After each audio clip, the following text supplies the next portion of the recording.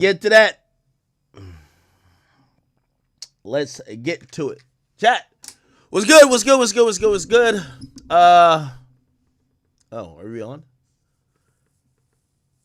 K-Town in the building, man. We know, yo, Kick been rocking, man. Yo, Rumble rocking too. Somebody said, talk about Blueface. What happened with Blueface? Somebody said, nah, talk about Blueface. What happened with Blueface? What happened with Blueface, man?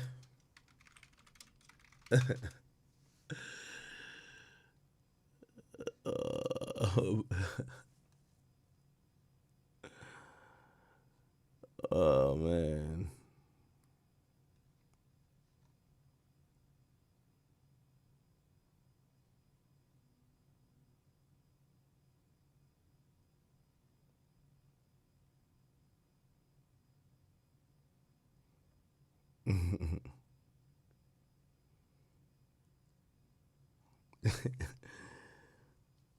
The Blueface says something to me? What's good with y'all? New Haven in the building, man. We got Connecticut in the building. What's good? What's good? What's good? Hey, I'm here to apologize first and foremost. The streak has been broken.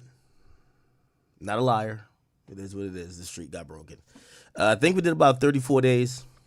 But it's all good. The new streak starts today. All right. Thank you guys for rocking with me the last streak. The reason why, I'll tell you why it got broken last night, because I was going to get on, but it was about to be like the third or second consecutive stream that it was super late night. And I really didn't want, I didn't want to do that. I felt like it was going to be low quality, me just streaming for the fact of keeping the stream going, kind of like, you know, just getting through some topics. And at the end of the day, you know, anytime, you know, obviously the consistency is what you guys want, and I'm here to provide it. But we're also not here to water down the product, right? So it's like, all right, cool. I was on a sleep schedule that was having me stream so late. So I'm like, I wanted to reset. Now, granted, I'm a little bit late today again. But I wanted to do a daytime stream to kind of like reset, because we do topics a little bit better in the daytime, a little bit earlier.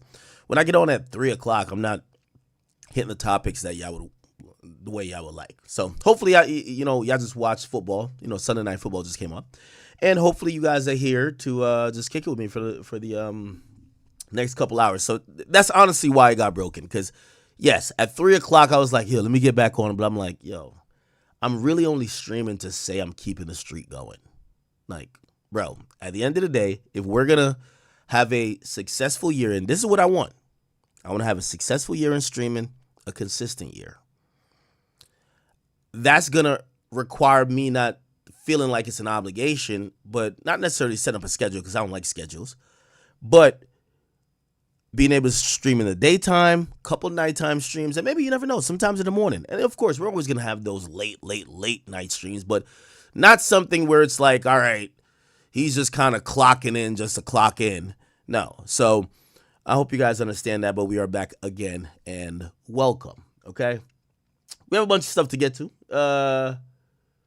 What do y'all want me to talk about? What do y'all want me to talk about?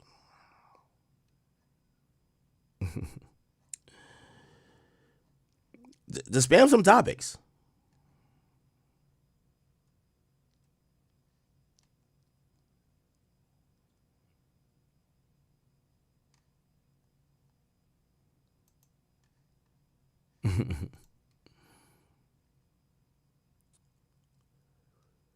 Oh, y'all waited 8 hours. Oh, I'm sorry, y'all. It wasn't 8 hours today, but I do understand. Some people say Blueface. What the hell did Blueface say now? Blueface, I ain't gonna lie to you, man. Whack 100 has called in. He's called in the truth. So I guess after, like, you know what I mean, I went a little bit postal. So Blueface basically was like, yo, I don't think y'all rappers should be listening to DJ Academics. And I was like, yo, who the fuck is this guy? I had to go get at him real quick, and Blue, it was nothing personal. Because I've actually, obviously your sobriety, I'm supporting that. And, if you got out of jail, I don't like the scribble scrabble on your face. But I think you've been trying to, you out here hustling. My only issue is that you reacted to something that wasn't meant for you. You're not really selling music at the moment. And I seen some dumbass motherfucker says, actually, I read this on Twitter. Shouldn't even dignify with a response. I won't even do it. But, like, my comments, I guess I'll acknowledge it. Some people are like, yo, Ak is just, he only said the comments about rappers streaming because he feels threatened. My nigga, streaming is a grinding game. You think, first of all, none of these niggas who are rappers, I believe, would be able to, like, match me in the streaming game if we're streaming about music. If they go do the other goofy stuff, maybe, I don't know. But I don't feel threatened at all. Like, I don't feel like, listen, I've been on this microphone for 15 years. I don't feel like nobody can fuck with me on this microphone. You think that a goddamn rapper? No. It was legit advice because I'm a streamer, but I'm not Kai Cenat. My specialty, just like Hasanabi specialty is politics, my specialty is music and culture. So I'm usually looking at people in music and culture. My advice is just for the people who want to sell music. Blueface ain't selling music right now. He's selling pornography. He's selling everything but like music. And there's nothing wrong with it. He's getting his money. He owe a couple people. Whatever, cool. I didn't know why he jumped out the window thinking I was speaking to him. There's a lot of artists that I think now, and we've learned some lessons. Bro, we've learned lessons from 2025. And it's ridiculous that people would even think I'm hating. I'm telling you, based on, listen, every time I come with what y'all might call a complaint, I come with solutions. Yo, 2025 sucked as rap fans. It sucked. So why do we have 2025? Well, I gave it a couple reasons. Well, I think it's the beef. I think it's that. I think it's that. I'm over here brainstorming. This is why I get paid the big bucks. I don't know about y'all niggas. I get paid the big bucks to try to think tank it out. You get what I'm saying? Why did 2025 suck? Well, there's a couple things going on. The labels, they're all restructuring financially. There's some inner turmoil with streaming and labels. Labels don't want to spend. They don't want to invest. Artists, they've kind of like, lost the grip of being able to keep the attention of people. The battle sucked the life out of everything, focused most people on two artists instead of the entire field. I've been out here and I've been trying to diagnose the game. I don't know what these other niggas is doing, and I don't give a fuck. This is how I stream. I stream and I analyze the game consistently. So I gave my analysis, right? And this recent analysis was just basically saying, yo, listen, if I got an artist and I feel like he's buzzing, I'm going to be a little bit careful about putting him on the stream because I don't think it's helping him. I don't think a stream is helping artists. Now, of course, the two bozo, let me not call them bozo, the two guys who don't sell music at this point, they're the two that responded. Nobody else responded. Actually, Sauce Walker responded, but Sauce Walker responded a dope way. You know why? Because Sauce Walker's like, yo, you might have a point, but I'm the exception. I'm so, I'm so fly. I'll give it up in many different ways. Like, niggas gonna fuck with me more. And I think he got it. Because the whole point was just saying, if you're selling music, and let me build on this. And since I guess I'm the only nigga out here doing hot takes. Now I'll keep giving y'all hot takes. So this one will go viral too, I guess, if y'all care about everything I say. Yo, if we take 90% of these current rappers and put in the early 2000s, they would be irrelevant. If you take 90% of the rappers in the early 2000s and put here, they'd be stars. I'll tell you why. You could look at it. Just look at the rappers who are still popping. Obviously I'm gonna name a bunch of New York dudes, but just think about Cam. Just think about Mace. Think about Joe Budden. These are all people, even 50. These are all people that back then, for you to be a really prolific rapper who really popped off, it wasn't just music. You had to have swag, style, charisma, some pizzazz, whatever you want to call that. You couldn't be like these antisocial, yo, don't talk to me. I'm going to just dress weird and just look. That shit did not sell. You had to be the guy. You had to have a bigger than life, accentuation of your personality, which was basically your rap image. So those guys from the early 2000s, go back and pick any of them stars. If they were 20 right now and they had that personality, which by the way, you need something to market. Right? These days, imagine what the labels got to do in these marketing meetings. Yo, we got this artist. He makes cool music, but he doesn't like showing his fucking face. He doesn't like doing nothing. He's shy. He stutters all the time. And all he wants to do is take fucking drugs. How do you market that fucking weirdo? That's a hard job. So, fortunately now, like, fans have bought into the bullshit idea that these guys are just antisocial and they just create mystique out of that. But in reality, back in the day, if you look at all these guys, look, Nelly just had like a fucking, like, was it Band-Aid right here? He was wearing different things trying to stick out. Back then, you had to try to stick out. You had to almost kind of come across like bigger than life. By the way, it's not only in music. And I know I'm talking a million miles per minute. I'm not off coffee or nothing. It's the same thing that I always thought about, like, movie stars and things like that. Like, put it like this. Jamie Foxx, which, by the way, I think he's one of the most talented people ever. Jamie Foxx would exist in any era. Right? Like, and by the way, this is like a basketball argument, right? Think about, you know how they say in basketball, they be like, yo, well, if you take Michael Jordan, he wouldn't be able to compete here because now it's all about jump shots and three-pointers, and he never, we don't know. Nigga like Jordan looked like he might have been be able to adapt to anything, right? He was one of them guys that did everything. These days in the NBA, you have niggas who do one thing, and like, they do it really good, but they're like a one-trick pony, but it's allowed to work. So, like, you kind of get to realize and have an appreciation for a different era because you, like, I'll give you an example. Like, Jamie Foxx. Okay, Jamie Foxx did Live in Color, blah, blah. He got his own show later. He sung R&B. He told comedy. He acted on the big screen and also on television. If you put Jamie Foxx in 2022, you think Jamie Foxx could have blew up off of, like, some DC Young Fly, like, boy, bring your ass here shit, or some Drewski skits? He would have done it better. No disrespect to Drewski. He would have done it better. The nigga's a natural born star. He's like, even if it was just straight R&B, he would have blew up. If he's 20, he would blow up. The nigga was talented, maxed out at all attributes in like 5 different skill sets.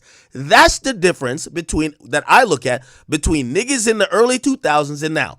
You could be a weirdo, awkward, that's whatever, and be good at one thing and pop off to a certain extent now. Back then, you had to have the whole package. How does it go back to my original point about streaming?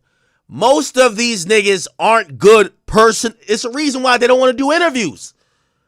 So you do know that going on streams was the alternative to most of these boring ass niggas.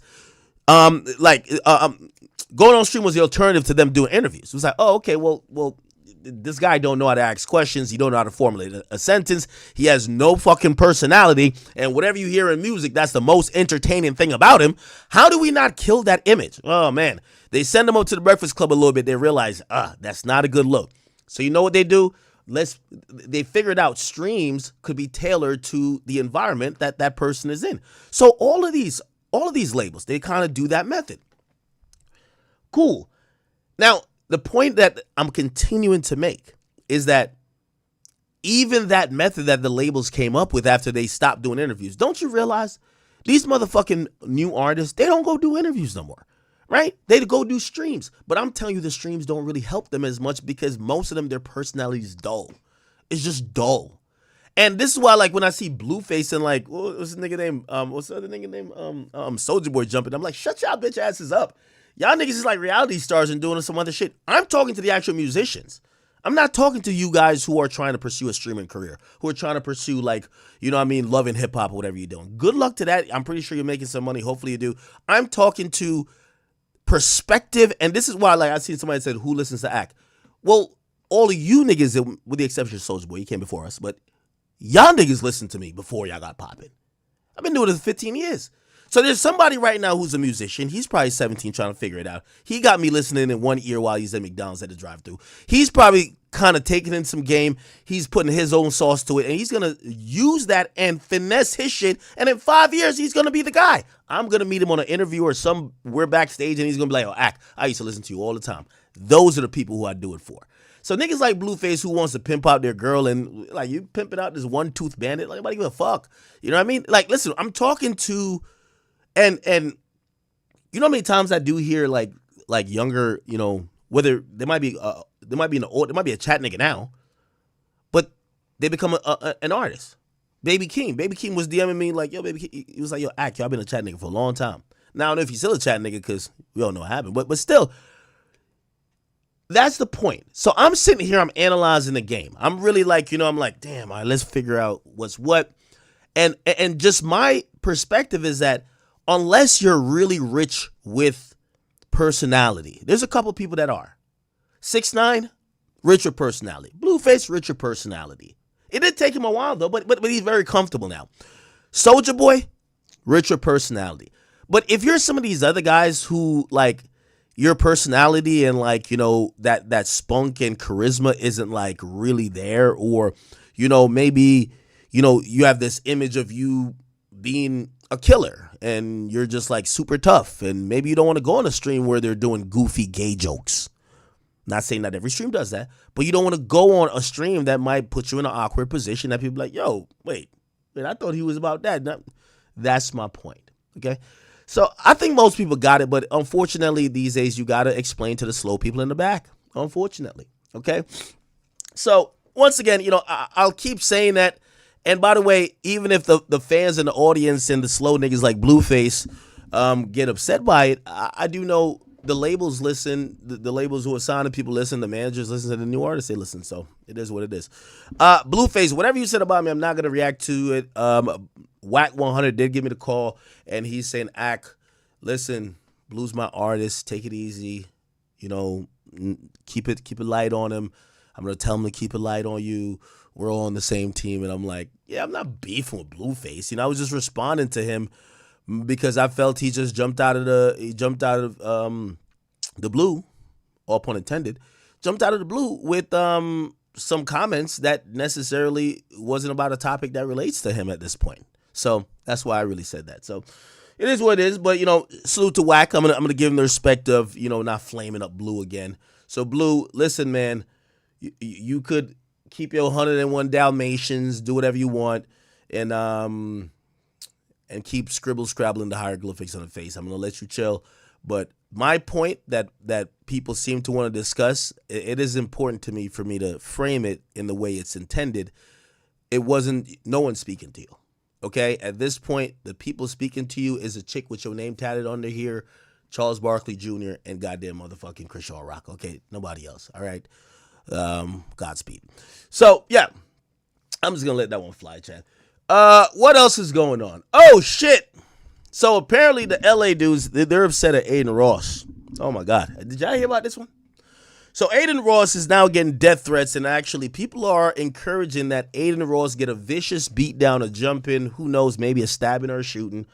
And, you know, it's funny because when people talk about me and what they claim that I've, like, you know, hyped up, suggested, you know, influenced, it feels like when they do anything of the sort, nobody actually takes accountability for that. They act like they're just peaceful saints, and academics is just this evil person just encouraging violence. So I was very surprised when I seen some people, you know, actually a lot of people, to be honest, that was encouraging that Adin Ross, the person that, you know, he's not necessarily an insider when it comes to hip hop. Yes, he's a streamer. They were saying that he has offended them, that they hope gangs and other types of, you know, entities inflict extreme violence on him. Let me bring you back to where this started from. So from where I could remember this starts from is that there's this artist called Doechii. Okay, I don't think nobody really dislikes Doechii. Most people just don't know about Doechii. I've heard a couple of things. I think she's cool. Not too good, not too bad, run of the mill. Now, for me, I'm using my expert opinion. I can see it from a mile away. I'm like, plant! Looks like an industry plant. Not going to say, and by the way, I wasn't all the way committed to that, you know, because sometimes you can see other evidence that leads you to think different otherwise. Later on, maybe you see like, oh, no, she's been grinding, or damn, no, she's been having, it's just you don't know that audience. So, you know, I did think certain stuff was suspicious, right? Because a lot of niches I don't know about. But it was kind of put across like she was one of the most successful artists. Like she was winning Grammys. She was winning all the accolades. That's usually a little bit odd when you're not like a household name everywhere. But okay, she started doing that. We start seeing like certain other things pop up in terms of like these weird numbers coming back saying, yo, her popularity is just out the roof. And we're like, huh? Like, wait, we only know that one anxiety song. What's going on? But it's okay. Such is the case, you know, some people, like myself, I said, nah, there's something funny in the water. You know, this look like funny money. Now, keep in mind, this comes off the tree that we know is the bottom tree. TDE, PG Lang, they have been accused of using the bot farms, okay? By the way, I have a video on the bot farms if you ever want to see them and how they set them up. There's an in-depth video I got sent it, how they set up the bot farms. You'd probably think it's a warehouse. Not at all. They basically take out these microchips, they hook them up into these things, and they all like line up on a computer. And basically, once you power the computer up, all of the things log on and you can control them in mass. It's kind of crazy. Anyway, the idea is that people have been believing that Kendrick Lamar botted to some extent. Not just during the battle. They just feel like, with all due respect, niggas don't fuck with him like that. You know what I mean? Like, again, it just is what it is. Now, whether you believe it or not, that's just been a thing, right? Also, Drake, who went against him, accused him of that. And, we've seen some type... We've seen a lot of things come out on social media that would lead us to think that, right? Now, I think naturally what that makes people realize, and botting is the ghostwriting allegations of this era, right? So remember after Drake battled Meek Mill, people were then intrigued about, well, who else is using help or writers or whatever? Well, these days I think people are wondering, well, who else is manipulating their numbers and they're not as popular as they are? So one of the people that came back, and the average brain is thinking this, if we see all these accolades and all these things happening and we can't really make sense of it, especially we don't know the audience, we don't even see, we go outside, we've never heard your voice. Yeah, you're probably botting. So she's been accused of botting. So I'm telling you step one of the issue with her and Adin Ross. So, that happened, and the majority of people in the media, and I want to be very clear, I've been skeptical of her numbers. And I even said I don't think she's botting personally. I think TDE's botting for her, and I've warned TDE they should stop botting her because you're creating a hate wave for her that's going to hinder her success. Like, just allow her to grow naturally because she does have some talent. So I've criticized and suggested that maybe there's some botting. Joe Budden has criticized and suggested there's maybe some botting. Other people have criticized, whether it's people on Instagram, Twitter, but also other people in the space. Do I remember who? I don't really care about the others in the field. Anyway, Adin Ross also has said the same. Okay, now a lot of people look at Adin a little bit different than they probably look at me. So yes, I'm a huge Drake fan. I consider myself the #1 Drake fan of all time. But my proximity to Drake and me being cool with him, but my my space in hip-hop, people could at least try to distinguish at times, especially when it's not related to Drake, right? Because Doechii has no relation to Drake, in my opinion. And no one's kind of over here up in arms about to throw a fit because I feel like she might be botting or the label's botting on behalf of her. Now, Adin Ross, and here comes Adin Ross. It's one of those things where he comes in and he says the same thing. And he's like, yeah, I don't think this shit's legit. I don't listen to her, Now what happened from there turned into, obviously some off the cuff comments. And then recently Doechii dropped a song with SZA and she was taking aim. It's called Girl Get Up. And it said this, all this industry plan shit's whack. I see it on the blogs. I see you in the chat. You suck every rap nigga dick from the back, but what's the agenda when the it girl is black? Y'all can't fathom I work this hard. Y'all can't fathom I earn this chart. Y'all can't stand my vibe because I'm anointed. And all y'all evil ass hoes, I'm just annoying. Or we're just annoying, okay? Blame it on the fame, blame it on the coke, blame it on the Douce, got you feeling low. Whatever. Now, to me, that was so underwhelming. That further solidified why I'm like, how is she popping like that? This shit was weak. This shit was 7 days. Weak. But okay. Now, a lot of people said that these lines in particular, I see it on the blogs. I see you in the chats. You suck every rap nigga dick from the back. But what's the agenda when the it girl is black? Now, obviously, I'm a streamer too. So people would have thought that maybe she's talking about you, Ack, or whatever. But people mostly categorize these lyrics as being speaking to Adin Ross. Why? Adin Ross is the only person who is criticizing her that's not black, right? So, you wouldn't diss me and be like, what's the agenda when the it girl is black? Because I'd be like, shorty, I'm black too, nigga. The fuck is you talking about? So they believe these lyrics is at Adin Ross. Now, Adin Ross responded. Let's go to Adin Ross' response. Now, there's a couple responses that he did. Adin Ross Deutsche. First response was right here. That bitch, sorry, she's not fat. That dumb bitch, that fucking botted fucking bitch. Dude, that fucking stupid smelly whore. She dropped from Stop talking about the black queen. I don't give a fuck about none of that. Yo, let me tell you something right now. I'm mad because she made it. No bots. Look at her monthly listeners right now. That bitch went from 60 million to fucking 20 million. She blew up. For what? For making what? Music. Cradling cock and balls? Like, what are you talking about? Yo, why am I not live, bro? Okay. Now, there was some more comments that he had levied at her feet. But it culminated actually to a diss song, which had Tekashi 6ix9ine on, and I played it in the intro. It's called Bacon. And Adin Ross hopped on the track, and he further dissed Deutsche, or let me not say diss, but he responded to her track. Keep in mind, I want to put it there, she said this, right? By the way, he had previously said she was an industry plan, she was whack, nobody listens to that, B, whatever, cool. So she disses him on a record. He says what you just heard, and then he drops a song with 6ix9ine, and he says this. Nigga, I was going to slave over chips and guac. Fuck that. You know I'm a Jew. People with me. You know I'm a Sue. You know what to do. These germ bitches, they wanna fuck on a Jew. Fuck Dochi. Fuck Dochi. Fuck Dochi.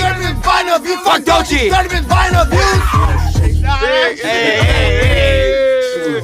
Hey. Okay. So he responds with a song, which, you know, she did a song, he did a song, cool. But what it is that the entire culture is now saying, you know what? We need to step in because Adin Ross and the way he's addressing this black queen is racist. He's a white man. This is a problem. And a lot of people start taking some offense. Now, there's a podcast on the West Coast that took offense. His name is Glasses Malone. And this is what he said about that. There's no way you... I saw that nigga, Adin, talking shit about Dochi. There's no way you gonna think this cool. There's no way you think this gonna be cool. You can't do that. You thinking you popping and talking shit about that sister. I'm gonna fuck what she said to that art. You keep calling her names, bro. I swear to God on Olivia, bro. It's going to come to a place where that's like, it's permanent. You can't take that off. AD let you get away with it the first time. He should have fucked you around and he didn't. Niggas keep letting you get it off because they want to be cool with you. It's one thing to say, hey, man, you know what? That lady ain't said your name, so you assuming it. You finna start calling her out her name. I'm telling you right now, 7th Street Crit, nigga not going for that. It ain't even got nothing to do with TDE. Eventually, you just a white man talking shit about this sister. Yeah. That's what it's coming down to. And I'm just keeping it a beam with you, bro. I know you fuck with Act. I know you fuck with Flock and a couple niggas. You cannot be no motherfucking white man talking that much shit about that black woman. That just not gonna fly, homie. I don't give a fuck what she's saying. I don't give a fuck about what you think is happening. I don't give a fuck if you think that shit dissing you. You're not finna be sitting up there just talking shit about that black woman. On God, bro. And if you keep doing it, I'm gonna start pressing all the niggas around you. I'm not gonna press you because I don't know where you at and I don't know how to get to you. But all the niggas around you, they don't got your money. They don't got none of that shit. Niggas gonna start pressing all the niggas, and I'm gonna make it my business to make Crips start pressing all the niggas around. To make Crips start pressing all the niggas around. To make niggas gonna start pressing all the niggas, and I'm gonna make it my business to make Crips start pressing all the niggas around. All the niggas that's black around you. Every nigga that let you get that off. You're not finna sit there and just be talking about that black lady, bro. That's just not gonna fly like that. It's not gonna fly like that. It's one thing, I get what you're saying, but not. Okay. So there's a little bit longer a conversation that happened then, but this was before Adin dropped his song. Now remember in the song he dropped called Bacon with 6ix9ine, he basically says fuck Deutsche, the dirty B botting her views. And people are taking really, this, they're upset that Adin calls her a dirty B. Now, obviously there's some nuance. Well,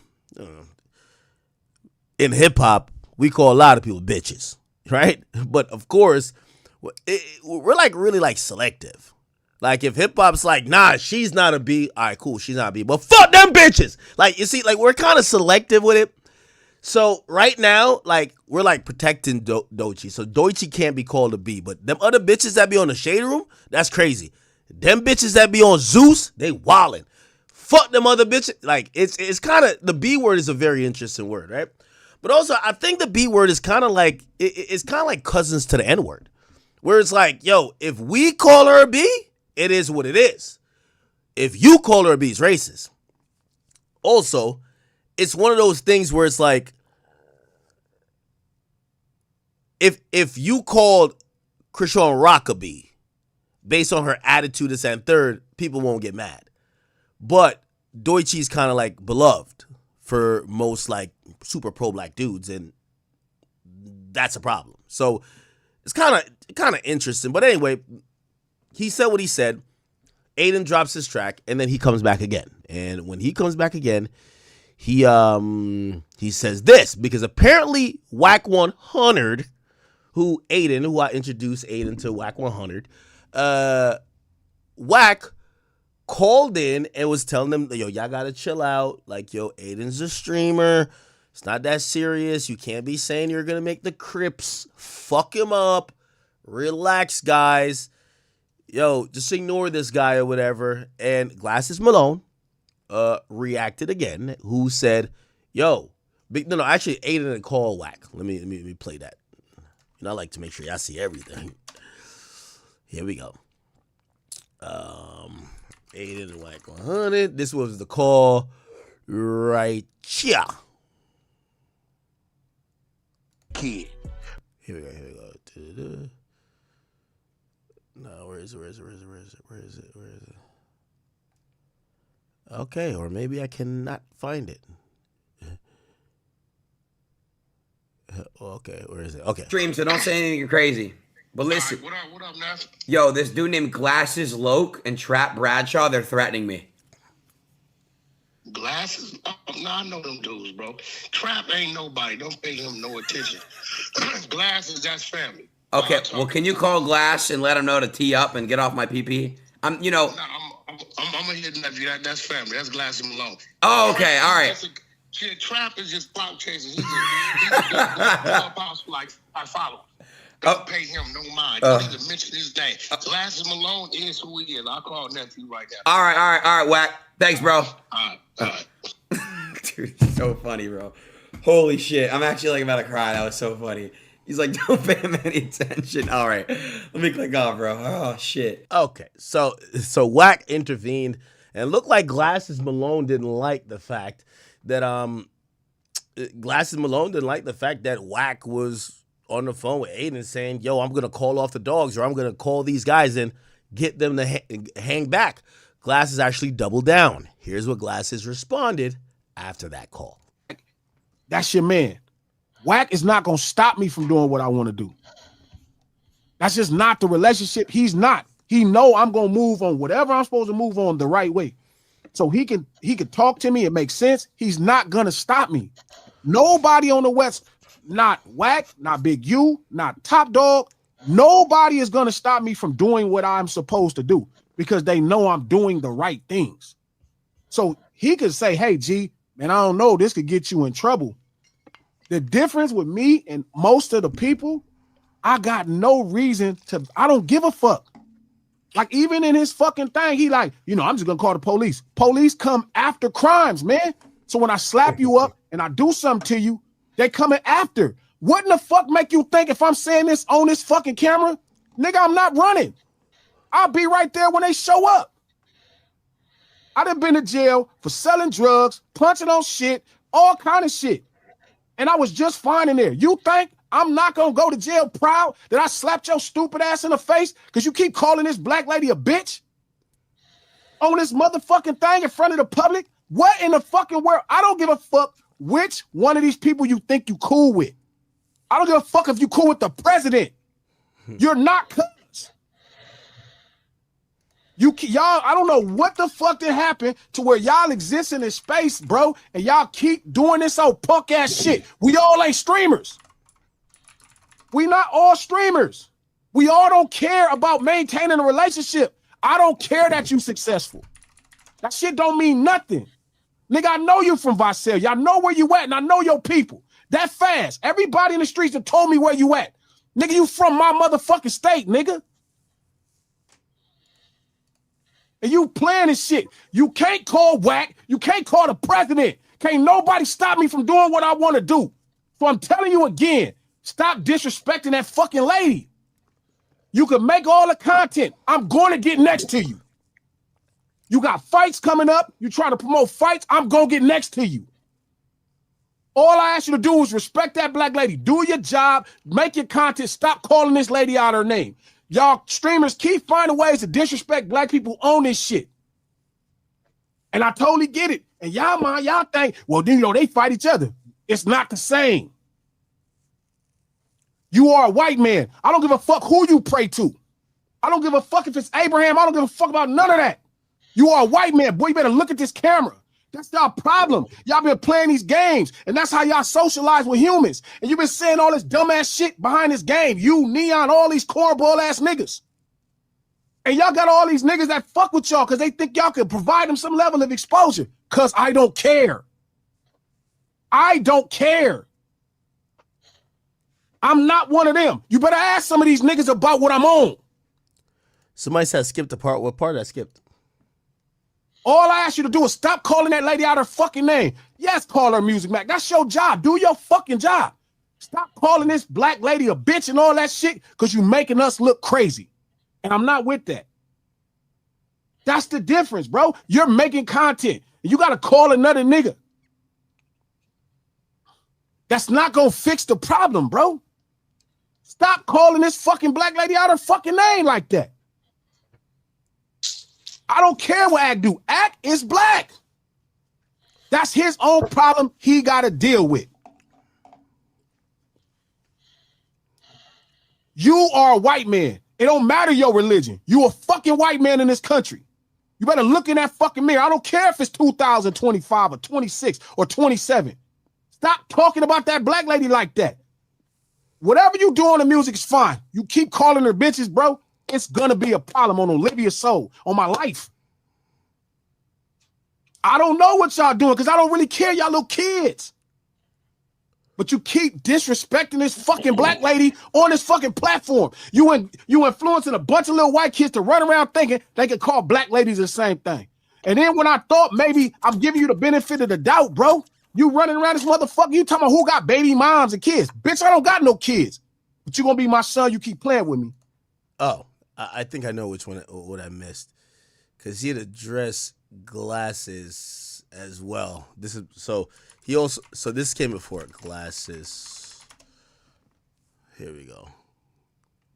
You just a white man talking shit about Right this. here. What did I say? Ding, ding, ding, ding, ding, ding, ding. Oh, yeah. This is And you're a black man worrying about a white man talking about Doechii for being an industry plant. You won't admit it, you're a simp. You're fat as fuck. She's not gonna fuck you, fat fuck. I don't know what to tell you. This falling out podcast of you.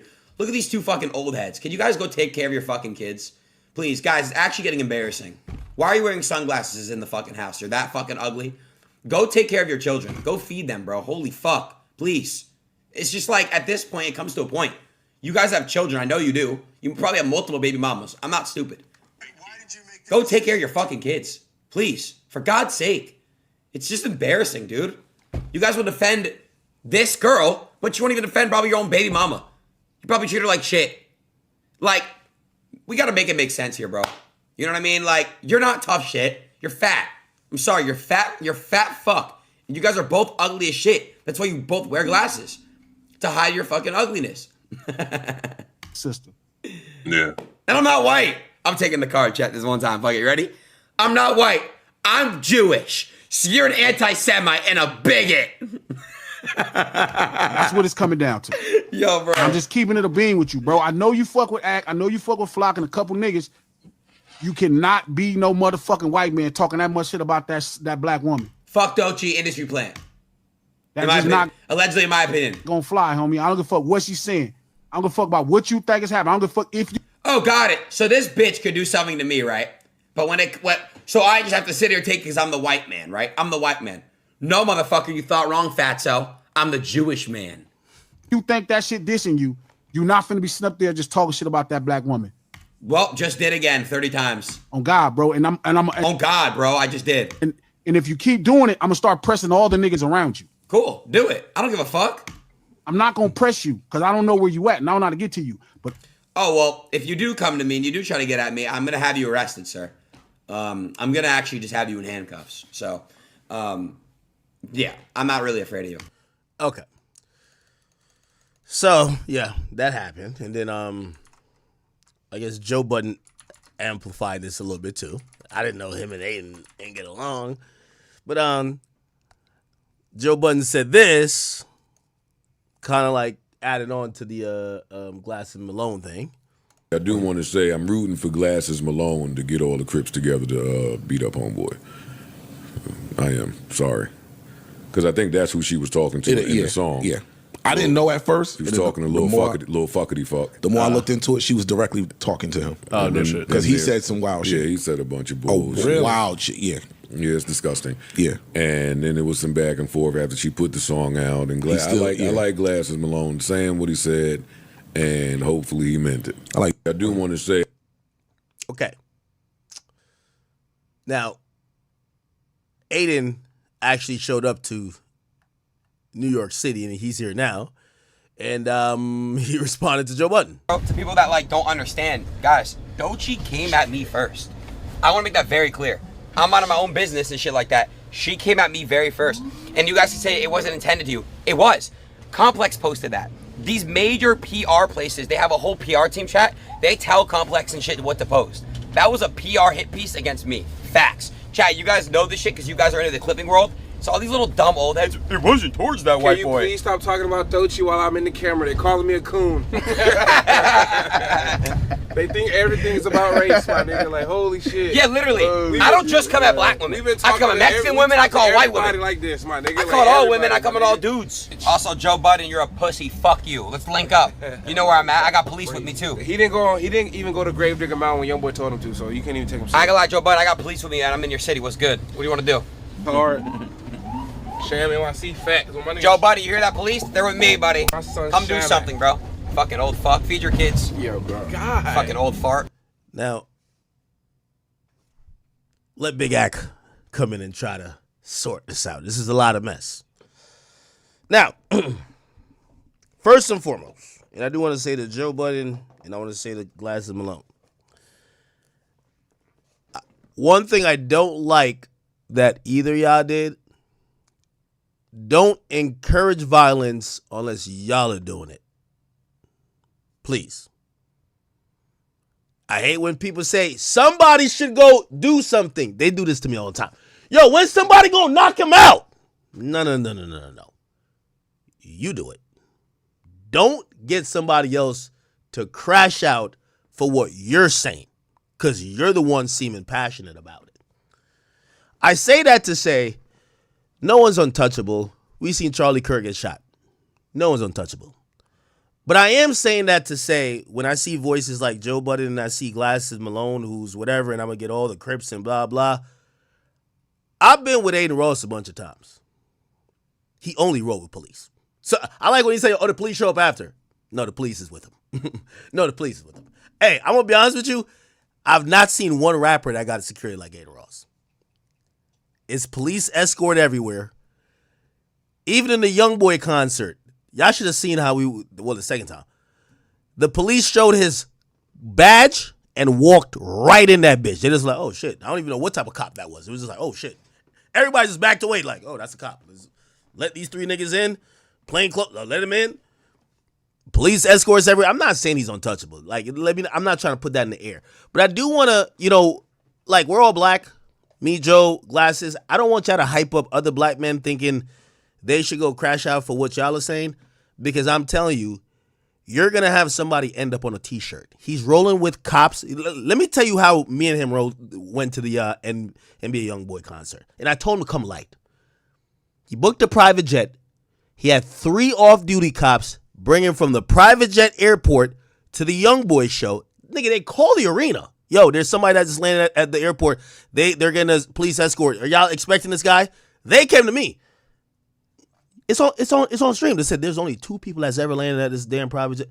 The nigga is spending wild amount of money. He's coming with mad police, and then he's coming with 8 security guards that are armed. So if y'all are saying y'all gonna do something to him, you do it. Don't tell somebody else to get their head knocked off. Because here's the thing too. I think gangsters keep thinking that, yo, they could just bully everybody else. I'm gonna be honest with you. Whoever Glasses is talking to, you're probably gonna get your head knocked off messing with Adin. I'm not gonna lie to you. Wherever you think you're gonna see him, if you see him in public, you're probably gonna get your head knocked off. So I'm not over here thinking like, oh my God, y'all are threatening Adin. No, I'm thinking, why the fuck would you get online and say you're gonna do something to the guy who has a fucking security detail of 12 people with 3 off-duty cops and gets police escort to everywhere? Now they're looking at, if you see Glasses Malone, and I hope y'all understand this. If they see Glasses Malone, the police officers with him, who's now saying, when I see you, I'm going to do X, Y, and Z, they're calling the battalion, and if you do something, they'll blow your head off. What are you talking about? This is not King Von showing up to squabble. This is not these other... The nigga, I ain't gonna lie to you, I haven't seen no rapper move like how I see Adin Ross move. I'm not saying he's untouchable. I want to make that clear once again. But please, for everybody who say they're going to go do some shit, first of all, you fucked up by saying it. Because now you have police who are, I promise you, I'd bet 10,000. If Glasses shows up to any event that Adin Ross is at, he's getting smoked or he's getting put in handcuffs. Facts. Bro, he's moving with all the cops in the world, my nigga. What do you think you're going to do? Nigga, 6'9" in his, 6'9" is 6'9" in 2017 was kind of moving like that, but it wasn't as many off-duty cops. This nigga got mad cops with him. Just straight up cops. Like not even like one of them guys who got the hat on, acted like just straight up cops. Nigga, they're driving the fucking precinct cars around. I'm like, wait, everywhere? Now, again, I'm not saying this to say Adin's untouchable. And I'm not saying this that y'all should try to do nothing. What I'm trying to say is that I know there's this air of when gangsters talk, pussy niggas should shut up and cower. When y'all issue threats to someone who has the resources to defend themselves, you're probably going to not get him hurt. You're going to get somebody else locked up or severely hurt. So for anybody issuing a threat to Adin Ross, number one, you shouldn't issue a threat. Because now, if you ever go around him, you're almost like encouraging something to happen to you. But also, it's like you're sending yourself to jail. But if you are going to do something, do it yourself. Please don't send the Crips. Go to Adin. Adin Ross is having a boxing event. January 23rd. It's in Miami. It's going to be at his warehouse. It's public. Show up. Show up. Now, I say all that to say, again, I don't like, there's always this air of, oh, certain niggas should be scared of the streets. Let's get that out of here. Because all of y'all are super tough. When police and everybody else get involved, I don't see the same type of thing. And if Glass is down to crash out, hey, we're waiting to see. I ain't trying to talk you down. We waiting to see. If you could shoot 10 cops and shoot 8 security guards and shoot the bulletproof vehicle up that he's driving in, go ahead. Nigga, I would love to see that shit. Oh, it's Adin right here. Yo, I'm on stream, fool. What you doing tomorrow? You want to link up? Yeah, you in town, right? Yeah, let's link up tomorrow. I bet. We link it up, bro. Wait, could you know the connector on the radar? Yeah, it's my guys. Can you hit him and see if me and Coffin can come in tomorrow? I bet. I got you. All right, bye. All right. Okay. Now, and by the way, I will, let me get to the serious part of things. And me and Adin, we're going to have some conversations too. Because I don't want people to be like, yo, you're just like, you're just, no. I'm telling you the safety part of things because I do think it's reckless. Because street niggas like to talk like everybody else are victims and they're just bullies. That's not how it works no more. It don't work like that no more. So let's get on to the other part, which I do think this is where we have a cultural misunderstanding. Okay. Now, granted, I don't think that Adin and Glasses are gonna link up, but I do think there's a conversation to be had. I think culturally, and let me break down this cultural misunderstanding. Adin's looking at it like this. Yo, if anybody's talk shit about me, I talk shit back. If they had said, yo, you ugly motherfucker, you nerdy, bitch ass nigga, okay, cool. I'm going to say what I say, and that's my response. I don't care who it is, man, woman, dog, you know what I mean, alien, whoever. I'm just going to respond, right? That's his demeanor. Culturally, what I realize people are evoking from this conversation about Doechii is that they feel like there's this overtone of racism, that they feel like Adin is intentionally trying to shit on black people, but specifically this black woman, but not just because he felt offended and he's responded to her, but he's using certain overtones that has black racism. And when that comes from the lips of a white man, that's the only thing you could hear. Like, for example, if a white man says to a black woman, right? You dirty little nigga. Well, you wouldn't say the nigga. You dirty boy.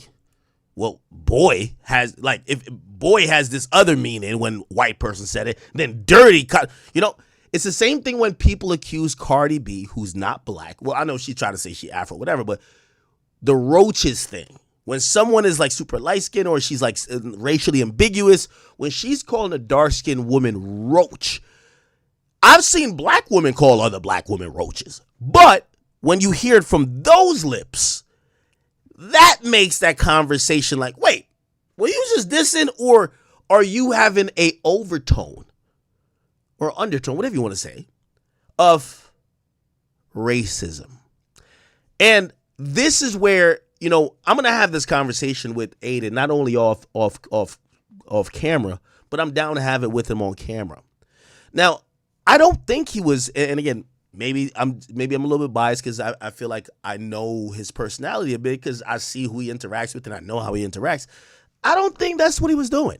But he should be cognizant of it, because I really think that he's looking around like, wait, do they just think I'm just so pussy I can't respond to this person? And wait, why are they making it about race? But I do understand why people are like, whoa, hold on now. Hold on. There are some overtones in how you're dissing her. And whether you want to call it fair or not fair, basically because he's a white man, when you speak about black people, you have to be very cognizant and socially cognizant that certain type of disrespects might be interpreted that way, even if you don't mean it to be. Okay?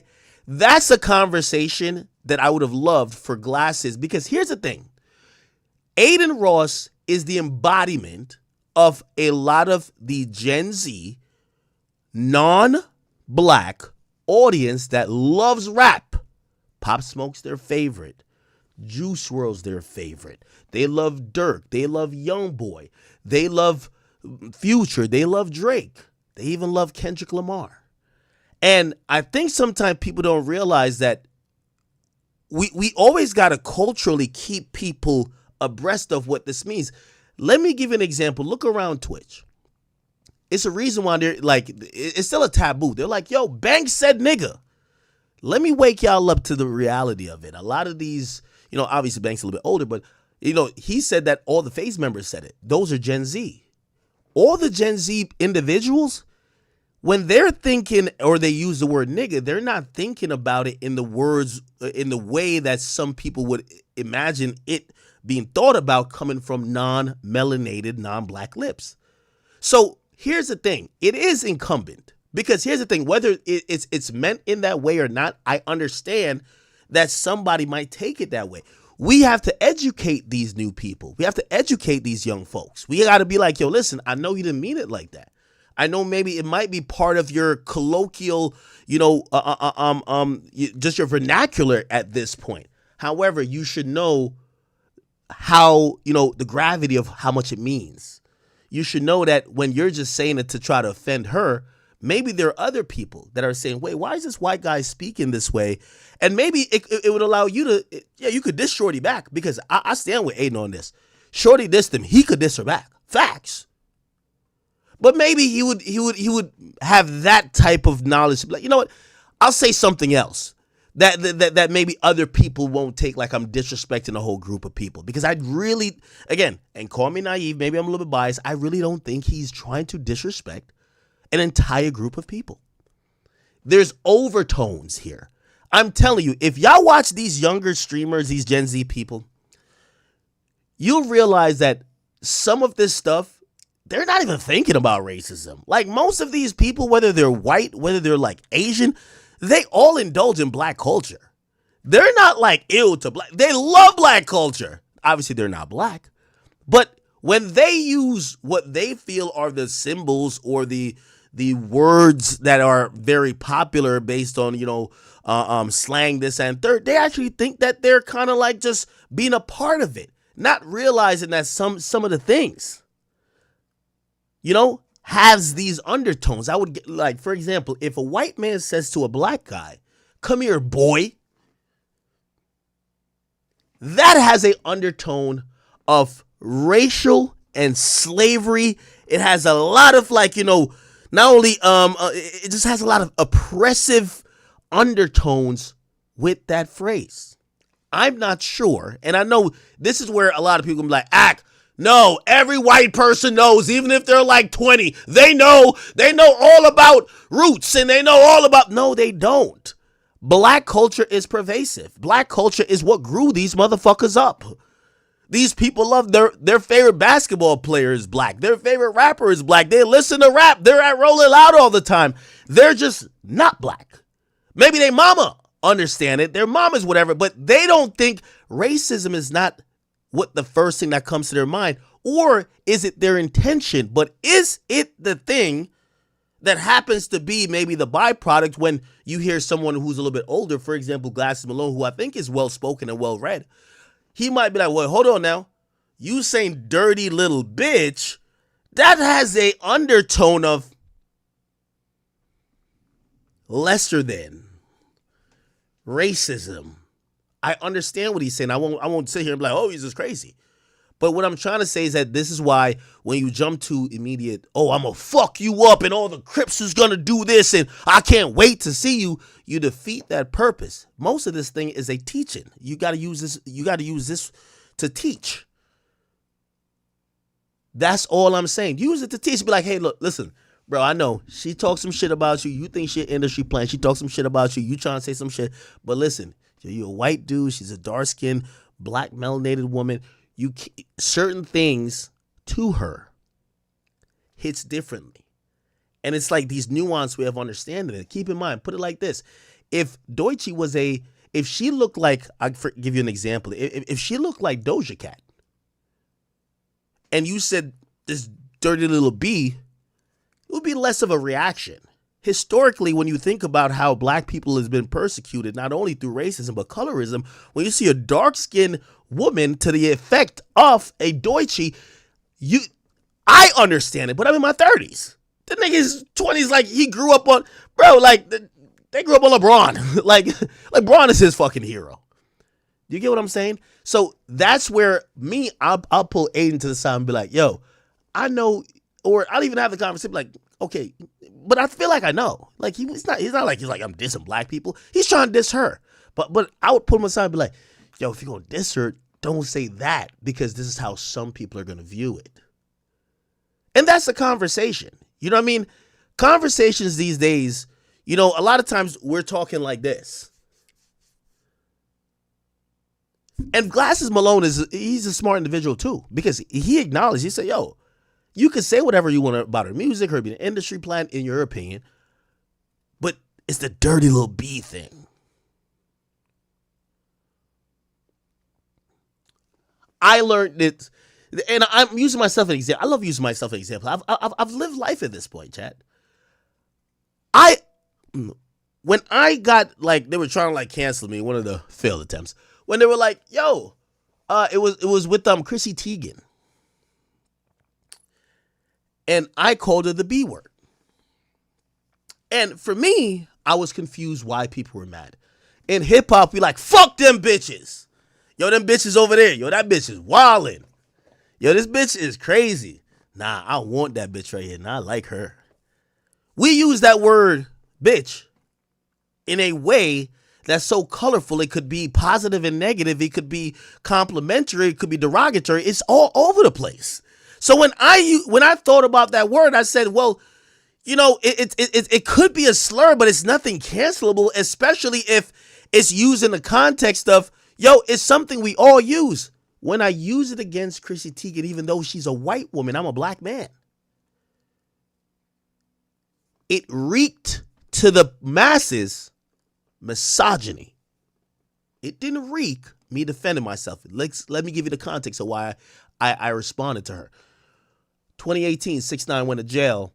People putting up like mad memes and whatever. There was a meme that was like this fake picture of me and 6ix9ine, and she commented it, and she had a joke about us being gay. I'm not a homosexual guy. I'm from Jamaica. I'm a very proud man, and if you know Jamaican roots, we've had, you know, very strong battles with, you know, battling homophobia.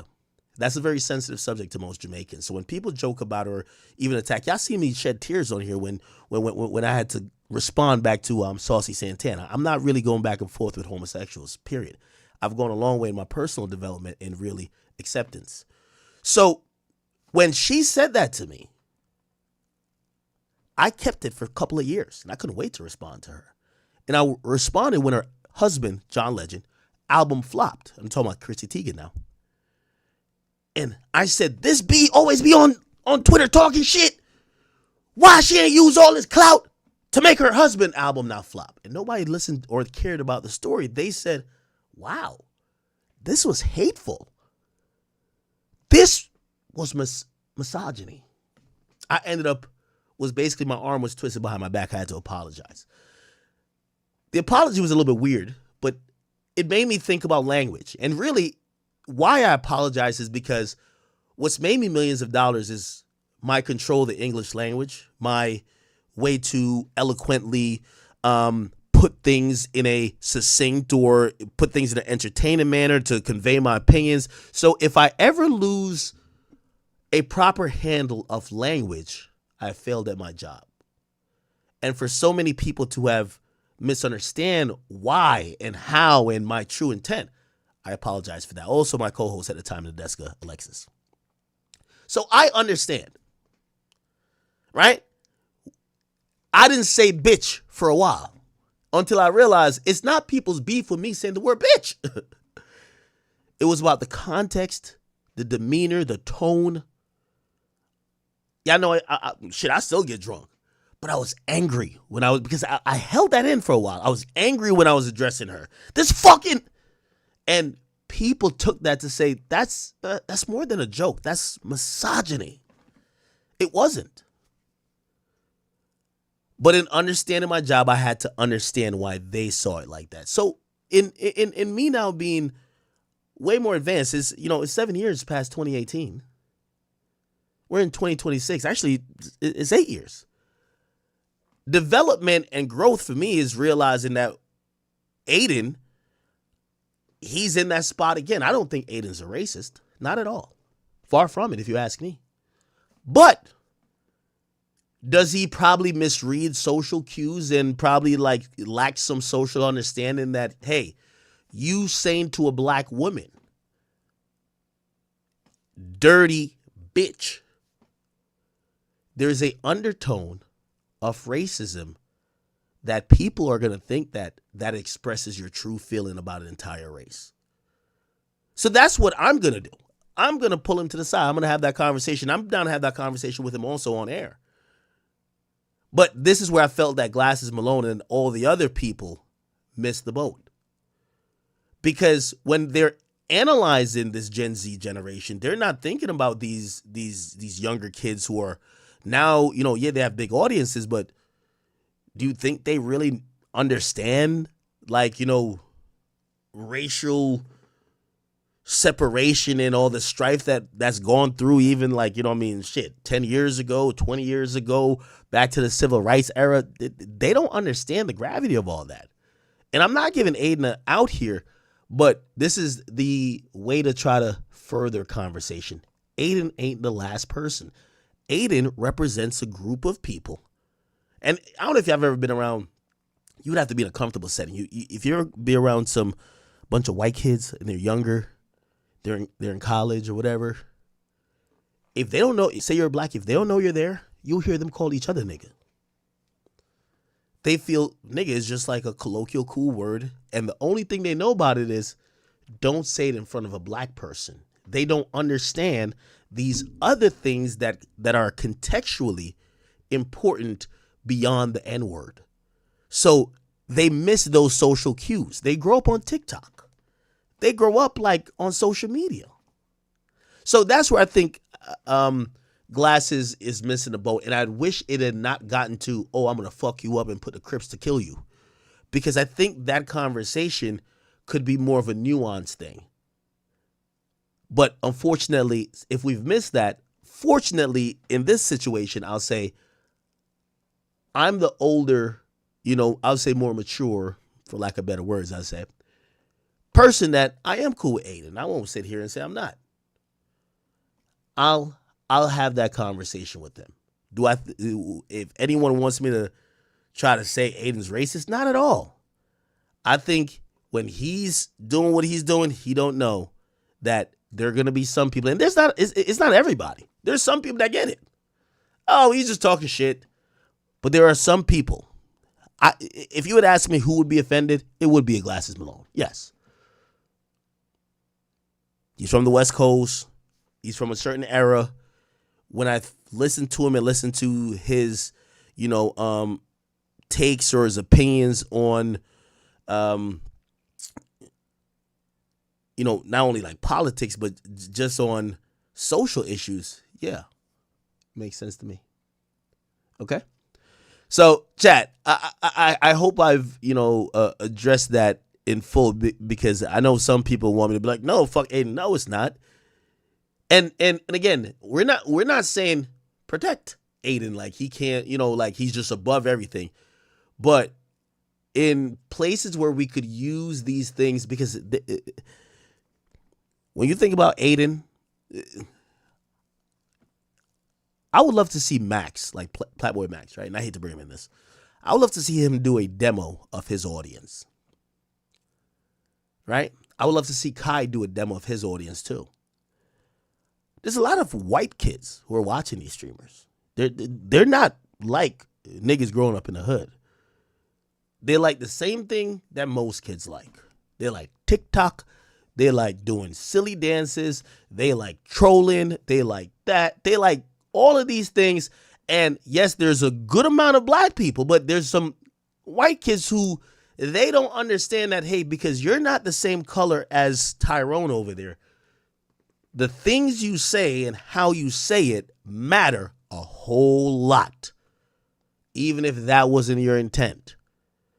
And we have to navigate around these things because, and you should learn it, because even us as black folks or anybody else, like say, Adin's Jewish, we got to navigate around things having to do with Jewish people, right? If we're talking about a Jewish subject, or we're talking to a Jewish man, or, if I'm beefing with a Jewish man, I got to make sure I don't say certain things. And I got to learn that.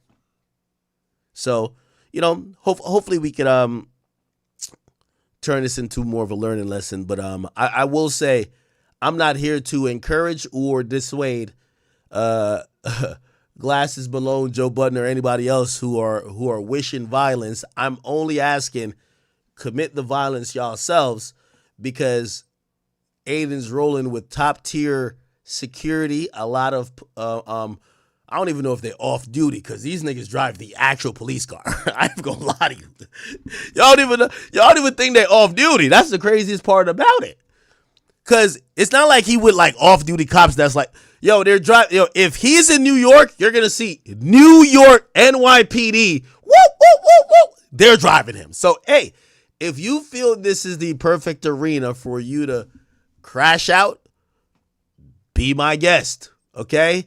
I'm also, I'm sure that you, when you're talking to somebody like that, you should know that if you make a threat publicly, that the security team for him, his detail, and also the police that roll with him who care, they want to go home too.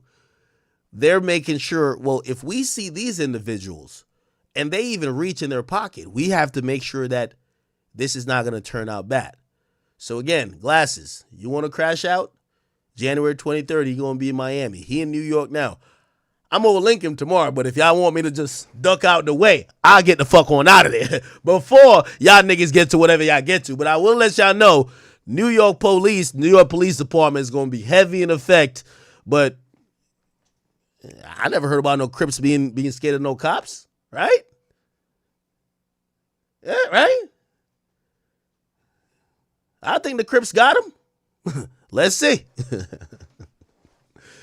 Yeah, I ain't gonna lie to you, Chad. I wish I had Adin money, because the way that nigga roll, I want to roll like that too. Somebody said security guard human too. See, that's another thing, man. Like, hey, if y'all think that niggas gonna crash out like that, stop it, bro. It's not happening. Okay. Again, I'm not discouraging them. I'm encouraging them. Like, I'm trying to tell Glasses, the threat you made won't work. You got to go do it. Just let you know, heads up, he's with a few cops and he with a couple other armed security. Good luck. That's all I'm not telling you not to do it. I'm not encouraging you either. I'm just telling you, for me to believe you, go do it. We'll have the other conversation then. But again, the other conversation, well, the real conversation about, you know, there's a lot of young kids on TikTok. They're lacking that understanding and even really education about how people feel about things, and also the history of our country, where, you know, there's been a racial divide for many years, but also the history of black people in America. Like, there are certain things that are going to always be sensitive, and not giving everybody an excuse, but we should try to educate a little bit too, right? Or if y'all want to crash out, crash out. Okay.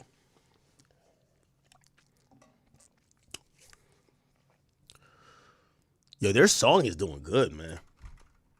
Jesus Christ. Did y'all see that? Their song is doing fire. Y'all ain't see it, right? It's called 6ix9ine Bacon.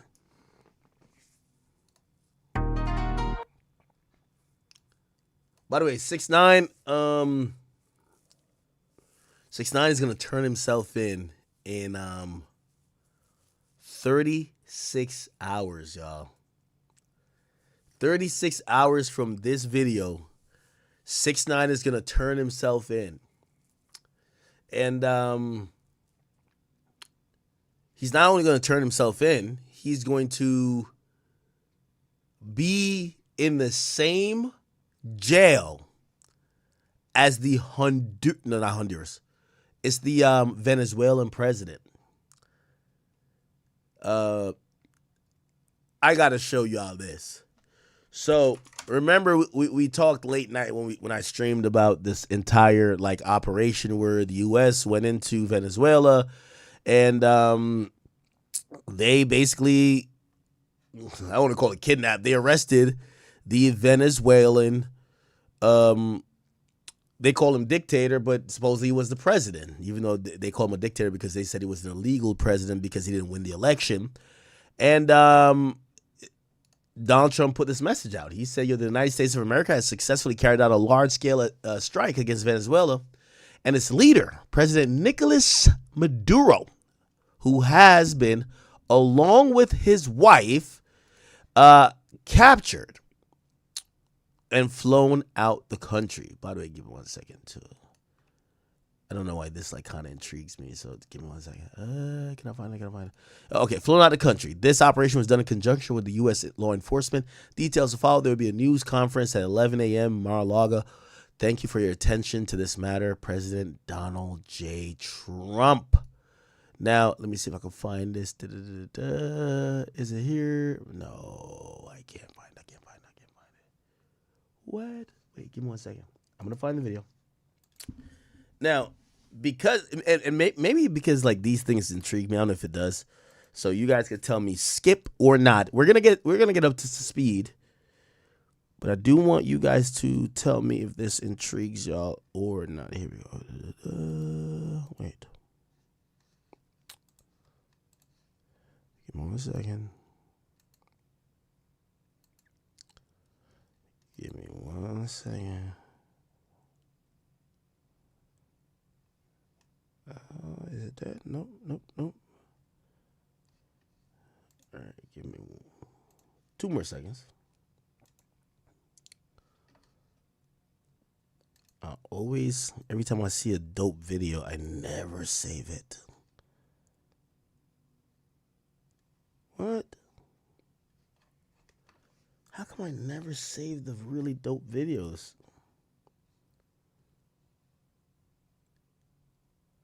It's not that. Maybe it's... No.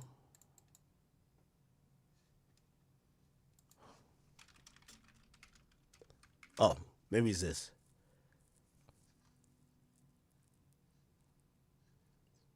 Give me 1 second, Chip. I'm sorry.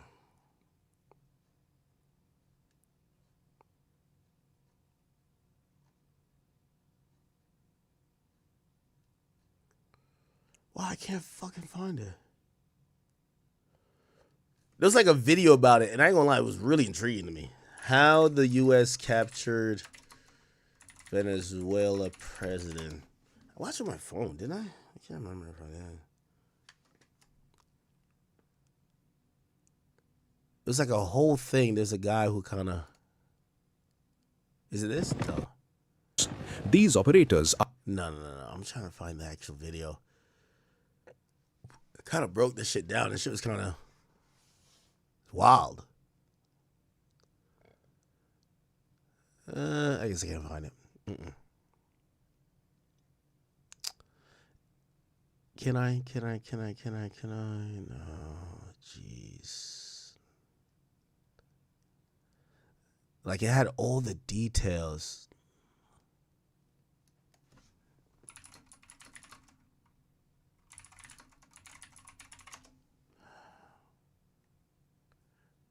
Maybe it was this? Operators are the tier 1 no. in the cap. Fuck? All right, I can't find it. Oh, I think this is this?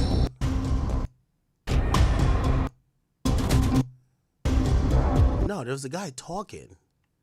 I watched it earlier. No, this ain't it. Anyway. Ay, no. Mira.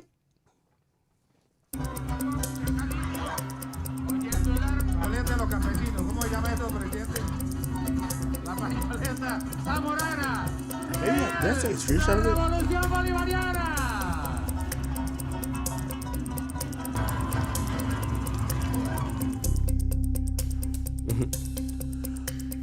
Hold on, chat. My bad. Why can't I find this bitch? Oh, I got it. Here we go.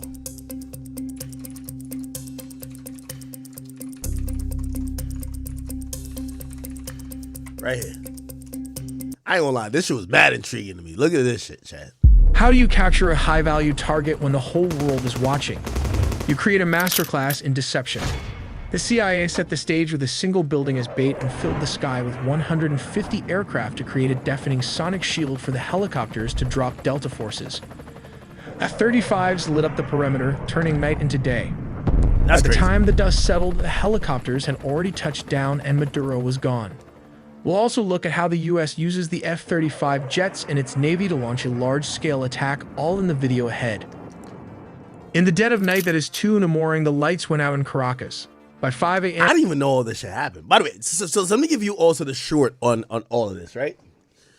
Which, again, I don't know why I'm getting to like geopolitics, but so they would like us to believe that we fucking locked this guy up because he's sending fentanyl into the United States. But supposedly, the real reason that we kind of really wanted this motherfucker out, number one, he was a illegitimate president, but the USA is just like every other country in the sense of we care about our own interest. And even if we're fucking around in the Middle East, we're usually trying to just promote our, like, you know, survival or dominance or whatever the case is. So it's ironic, right? So let's think about our beef with Russia. Or not beef, but like the whole Ukraine thing. Russia's thing is, yo, Ukraine, we don't fuck with them niggas in NATO, which is like a coalition of countries. We don't fuck with them. They want y'all to join. Y'all are our neighbors. Imagine your neighbors rolling out dinner for your ops every day. They're inviting you at some point you're gonna holler at your neighbor and be like, yo, gang, unless you want me to beef with you, stop inviting my ops over here. You're my fucking neighbor. My ops is next door. Now I can't go to sleep. Like, nigga, stop playing with me. That's essentially what Russia has said to Ukraine. Yo, you fucking with them other niggas, they don't like me. And if you're gonna keep fucking with them, we gotta fuck you up. Okay? I ain't gonna lie, I kind of understand Russia's point of view in that. Here's the thing. The U.S. is doing the same thing. So Venezuela, obviously, yeah, they sell a bunch of drugs, but which fucking Spanish or like, you know, Portuguese country ain't selling like mad drugs? Colombia got all the fucking drugs. Venezuela got all the drugs. Like, nigga, that's all they got over there, nigga. Forests, bad bitches, and coke. What the hell? Come on, Chad. We all know this. So here's the thing. It looks like Venezuela, because they're kind of inefficient. They got mad oil too, but they're inefficient with getting it because of many different reasons.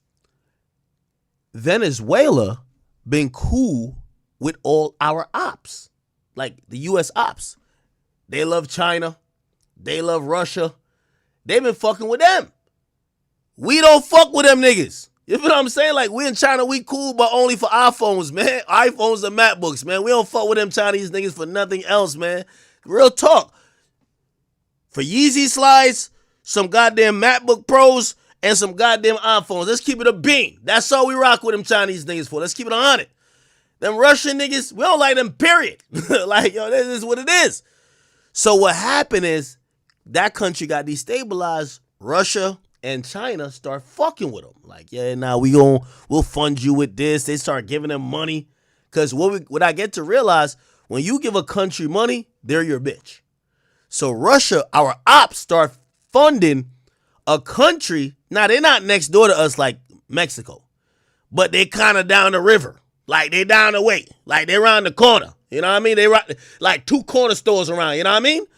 So we've been trying to tell them, like, yo, y'all niggas need to cut the bitch out. Like, yo, stop playing, man. What y'all mean y'all cool with? What y'all mean y'all cool with China, man? Like, y'all over here in our hood. Like, this is our hood. Like, you know what I mean? This old block. This ain't 63rd, nigga. So what happened is they got this president who don't really fuck with us. He working with our ops. And one of the main reasons we got to get him out of here, because he fucking with them. He not fucking with us. They sending drugs. They start getting funded by our ops. We like, yo, we got to get this nigga out of here. So that's one of the main reasons. We're doing what Russia did with Ukraine, except it's not our quote unquote next door neighbor, but he lived down the street. And they fucking with our ops. So we got to take the country over. Venezuela, we running this shit now. And we going to put somebody in there that loves the fuck out of us and don't fuck with our ops. That's the whole point, chat. Like, chat, I've been watching mad videos to wrap my head around it. That was the whole point. Yo, we had to run that little Maduro nigga, get him the fuck on out of here. We're going to put somebody over there that fuck with us. No more Chinese, Russian ops fucking with Venezuela, or else we going to drop some bombs on the ass. That's pretty much what it is. So let's break down the operation. Here we go. The president of Venezuela was gone. But how U.S. played a deception games. While the whole world were focused on the aircraft carriers in the Caribbean, a shadow war was being fought on the ground. This wasn't an... Oh, so let me give you a little more context. Trump been telling niggas like, hey yo, hold on. Yo, you saw some merengue bachata dancing ass motherfucker. Stop playing with us. We big bad USA, which by the way, you get to realize as much as we get mad at other countries, we just the same, bro. But like, we tell them nigga, like, yo, you fucking burrito, enchilada eating ass nigga, man. Yo, you better do what we want you to do or we gonna fuck you up. The whole time we telling Venezuela, yo, we captured a couple of their gang members. Yo, take these Trenderawага bums back. Yo, we violating them, like low key. They spitting in our face, acting like we pussy. Like that's what's going on. So their dictator that we not really rocking with, yo, the whole time we threatening him, he doing goofy shit, laughing at us, he dancing, he on national TV. Oh hell nah, what the fuck? Imagine your op. Yeah, the nigga fucking with your op, you threaten him like, when I see you, nigga, I'm gonna fuck you up, nigga. I'm gonna slap the fuck out of you. And he sent you a video back. You text him that, he sent you a video back like this. Oh hell nah. Oh hell nah. What? You taco eating motherfucker, what? Nigga, hold on now. This ain't a fucking World Cup. This ain't FIFA. Yeah, yo, he back.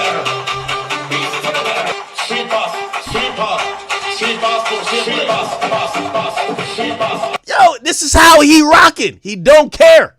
So the whole time, yo, Trump got a suit on. Venezuela better listen. And you know what he like? Like he don't give a fuck. So I bet. By the way, they said this contributed. I ain't gonna lie to you. I seen on social media. They said these videos made the administration think that they were taking the Trump administration as a mockery. Like they were mocking him. Yo, the nigga, look, that is Maduro. The nigga even started singing John Legend, bro. Look, the nigga started singing John Legend. Look at this shit. Look at this shit. Look. Punto de trabajo.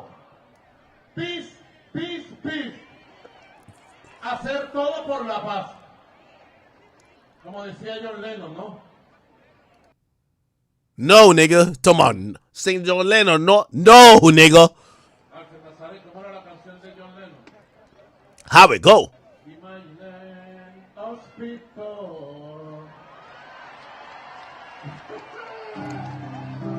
Yo, they're laughing at us. They think we dumb pussy. Like, yo, they think, yo, this is what Trump was watching. Like, yo, these niggas think we pussy, bro. Like, what the f?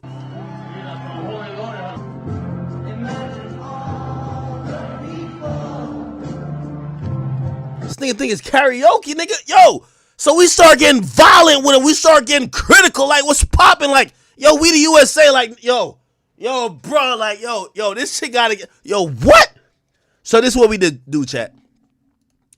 We sent a couple of our warships. Like, this nigga over here eating tacos, burritos, enchiladas, all this type of, like, yo, get this nigga out of here. Yo, he think it's sweet. He doing karaoke. He, like, he just making we look like clowns. Feel me? So we said, I bet. Send a couple of them aircraft carriers we got. Just go, like, within a couple miles of their country that they know. Pussy, you don't want this beef. You don't want his beef, nigga. You don't want his beef. We sent them big ass ships. They right here. Like right here, chat. Hold on, I don't know if you can. Right here. They right here. We sent these ships to be like, yo, we'll fuck y'all up. You know when they seen that? They be like, man, turn the music up. I'm like, what the? So Trump tight. They act like we pussy. Real talk. Let's sing their song. We all the people. Oh, hell no. Nah. That's a fact. So let's get back to the story. Invasion. It was a surgical extraction. We finally have the declassified timeline of how U.S. forces breached the heart of Caracas and extracted Nicolas Maduro. Let's start with step one. The setup. This didn't happen overnight. For months, the U.S. had been tightening a naval quarantine around Venezuela. The U.S. Gerald R. Ford Carrier Strike Group and the U.S. Iwo Jima Amphibious Ready Group were parked off the coast. We sent them 3 miles away from them just to let them know, yo, nigga, we gonna fuck y'all up. Stop playing. The pretext was clear. The U.S. designated the Venezuelan government a narco-terrorist state, specifically targeting the drugs lords, but while the Navy squeezed the coast until... Yo, all that drug shit, that they trolling. Every country send drugs to the United States. What the fuck? Nigga, yo, I know Colombia was like, nigga, they got a show called Narcos. It ain't about Venezuela. Nigga, I was yesterday years old when I realized Venezuela sending drugs over here. Nigga, I thought it was Colombia. Nigga, shout to Pablo Escobar. Nigga, when we heard Trump saying, yo, our number one narco terrorist state is Venezuela, we're like, what the fuck? Nigga, it ain't Mexico? It ain't Colombia? Like, what the hell? What the hell? What the hell? Chat, they capping, bro. Now, the second thing they're going to tell you is oil. They say, yo, this place got mad oil. It do. But, nigga, everywhere we invade got oil, nigga. Afghanistan, Iraq, Pakistan, they all got oil. Like, come on, oil everywhere, nigga. Like, we get to the oil. That's a fact. We still gonna get the oil. But the real problem is they're fucking with her ops. So we had to, the U.S. not going, like, we not going, I guarantee we won't send no ships like this around no Russia. This shit get bombed out in the fucking ocean. You send it around China, nigga, they gonna rip that ship apart and make iPhones out of that bitch. That shit is not going nowhere. But Venezuela, they got, they don't even got bow and arrows, nigga. They got like some, they got some boomerangs, nigga. They got some like, stones, like, nigga, they don't got shit, nigga. They got machete, that's it, bro. They don't got nothing going on, gang. So, in reality, we bullying them. We don't really want it with China and Russia, but Venezuela? We fucking them up before they get to their big homie. Intelligence assets were tracking one man. They waited for a specific window, a moment where Maduro was stationary and vulnerable. Step 2, the strike. It began at exactly 2 in the morning Venezuelan Standard Time. High above, several F-35 stealth fighters punch a hole through the enemy lines, destabilizing their anti-air defenses. Like these Russian S-300 missiles located all over the strategic high-value target. With the skies cleared, the path opens for Delta Force helicopters to fly straight towards the mission. Here comes the deception as the helicopters flew. The jets started firing with more strikes as it hit Fort Tuna, the main military base and command center, and La Carlota Air Base, destabilizing Venezuelan air support. Reports from the ground describe widespread explosions and a sudden communications blackout. The chaos wasn't the goal, it was the cover. But how did the raid happen? We have to look at step 3. Under the cover of darkness and chaos, the Tier 1 operators went to work. Damn. But what is the exact unit tasked with the mission? It is the Delta Force, one of the most elite secretive special forces units in the U.S. military.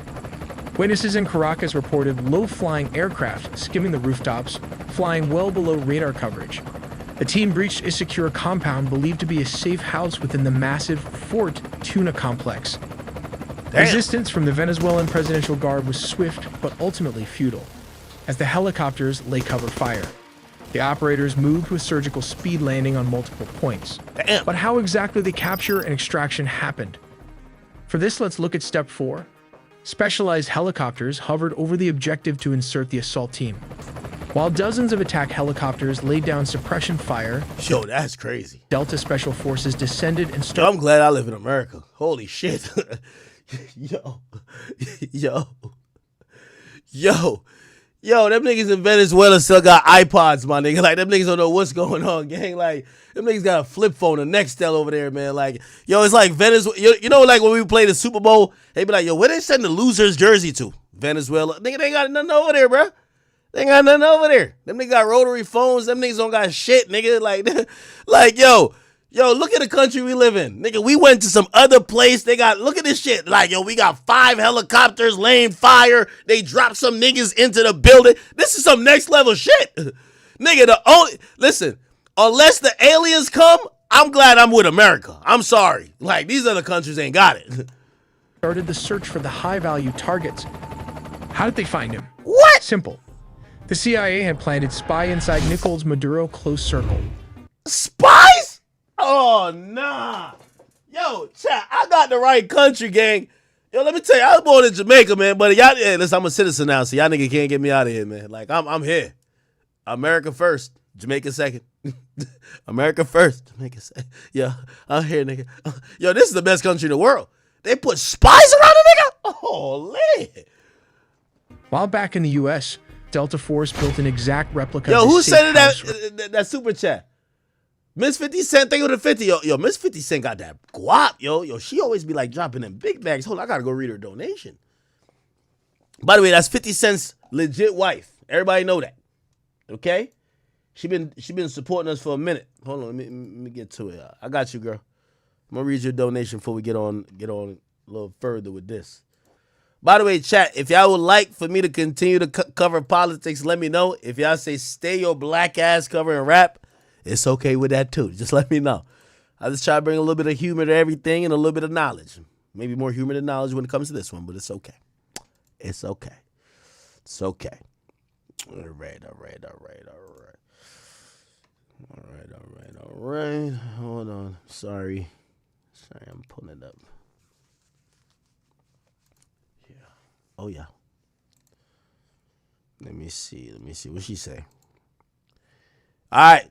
Miss 50 Cent said, oh, by the way, how to, man, thank you for the 10 too. He said, also, China and Russia don't want no smoke with us. I don't know if they don't want no smoke with us. I just think that it's one of those situations where it's like, we know if we fight, it's going to be World War X. If we punk Venezuela, who gives a fuck? Like, yo, nigga, like, yo, the way we talk about Venezuela is like, we don't even give a fuck about what they got going on. Nigga, yo, Trump on some shit. I'm going to play the audio. Trump like, yo, they say, yo, Trump, who's running this shit? They got somebody else. They inaugurated their vice president to be the new president since you captured the president. So is the vice president running it? Trump was like, huh? Nigga, we running that shit. The fuck is you talking about? We don't give a fuck about no Venezuela. They don't get no choice. That's how we do. We're bullies. Everybody's bullies. You know what I mean? We can't bully Russia and we can't bully China and North Korea. We could bully North Korea, but like they cool with China. And then are they cool with China? I don't know what the fuck. They just got that fat nigga who's the dictator. We don't want no smoke with that nigga. I ain't gonna lie. Rory Eddie, thank you for the tweet. Said there was a snitch, a rat called Whack who snitched. What are you talking about? Miss 50 Cent, thank you for the $50. She says, Trump said, I will not ask to declare war. We just gonna start killing people.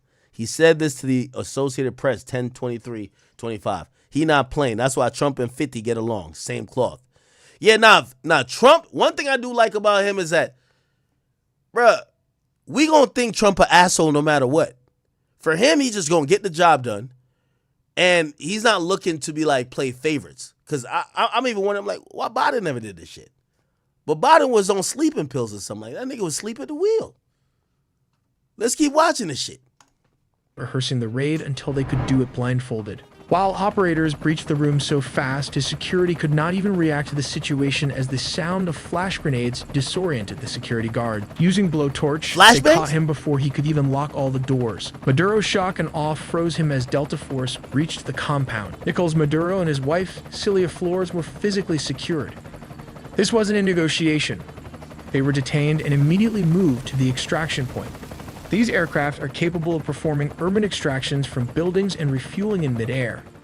Within minutes, they were airborne, leaving Venezuelan airspace and heading to a secure floating staging base in the Caribbean. This Operation Southern Spear has changed the geopolitical map of South America overnight.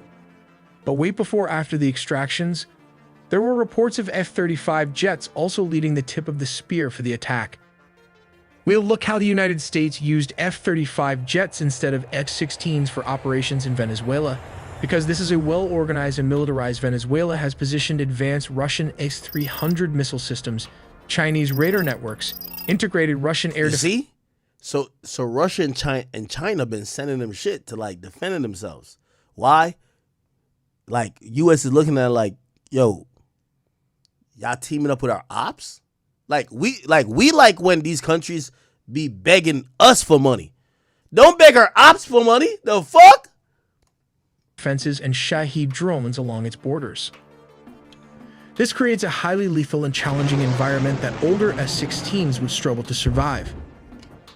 As stated, around 150 aircrafts and a massive 8 U.S. destroyers were stationed there.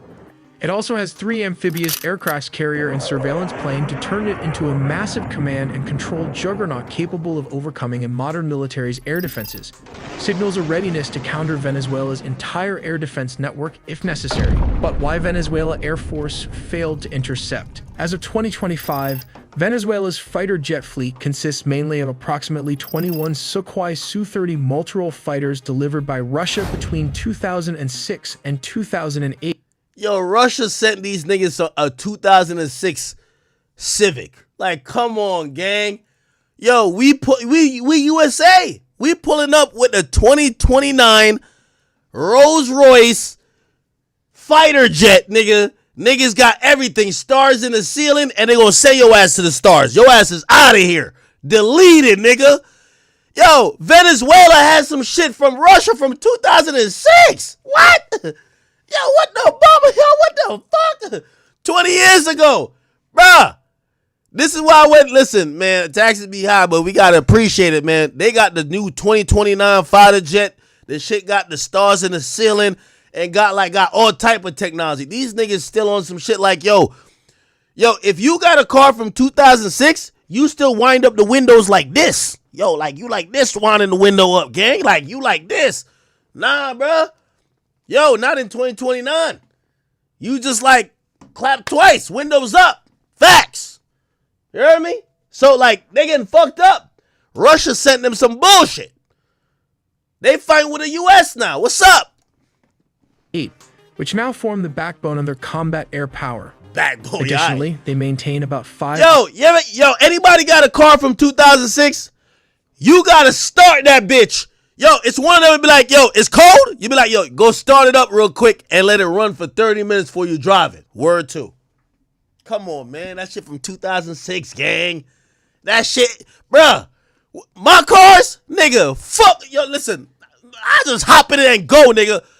30 seconds or less. The whole cabin hot. We popping in this bitch. Well, of course. Look at this shit. Operational S-16 Fighting Falcons from an older batch, including 3 single-seat S-16As and 2 two-seat S-16Vs. These S-16s are aging and suffer from limited maintenance and part support due to U.S. sanctions, although they have been supplemented with Israeli upgrades. Venezuela acquired its S-16 jets from the United States through a foreign military sales agreement called Peace Delta in May 1982. So these niggas got a 1982 joint, bro. Like, come on. These are the, yo, you to start one of their fighter jets, you gotta be like, it's like a lawnmower. Like, come on, man. This is who we beefing with. During a period of good diplomatic and military relations. They were the first Latin American country to receive the S-16, with deliveries occurring between 1983 and 1984. Yo, Chad, we weren't even born. That shit don't even got a digital screen, nigga. It just got some analog shit. Like, this shit don't even got nothing in it. Like, bro, imagine what a fucking airplane from 1983 got in it, man. This is who we beefing with, man. 5. The reason the U.S. does not use S-16s in current operations is because these jets lack the stealth capabilities necessary to evade the S-300 and other integrated defenses. The advanced S-300V or anti-2500 systems, supported by dense Chinese and Russian radar, can easily detect and target older aircraft at long ranges. Sending S-16s into such an environment would result in high attrition risks, as they are vulnerable to radar detection and missile engagement. Not to forget the Russian Buk air defense system that can take out an S-16 with ease. These are cheap R-15 or 24 Buk systems are already active and mobile all over the country. Additionally, S-16s are less effective in contested airspace saturated with drones, especially the Iranian Shahed drones used by Venezuela for reconnaissance and kamikaze strikes. The F-35, however, offers crucial advantages. Its stealth design enables it to fly undetected or with much lower risk, making it effective against advanced surface-to-air missiles and networked radar systems. Its sensor fusion, electronic warfare, and data link capabilities allow it to simultaneously... Man, fuck all that. Basically, nigga, we got some next level shit, and them niggas ain't got nothing. Anyway, going back to it. Yo, chat, I'm starting to believe that president, he either dumb as shit, or I think he turned himself in, because he looked too happy. That nigga in custody, and he chilling. Look at this nigga. Bro, he don't even look like, yo, they're, you know, I'm a political prisoner. He like, yo, what's up? Look at this. This is wife right here. Bro, they don't even look mad. Bro, they look happy to be here. Nigga, it almost looked like they were like, damn, this is one way to come to the United States. Look like they want to be here. Good night.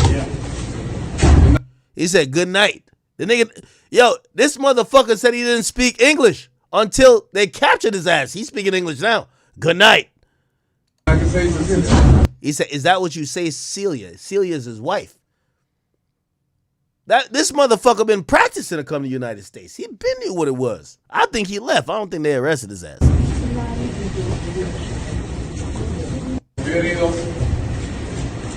Yeah, he don't look too mad. I'm gonna keep it a bean with y'all, chat. He don't look too mad at all. He felt very strongly we need it for national. We need Greenland for national security. Now Trump said we need another country, Greenland. Let's look it up on the map. Yo, I ain't gonna lie, Trump, I'm rocking with you, man. You on your Christopher Columbus vibes, man. Let's take all these bitches over, man. Real talk. Maps. Let's look at it. Greenland. Yeah, this don't look like the place I want to be at, but okay, I guess. Let's look at Greenland, y'all. The fuck? This shit is all white? It's all snow? Oh, hell nah. It's big as hell, though. Right? We need this shit? So Trump's thing is we need, like, land masses to kind of, like, stage our military and all these other things that, you see, this whole part over here, fuck them. Like, on some real shit. Like, we don't really know about them like that, you know what I mean? Like, if any of them want to buck, we got to be able to fuck them up. So we got Russia over here. This is Russia. They don't even put a name on it. Why they don't even put a name? Is it still called USSR or just Russia? This is Russia over here, right? I think. No. Where the fuck is China at? I think Russia here, China over here. What the fuck? Where is China? China right here, I think. No. Where the fuck is China? Hold on. Oh, China right here. China right here. Man, I'm tripping. So Russia up here, China right here. And then these, like, countries over here, these are, like, the Middle East countries. They're the problem childs. But, yeah, pretty much, we on our, like, I ain't gonna lie. We're on our Christopher Columbus shit. We gonna act like we discovered it type shit. You know how Christopher Columbus came to United States or came to America and was just like, I think this is India. Lying ass nigga, man. You see the whole Native Americans right there. He say, yo, kill him. Like, this is our land now. That was crazy. That was wild. I ain't even gonna lie to you, man. Christopher Columbus that nigga is a terrorist. That nigga, Christopher Columbus, is a terrorist ass nigga, bro. That nigga showed up. Yo, it's like putting in the wrong address in your GPS. You show up to the wrong spot and be like, I think I'm here. You see clear signs, nigga, you're not here. You say, fuck it. I'ma just act like I'm here. Kill them niggas. That was wild. Christopher Columbus, wherever you at, nigga, you in hell for this bullshit, nigga. You bum ass nigga, Christopher Columbus ass nigga, man. That nigga really fucked this shit up. Nigga said he was going to India, nigga, and made it to America. What the fuck was that nigga? What type of GPS he had going on? That nigga needed Siri. Am I lying? How the hell? Hold on, we gotta look at Google. How did Christopher Columbus discover? How the hell does bum ass nigga get over here, bro? Let's hear this shit. We all know how Columbus came to the Americas. I ain't gonna lie, this nigga got a face only a mother could love, bro. Like, yo, I ain't gonna lie. Yo, look at it. Yo, whatever they said this nigga did, he did it. Look at this nigga. There's 3 ships. But who did he find there? And how were the Spanish greeted? This is the story of the first continent. Nah, hurry up with the story. Afterwards, Columbus claimed he saw the light once or twice more, like a wax These niggas was going like this to find where they were going, bro. Of course, nigga. They over here getting mad at Kyrie for thinking the earth flat. This nigga was finding a whole new paradise like this. Stop it, man. Let Kyrie live. So what? Kyrie thought the earth was flat. These niggas was going like this to like discover the world. What the fuck? Look at these niggas right here. Candle rising and falling. It seemed to some to be an indication of land. Columbus had to make certain that land was close. Columbus asked and admonished the men to keep a good lookout on the forecastle and to watch well for land.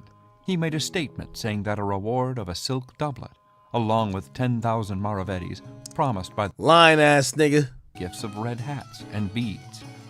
The Taino people had never seen. Oh, okay. All right, let's see when they landed on America. Let's see what happened. So these niggas think they in India. Nah, nigga, you in North America. Along with 10,000 maravedis promised by the sovereigns, would go to the first sailors to see land. At 2 hours after midnight, land was sighted at a distance of 2 leagues. Columbus ordered the 3 ships to halt and wait for daylight before going further. The next day, on October 12, 1492. 1492, man, I'm telling you. That nigga had AI or some Siri, that nigga would have been good. Yo, Grok would have never led that nigga straight. That's a fact. After 2 months at sea, Columbus and his crew finally clearly spotted land. Yo, Columbus was an egotistical motherfucker. Yeah, if I led y'all on a 2-month journey, you know everybody was like, hey, sir, are we here? You only want to tell them like, nah, we took a wrong left. We got to go right again, and then we got to go all the way down. He's just like, are we what? Yeah, nah, this is it. This is it right here. Look at this dumb ass nigga. It's not known where they landed, but we can say for sure that they landed. Them niggas landed in Philly, man. Stop playing, man. Them niggas landed in Philly, man. Them niggas came aboard in Philly, man. Like, leave bum ass niggas. Somewhere in the Bahamas. Oh, Bahamas? What the hell? Having landed, they saw trees very green and fruits of diverse kinds. Upon reaching land, Columbus fell to his knees, thanked God for a safe voyage, and this is like some fake nigga shit. You took the wrong turn, went to the wrong spot, and you fell on your knees like, I'm here. What? Planted a flag in the ground, claiming the land for Spain, as the Tainos, who had lived there for 1,000 years, watched from behind trees and bushes. Shortly after... Yo, that gotta be the worst feeling in the world, man. You see some bum-ass niggas show up at your beach. Y'all niggas was catching a tan. Y'all was probably having a little orgy, fucking some hoes. Y'all on the beach having fun, you know what I mean, eating some coconuts, like doing some jerk chicken. All of a sudden, a fucking boat pull up to the beach, and these niggas fall to their ground like, we're here. We discovered it. Yes. This land is ours. You looking at this thing like, yo, who are these goofs that just showed up, bro? Like, who are these niggas, man? Yo, they back here watching like, who are these fucking goofy ass niggas, man? This is crazy. Look, these niggas celebrating, bro. Nah, this is wild. Yo, chat, I took U.S. history. Yo, so I grew up in Jamaica, so I took Jamaican history. And then when I came over here, like in high school, I took U.S. history. I'm like, this shit goofy. Some of this shit was goofy. When they started telling me the Christopher Columbus shit, that shit never made no sense to me. So you tell me they celebrating, discovering some shit while niggas there already? Nah, this is bullshit, chat. There for 1,000 years, watched from behind trees and bushes. Shortly after landing, many of the island's inhabitants assembled on the beach. The Tainos gave them food and drink, gifts. Oh man, they drugged him. Christopher Columbus was the first fucking Diddy. This nigga, man. Diddy gave him Ciroc. He gave him some, what the fuck they had back in the day. Yo, chat, since the beginning of, you got to go back into history, chat. This is how you learn. If you can't know where you go if you don't know about the past. So Christopher Columbus shows up, gave him like hey, you ever heard about chicken tenders? I got you a burger. Gave him a burger and gave him some fucking moonshine or some nigga. Gave him, moonshine was the early Ciroc. Got them niggas lit and took over their whole country. This shit crazy, bro. This shit fucking crazy, chat. This shit crazy, chat. I can't believe this shit, man. Of parrots, cotton, and other goods. and the Spaniards gave them gifts of red hats and beads. Yo, hear this. Yo, they gave you liquor, they got y'all drunk, and gave you a little bit of food. And y'all gave him some hats. All right. Good trade. Cotton and other goods. And the Spaniards gave them crazy, gifts of red hats and beads. The Taino people had never seen white men before and thought they were gods. Columbus spent the next 2 months looking for gold. In December of 1492, while they were sailing east of Cuba, 3 ships under the command of Columbus approached the second largest island in the Caribbean, which they later called La Española. Just when he was about to return to Spain on Christmas Eve, his ship, the Santa Maria, ran aground and sank. The Taino chief, Guacanagari, told his people to help the Spanish and retrieve every salvageable. Oh, man. So y'all tell me them niggas, their ship was sinking and y'all saved them and then they turned y'all to slaves? Yo, this is crazy. Item. Yo, this is a fucked up story. Yo, chat, you ever realize some of these stories you be learning in history classes all fucked up, bro? A problem arose when all the sailors who had accompanied Columbus could not fit on the 2 remaining and smaller ships. So, a fort was built using the salvaged wood from the Santa Maria, and 39 men were left behind at a fort Columbus called La Navidad. Shortly after, Columbus set sail for Spain, taking some of the natives and birds, foods, and plants to show the king and queen. For the second voyage, Columbus was given a fleet of 17 ships and some soldiers.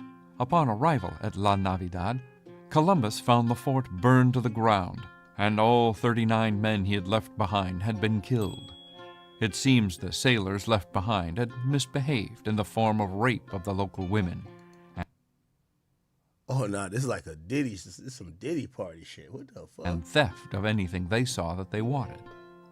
One of the local leaders, named Caunabo, had met with the other leaders, and all but one agreed that gods would never have behaved in the manner that the Spaniards had. All right, man. Enough is enough, man. Y'all get my whole point, man. Yo, Christopher Columbus was the first finesser, man, a crook. He was the original Diddy. You feel me? That's a fact. Holy. All right. So my man Trumpito, he's saying we got to take Greenland. I don't even know. Is it like, it's crazy because, like, you know, I'm watching Christopher Columbus. I'm like, damn, this nigga's a scum. Like, this nigga's the worst. Nigga, I'm over here. I rock with Trump. So I'm like, yeah, let's take Greenland. I don't even know if niggas live there. I feel like we should just show up there and be like, yo, this ours now. What up? I don't even know what's in Greenland. Not for minerals. We have so many sites for minerals and oil and everything. We have more oil than any other country in the world. We need Greenland for national security. And if you take a look at Greenland, you look up and down the coast, you have Russian and Chinese ships all over the place. We need it for national security. We have to have it. And he wanted to lead the charge, so we're making him, Marco today, a special envoy to Greenland. Greenland. He felt very strongly we need it for nationals. We need Greenland. All right, so Trump said we need Greenland. He wasn't done there. Listen to Trump, bro. Colombia is very sick, too. Run by a sick man. He said Colombia is next. He said Colombia is ran by a sick man. Who likes making cocaine and selling it to the United States.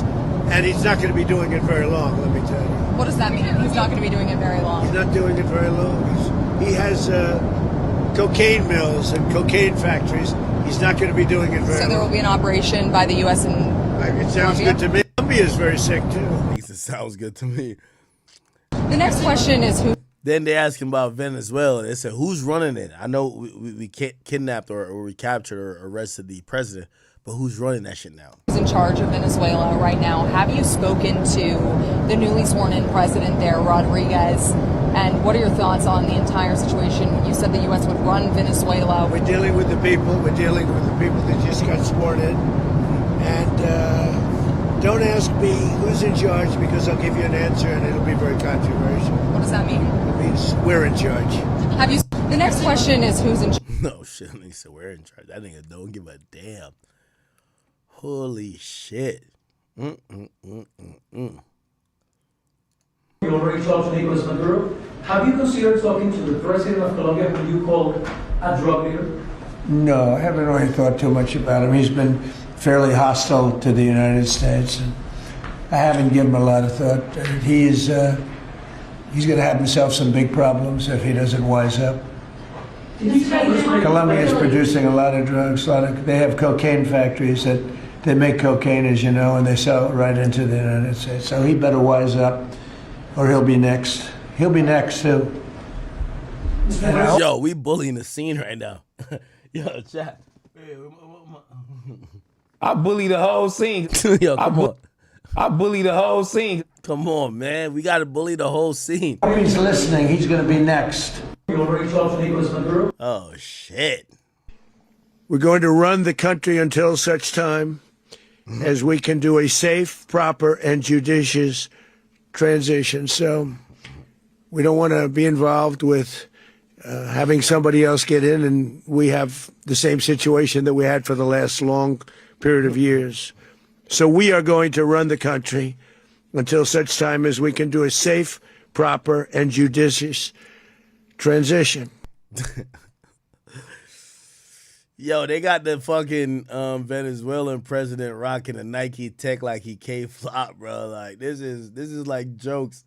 I ain't gonna lie to you, man. This shit don't even make sense no more, man. Like, this is kind of like a swaggy type picture. Apparently, this is like a blindfold. You got handcuffs on, but like, you kind of drippy. I ain't gonna lie to you. Boy, kind of drippy with it. Okay. Okay. Anything else related to it? Let's see. Now, chat, we got to go to the Tracks NYC crash out. This is crazy. Yo, chat. Now, I wish I had brought it down here. So my first piece of jewelry, when I got popular, Trax had hit me up. He said, yo, Ack, I want you just to, I want to make you a piece. He was realizing I was getting some attention. So I want to make you a piece, and I'm going to do it for free. Okay? You can tell me what you want. I kind of feel like I know about you already. But you tell me what you want. I'm going to make you a pendant. And only thing I want you to do is that when I give it to you, you don't have to pay me, but I want you to record it and, you know, put it up on your social media. He knew my social media was popping. I said, I bet. So I'm like, free jewelry for a fucking post? Oh, I'll do that. You know what I mean? I was trying to get some jewelry anyway. And he made me this AK piece, which was hollow on inside, but it had the AK around it with like tennis, you know what I mean? It was like almost a tennis chain design with like diamonds. Anyway, this is Trax NYC. What I've known him for since is that, like, maybe it's his personality or whatever it is, he don't really get along with other jewelers. And oftentimes, he's just doing his own thing, right? And most celebrity jewelers, they're selling many high-priced items to, like, celebrities. Like, yo, this chain costs $300,000. This chain costs $250,000. He took a different approach. He's like, yo, I'm going to just expose how scummy the jeweler game is, and I'm going to sell to the, you know, the regular Joe. And I think I could mass produce some of these things that are cheaper, but at least I'll give them what they want, what they intend to buy, and I'm going to do clean business, and it's going to help them out. And such is the case that all of these, his business has popped off a lot. So anyway, going back to what happened recently, Trax is now this big superstar. Everybody wants, you know, especially like regular people. They're like, he's a trusted name at this point. Like, oh shit, we want to go to Trax. He runs into a customer that shows him that people within his diamond district, because in New York there's a diamond district, are finessing customers using his name, and he goes ballistic. Check this out. So this is the receipt from this disgusting company that pretends to be me, says they're Trax NYC, sells my customer a bracelet, rips them off, and rips them off on the gold. Shit, they're saying it's 14 karat gold. Well, we're going to test this bracelet right now. Start the test. 10 karat gold. So did they say they were tracks NYC? Yeah, he tried to portray. He tried to sell one of your products. He said that he ran out. Right. One of your rings that you purchased. Right. That we sell. So you came with a picture of tracks NYC. Yep. I opened up the website for him. And then he said he ran out, even though he has nothing to fucking do with me other than to steal my fucking customers all day long. These rats have done this over and over and over again, and I tolerated it. And now they fucked him over on the carrot as well. Yo, Akai, you are fucking thieves, bro. The most disgusting people you'll ever see in your life. It's 64 West 47th Street. Whoa. Akai is the booth. We're gonna get our money back. $22,000 for me and for all the other customers they scammed. Pull up, we'll group together, we'll sue them, and we'll take their property. 64 West 47th Street. Don't let it slide. So okay. Then this video comes in next. He pulls up there and he's confronting the guy. Where's my fucking money, motherfucker? So this is a guy and he's saying, yo, where's my money at? Because you defrauded customers by using my name. So where's my money? Where's my fucking money, bitch? Where's my money? I got this fucking bracelet. Where's my fucking money? What are you gonna do, bitch? What are you gonna fucking do? Doc, motherfucker, you say VVS, I3, 14 karat, and you're using my name, you bitch! 6447. Yeah, 6447. Thief! You fucking thief! Bitch! Stop, take him. No! Get the fuck your hands off of me, bro! Get your fucking hands off of me, bro!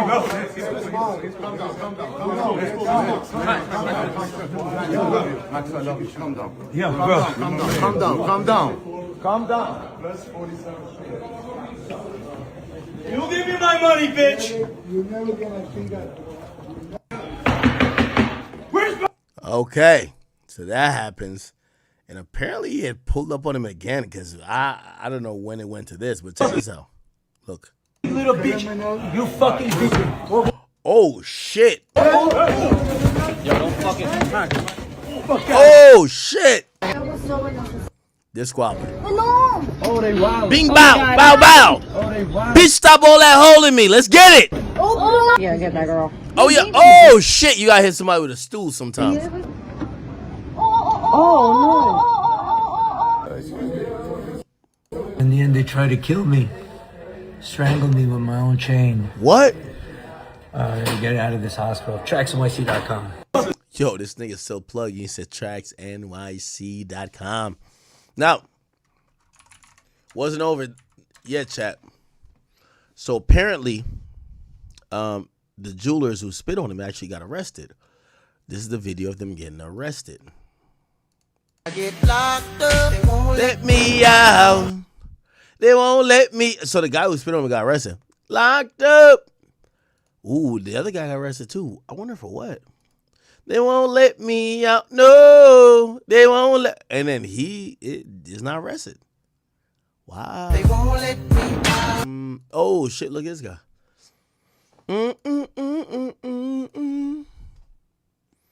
Wow.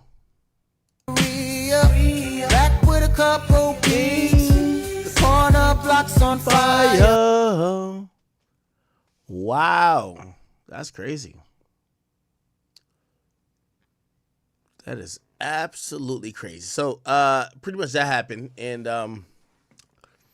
yeah, dude got arrested. Trax hasn't really spoken on it since then.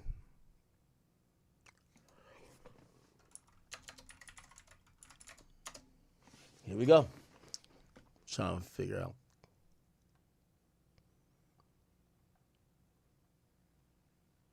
I thought he was in another video speaking on it.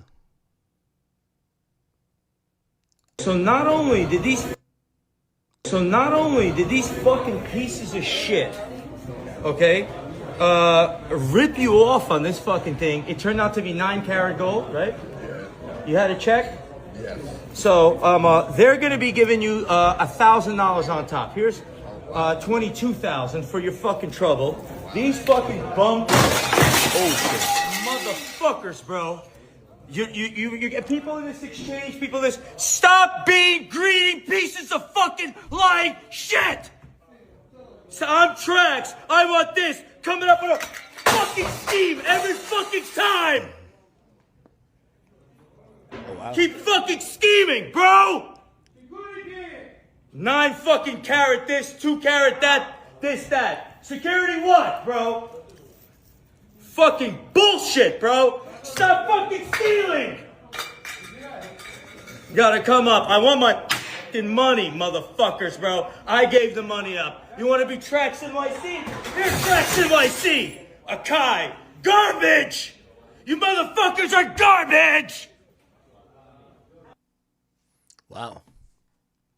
So not only did he... Wow. Y'all don't believe him?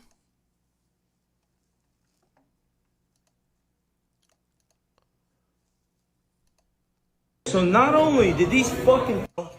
You get people in this... Oh! 9 fucking carat...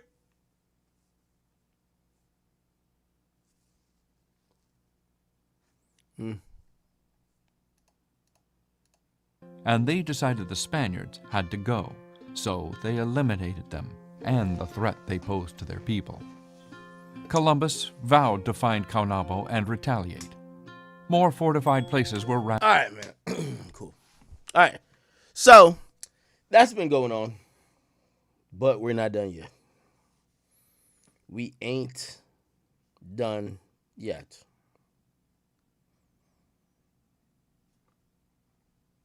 Give me a second.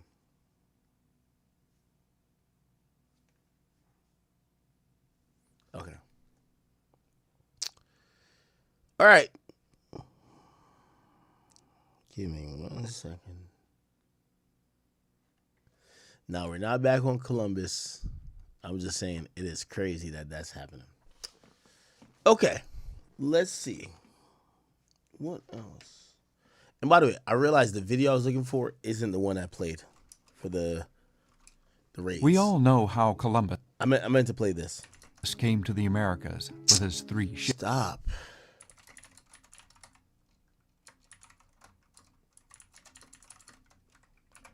I meant to play this. This was it. America's back toppling again, because today we're going to learn how Delta Force Chat, give me 1 second. I got to take this. Captured Maduro from a heavily fortified base inside Venezuela and examine the massive 150 aircraft air campaign overhead. Then we'll look at who's actually in control of the country now. The first thing you need to know is the American raid really started 4 months ago with what's called Phase 1 shaping operations. It began in August when a group of CIA officers were secretly inserted on the ground into the country. They created intelligence packets that tracked Venezuelan President Maduro's movements down to the hour, and they operated a fleet of stealth drones that sent constant live updates, professionally stalking his position. The clandestine operation developed what's called a pattern of life, which is fancy intelligence speak for what we would call a daily routine. This way, intelligence officers narrowed down Maduro's location to Fort Tiuna military complex, the large base that lies just south of the capital of Caracas, where 3 million people live. On Saturday, January 3rd, 2026, in the dead of night at 2 a.m. local time, the U.S. government gave the green light on Operation Codename Absolute Resolve. The U.S. military launched a wave of targeted missile strikes all across the capital city. Oh boy, here I go toppling again. Bombs were launched from 20 different bases and ships. The ground assault element chosen for the raid was 1st Special Forces Operational Detachment Delta, and somewhat surprisingly, law enforcement from FBI agents from the hostage rescue team were also embedded alongside them to arrest Maduro. The bold tactics used for the insertion method shocked many military analysts. Reportedly, 11 American helicopters from the elite 160th SOAR Night Stalkers were deployed to spearhead this raid. SOAR is like the stunt drivers, but for helicopters, and they're loaded with like 300 special operators in the back. The team launched from the USS Iwo Jima Navy amphibious assault ship that's parked just a few miles off the coast of Venezuela. They flew low, only about 100 feet above the Caribbean Sea, to avoid enemy radar detection. Then they traveled the dangerous stretch of 10 miles over land from the northern shores to Fort Tiona. They came under fire en route. One helicopter was reportedly damaged, but it was still able to remain operational. As the air assault flew across the capital, explosions erupted behind them, and it was uploaded live onto X. The operators used the MH-47G Chinooks and the MH-60L, which are special variant helicopters which have unique countermeasures. Then they approached the base and anyway, man. Let's get to it. Wait, why my shit off? What the fuck? All right. Chat, give me a topic. Yo, Davies, why they say you robbing women out here, bro? Davies, they say you need 30 bands. Jim Jones not paying the rent. Mano out here, he's just broke. Let me see what's this.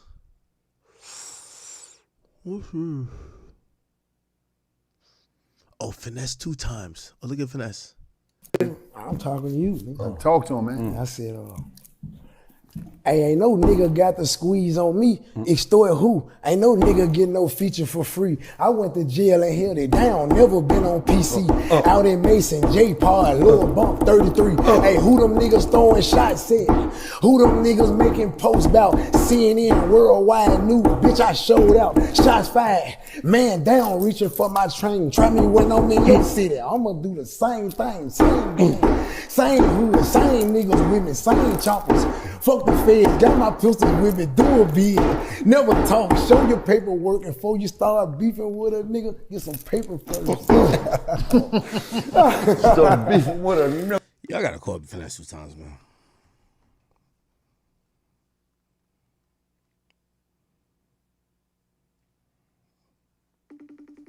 Let's see if Finesse gonna answer. He didn't answer me last time. He ignored me. Yes. Yo, hey, yo, I'm on stream. I gotta tell you, I'm on stream. Yo, I gotta ask because nigga, we've been watching so much of your shit recently. I said to myself, yo, right now this nigga Finesse is on fire right now. Like this nigga, he moving. Hey, I heard you say some shit that, you know what I mean, you trying to get let out your deal. And I'm like, yo, if Mob Ties let you out that deal, could I come to you with an offer? I could offer some shit. I don't know if you're down for another deal, but I ain't gonna lie. We can talk about it. Yeah, we can talk about it. Most definitely, we can talk about it. Because I'm gonna be honest with you, you one of the hottest out right now. Right now, anything with your name is going up. At this point, you might be the man. You might be the man can get me out the motherfucker. Well, we got to get you out the deal, though. That's what I'm saying. So you might be the man to be able to move the pieces to the puzzle. Okay, have you talked to them, or I mean, I could facilitate it too. You know, still. It's crickets on my end. Yo, I ain't even talking to them. They ain't like it ain't that I don't want to. They just ain't. Yo, Finesse, you on fire right now. I already know it, bro. What we doing? Yo, you on fire right now. You on fire. Bro. I'm telling you, on fire. Hey, listen. They slept on me too long, bro. Hey. And them niggas, bro, everybody, the whole industry shunned the nigga. Like when a light was dim, bro, like they wasn't fucking with a nigga, and I'm calling that shit out. All year, I don't give a fuck. Like I'm tired of them niggas throwing a rock, hiding their hand. I'm tired of them niggas looking at stories, ain't supporting because of who they fuck with and who they don't want to look at them crazy and all because they don't fuck with me. That shit over with. Hey, this is what I said. I said, I know everybody named Mama gonna want to sign Finesse. But I said, I gotta get in the sweepstakes. I'm gonna tell you why. I said, man, this nigga got the internet in a chokehold. He that nigga right now.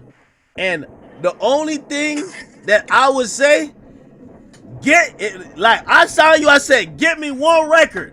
And we taking it to the moon. I know you got the, get me one record. Right now, yo, you on fire without. Like, give me one record. That's easy. Yeah, now you on fire, man. You saying give you one record? Give me one record. Give me one record. Like, listen, what I'm saying is that, when I heard you say, we ain't made no money, and I'm like, yo, Finesse right now, if he got a record, he the hottest thing out. That shit is to the moon. Nah, nigga, it ain't. I don't think that's the problem. What's the problem? Everything that I'm doing, bro, you gotta understand. Everything that I'm doing is what got you seeing me, bro. Me doing That's what a I'm fact. doing. Yes, all right, but hear me out, though. I was dropping good music before then, nigga. Ain't no marketing. I'm doing this shit because, like, I had to turn into my own machine. Because the machine, I ain't got no machine. Ain't nobody helping. Ain't nobody here. Like Rainwater helped me put Loyalty Over Love together. The label that had nothing to do with that. That Loyalty Over Love that did the good numbers. That was Rainwater help with the video. That was Rainwater help with even the cameraman, everything. Everything was like the idea to feed the homeless, to walk around the fire and take pictures and show love to Dallas. That was Rainwater. That wasn't the label. And guess what? That song did 2-3 million in like a week. And guess what? Guess what the label turned around and said a week and a half after that? All we need is one record, man. Everybody was listening to Loyalty Over Love. Everybody had TikTok, everything in the chokehold. Guess where it went? Ooh, if you go look at it, it's at 5 million views right now. It's been out for 3 months. That's what I'm saying. So right now, even if I'm putting music out, you don't see I'm pushing that shit? It's like the song I just dropped. The motherfucker. Yo, you the machine. Yo, hey, go ahead. Motherfucker, almost 1 million. It been out in 3 days. Guess what? And it's not on DSPs. It's not because of the label. It's on my YouTube channel. Ain't no push. Ain't no marketing. Ain't no shit. I'm the machine right now. So I gotta do what I gotta do. I'm looking at this shit like I gotta go hard, bro. Like I just gotta do me, bro. Like I can't. That humble shit ain't working. But that's what I thought. I said, I love when I see the artist as the machine and the talent. Right now, you're the machine. So you know what I thought? I said, imagine if he had a machine. That's what I'm trying to tell you. If I get a machine behind me, bro, I promise to God, bro, we gone to the moon, bro. All I need you to do, put it together, bro. Make the right calls. Let's do it. Yo. You rock with Rainwater, so me and Rainwater got to put some shit together, man. I ain't gonna lie, because right now, you killing this shit. I'm gonna be honest with you. Listen, it's a whole lot that we can put together. Like the music shit, the TV shit, the stream. I'm with all this shit. Hey, listen. I just want him to hear your voice, man. Yo, I rock with Finesse. Finesse, my nigga. I appreciate it, bro. Yo, you on and popping right now, and listen, we gonna figure something out. No matter if we do together, but even if we don't do together, I'm still your partner. You already know, But no more. But we locked in, man. Stay less, man. Calm, man. I'm on this road. All right, man. Be safe, bro. You too. Finesse, man. Finesse fire right now, bro. This nigga is too funny, bro. Yo, let me tell you this. And I don't want nobody to interpret it the wrong way. When I'm talking to Finesse or I'm talking about him, because sometimes people would think, oh no, y'all looking at somebody as, like a caricature, or like you're looking at him like the butt of the joke, or oh, y'all are just clowning. No. The hardest part of music is marketing. I keep telling y'all. Like, sometimes, of course, a great song works, but it's really hard to get a really, really good song that sticks out and everybody gonna fuck with.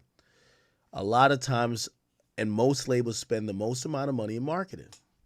So when I see Finesse right now, he's doing the marketing for any label. So I've been looking around, I'm like, who signed this nigga? Like, don't have him. Oh, everything you're seeing. Like obviously he's not doing it for marketing. He's being himself. But if I'm a label, I'm like, this is free marketing. Bro, that's how it goes. My nigga, listen, I shouldn't even be saying this, but I'll say it just to hammer home the point. You know, I told you I got a label at the same label that I got a joint venture. So I got the Academy Records is there. We're 6ix9ine, Ice Spice, Trippy. Who else is there? Yeah, whatever. Anyway, there's a point that they kind of like freeze the spending because I think 6ix9ine was doing too much bullshit. He was going Spanish, doing this. He was just dude. They wasn't spending as much. It was like, oh, we're gonna chill. We're gonna chill. We're not gonna spend all this money. We don't know how we're gonna get it back, right? Because you're doing mad other things. Yo, in the last month, nigga, they hit me. They were like, yo, 6 is on fire. We're ready to go forward with his new shit. But that's how labels are. So, you know, like, so they were chilling until they seen something they feel like they could invest in. So, you know what I mean? I look at it to say most artists think that labels are going to be the marketing. Yeah, I mean, that's part of their job. But they're going to do more when they think you already had something going on. And that's the point I was trying to make with, Finesse or whatever. Anyway, he's doing his thing. Let's see what else is this. Davies reviews. Oh, my God. There's a whole Davies lore. I don't even know if I want to get into it right now. Whack 100, Adin Ross. Let's not get into that. What is this? Whack 100 Day debate if Kai Cenat is a smart move. Okay, let's listen to this. We'll react to this. Bro, 6 dudes or whatever. What's going on with Kai, man? I see he's saying NBA YoungBoy took his bra. Yeah, I don't know if that's fake news or not. It's like hard to tell these days because the fake news is almost louder than the real news. I don't think. I seen. I don't think YoungBoy was like his girl. No, I think YoungBoy's his girl. Listen, he just had his 27 kid. Yo, chat. I'm gonna be honest with you, and I'm actually surprised that Kai hasn't hit me because his number definitely changed. And me and him, we've talked. So I really don't know what's going on with him, but I don't want to put him pressure. Like, you know, what I mean, he's doing his thing. I'll say this when it comes to Kai, right? The stuff I've been hearing stuff. And because about a week ago, I was like, why y'all bring me into the group chat? Like, what the fuck? And I have no idea exactly what shit got to do with, but some people, like, they were almost throwing things in the air to be like, yo, it's not by coincidence that these things come up. And I'm going to be a little bit vague here because, I don't know these things to be true. So I'm going to be a little bit vague. But I guess, like, you know, you'll be able to read between lines if you want to. From what I was hearing from people, they were like, yo, niggas just don't come up with some shit if they don't suspect some shit. This is not like, oh, they were happy ever after. And then it's like, yo, who the fuck is this? So I don't know what's going on with them type shit, but I don't know. Anyway. YoungBoy was his girl while he was too? Now, do I think YoungBoy was smashing his girl? I don't think so. That would be asinine if he was. Should he be honored? No, because that was like the love of his life. Like they were like real serious boyfriend and girlfriend. I don't know exactly how. And it's bad timing because he's been going through this mental trip. Yeah, because I mean you got to think about it. Like the mental trip is because of the girl, bro. Being where I'm at, being in my 40s, it's so obvious to me that when you're young, if you hit a lick, like becoming one of the world's most popular streamers, then you need to just basically run that program until the money slows up, right? Because somebody like him, it's like, listen, you can make generational wealth over the next couple years and then off and not do shit for the rest of your life and be good. If you can make 50 or 100 million and then just chill, you are good and you can sit on a beach for the rest of your life. The thing with Kai is that like he's taken the streaming thing as far as it could possibly go. He's Cap. And I think that's the problem. So you have people like myself, you have Adam who are thinking streaming can't go any further, but I think part of the pressure that has caused Kai to kind of almost like probably like, damn, put pressure on himself and probably get mentally in his own head, is that he's trying to figure out the ways to take this shit further. That's the pressure. Become an adult while streaming. He's essentially like abandoned his friends and his family to spend more time on stream. He's realizing that streaming is the thing that is preventing him from having normal friendships, from having, you know, a healthy relationship with his girlfriend. All these things are basically being up by the streaming thing. I don't think he has a healthy balance. I think that he took on the level of streaming of doing 8 hours a day or whatever because he wanted to be the best. But now he's realizing that being the best streamer is not ultimately going to make him happy. So now he's talking about he wants to be a clothing designer. He wants to do all these different things with his life. And I get it. But at the same time, I don't know. I've seen so many creators over the years who were killing it, had huge audiences, and then they decided that they just wanted to do more. And that ended up being basically the end of the. Now, so Adin makes a really interesting point. So a lot of times when people come into the space, like I use FouseyTube, and obviously FouseyTube is like a case in itself, but you know, they come in and people love them for what they're doing and what they think they're doing best. FouseyTube was vlogs, Kaisen had streams, there's other people like they're doing like one thing really good. And all of a sudden, like they start feeling they have to expand and they have to do more. And they start doing other things that's just not these original things that people really fuck with. And, you know, you kind of get to a place where it's like, is this shit worth it? You know? Them being the king of the thing that they were already great at. Because it took them from what they were known for. And even right now with Kai not streaming for a few months or whatever, all that does is open the door. Oh, we're gonna watch Blackboy Max. We're gonna watch this Speed. We're gonna watch everybody. And then maybe he comes back and maybe the audience is not as enthused. It's not as enthused. I'm not saying that that's going to happen. I think when he does come back, he'll probably come back with a boom and he'll make really great content. Seems like he's just not going to that up. I don't know, but mentally, I don't think he may not be in the same space. He may not be as outgoing and as wild and as crazy as he was, right? Yeah. He may be a little too mature now.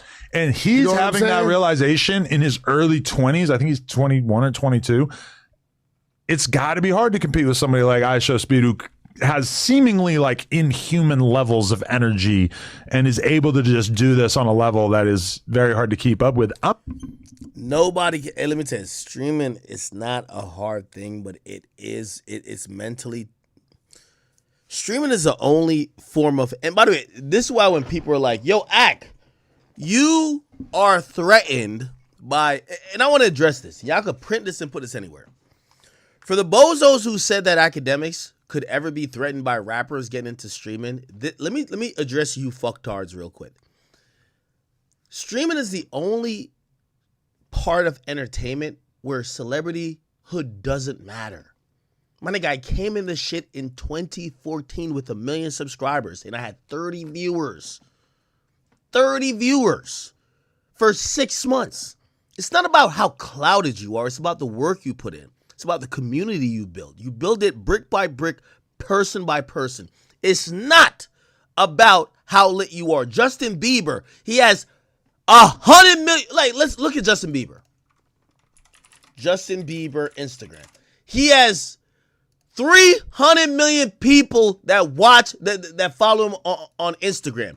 Justin Bieber Twitter. He has 90 million people when he said he was going to be on Twitch. And he was going to stream for like a week. I don't know how many people joined the first day. But by the end of it, 9,000 people were watching him. Of 90, and he tweeted the link. You could probably scroll down and find the link. I'll show y'all, like, I'm not capping. There's no need to cap. You know what I mean? The point is, when people say like let me tell you this. If you're not down to put the work in streaming, you'll never get the audience. It don't matter who the fuck you are.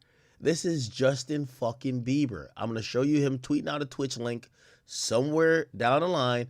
And I'm telling you, you're not going to hear, oh, there's 1 million people watching him. And he has 90 million people on his social media. Let me just show you. Let me just get on Twitch. Damn, he posts a lot. I didn't know he posts that much. Here we go. I'm pretty sure. Look.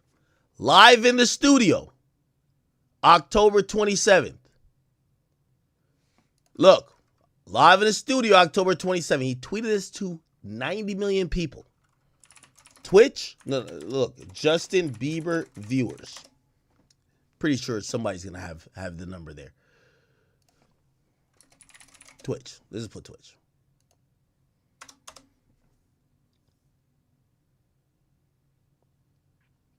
I don't know if everything is going back to us. Look. Instagram followers, that means you'll get 20. Here we go. Only in today's streaming age do people think that because you have 20 million Instagram followers, that means you'll get 20,000 viewers, right? It's this really weird dynamic. Like, it doesn't work that way. I mean, look at Justin Bieber.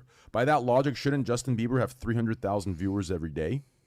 No, I mean, Justin Bieber has 120 million fucking followers on Twitter alone. He has another fucking 100 million on Instagram, right? Viewership doesn't translate that way. So the new generation, they all come from TikTok and Instagram, right? And they don't understand streaming. They think, oh, well, I have 80 million followers on Instagram. Therefore, if I bought to 50. This is why the idiots have said, oh, no, Act, you're only saying this about rappers and streaming because you think they're going to take your audience. Are you fucking stupid?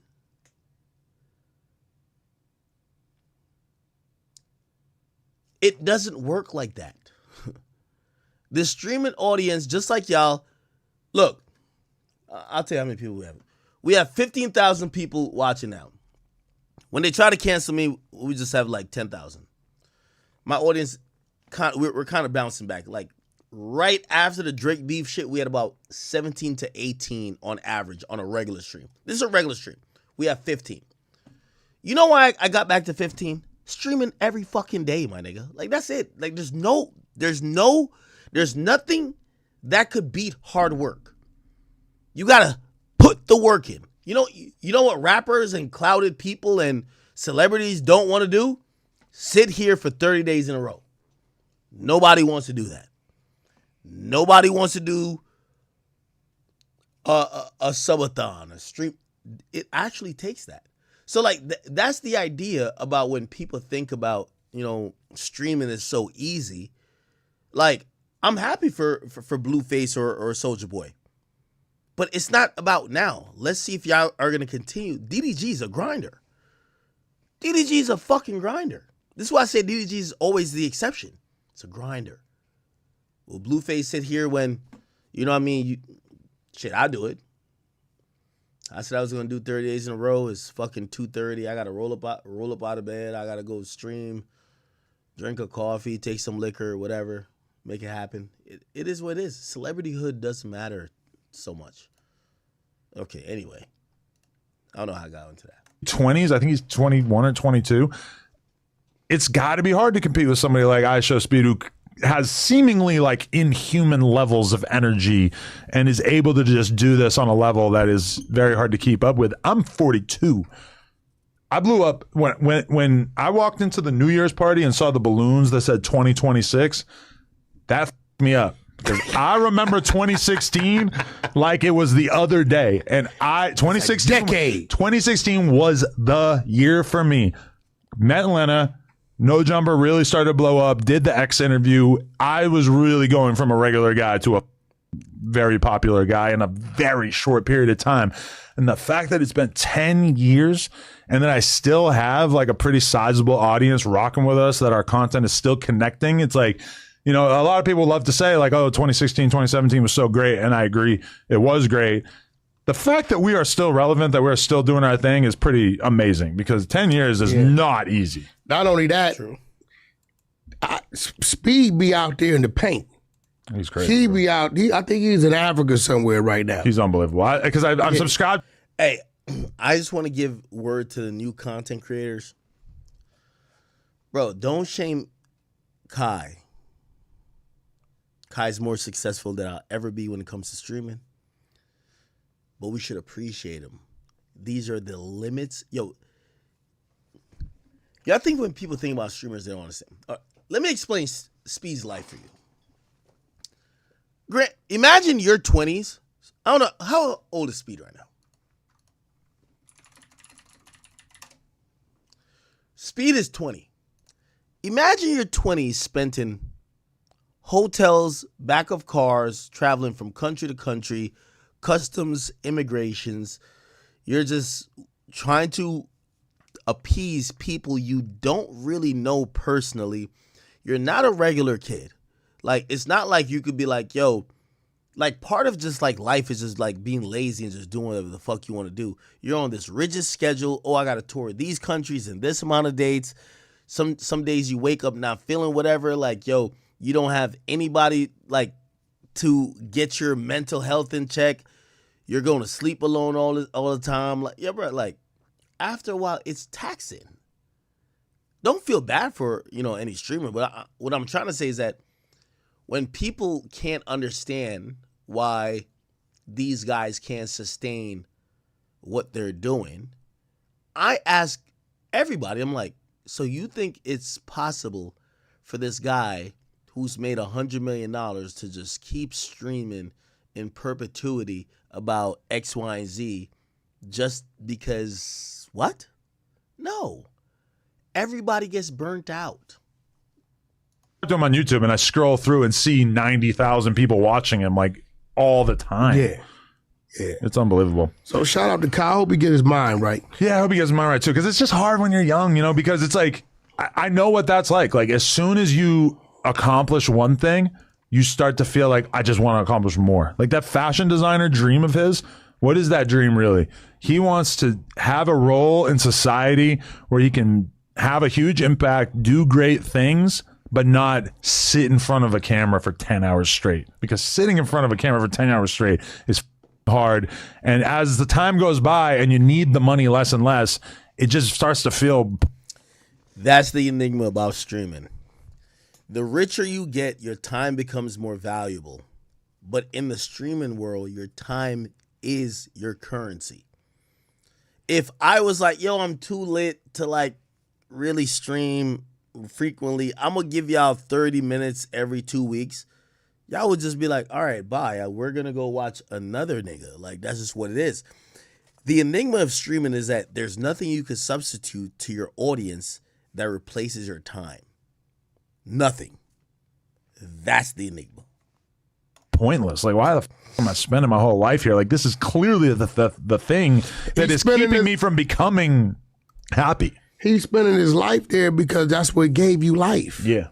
It's the reason why every single person that we know knows who he is, but he's realizing it's not going to make me happy. And that maybe it's just not going to make me great. He realizes that at some point, maybe he needs to start something now, whether it's this clothing brand idea or whatever, a TV thing. Maybe he needs to do that now while the iron's still hot. Maybe in 3 years, he's not going to have those opportunities if his streaming career kind of slowly fizzles out. So I feel what he's going through, but at the same time, I wish I could just embed the wisdom of being in my 40s in him and just be like, bro, do not try to ascend to another level. You are the best right now at something that is arguably one of the most important things in our society. You are a streamer at the height of streaming. Streaming right now is basically like you being the biggest movie star in the world. And you are that guy. They're more relevant than the rappers. Ride this shit out. Give this shit 10 more years and then retire completely. Look, make the proper investments. Put it places where other people could build it for you. And sit back and have the fun you've been having. Yeah, no. I actually think that Kai wants to do a lot more. We'll see where it gets him. We'll see. All right. Let's see. Jeff Teague, no. Shannon Sharp, no. Kevin Durant, no.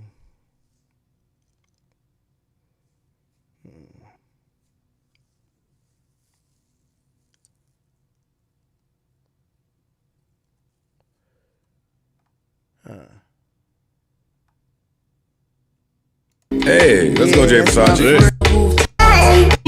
Feeling tight. Never saw that. It was such. We don't say. Yeah, I can't listen to the podcast with this bitch on here. I bet. All good. All good. Let me see. Is there anything I'm missing? We're jacking for topics, chat. Let's go. Who is this? Clarissa Shields. That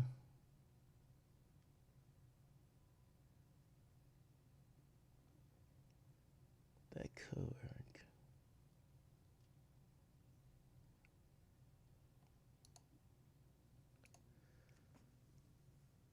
Zay Osama got baptized. Yeah, what the fuck?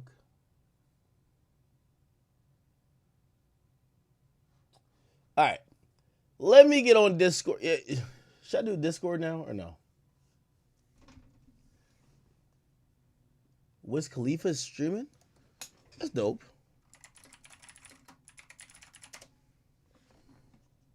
Oh, he's on Twitch?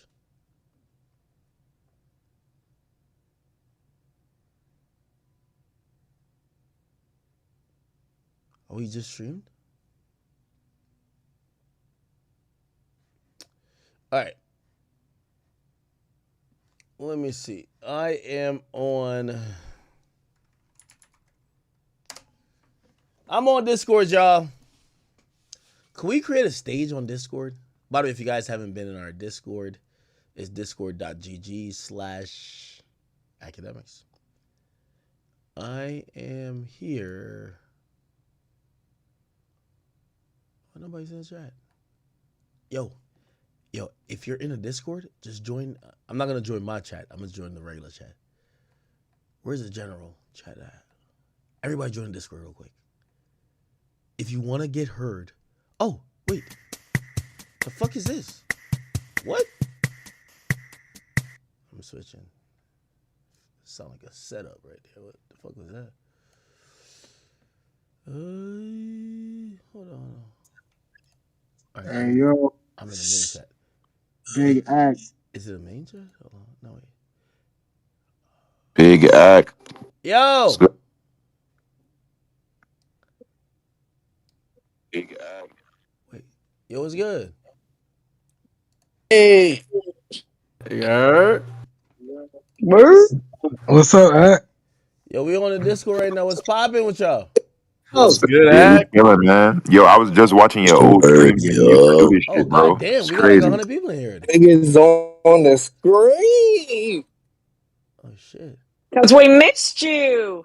No, I missed y'all. What's up? Like, yo, hey, Nah, town hall. This is what we doing, man. Hey, yo, chat. I need everybody in the Discord. Feeling like I'm academic. Yo, what up, Big Act? Yo, come on. I'm here with y'all. Come on now. Yo, Happy New Year to y'all. Y'all feeling good? Happy New Year, Unc. Happy New Year, Unc. Did somebody, wait, did somebody call me Unc? Yo. Yo, I've been trying to be Unc for a minute. Happy New Year, Unc. Yo, come on. Yo. Oh, shit. At Daisy 2K. Yo, this bitch jumping. Okay. Nah, this shit jumping. Okay.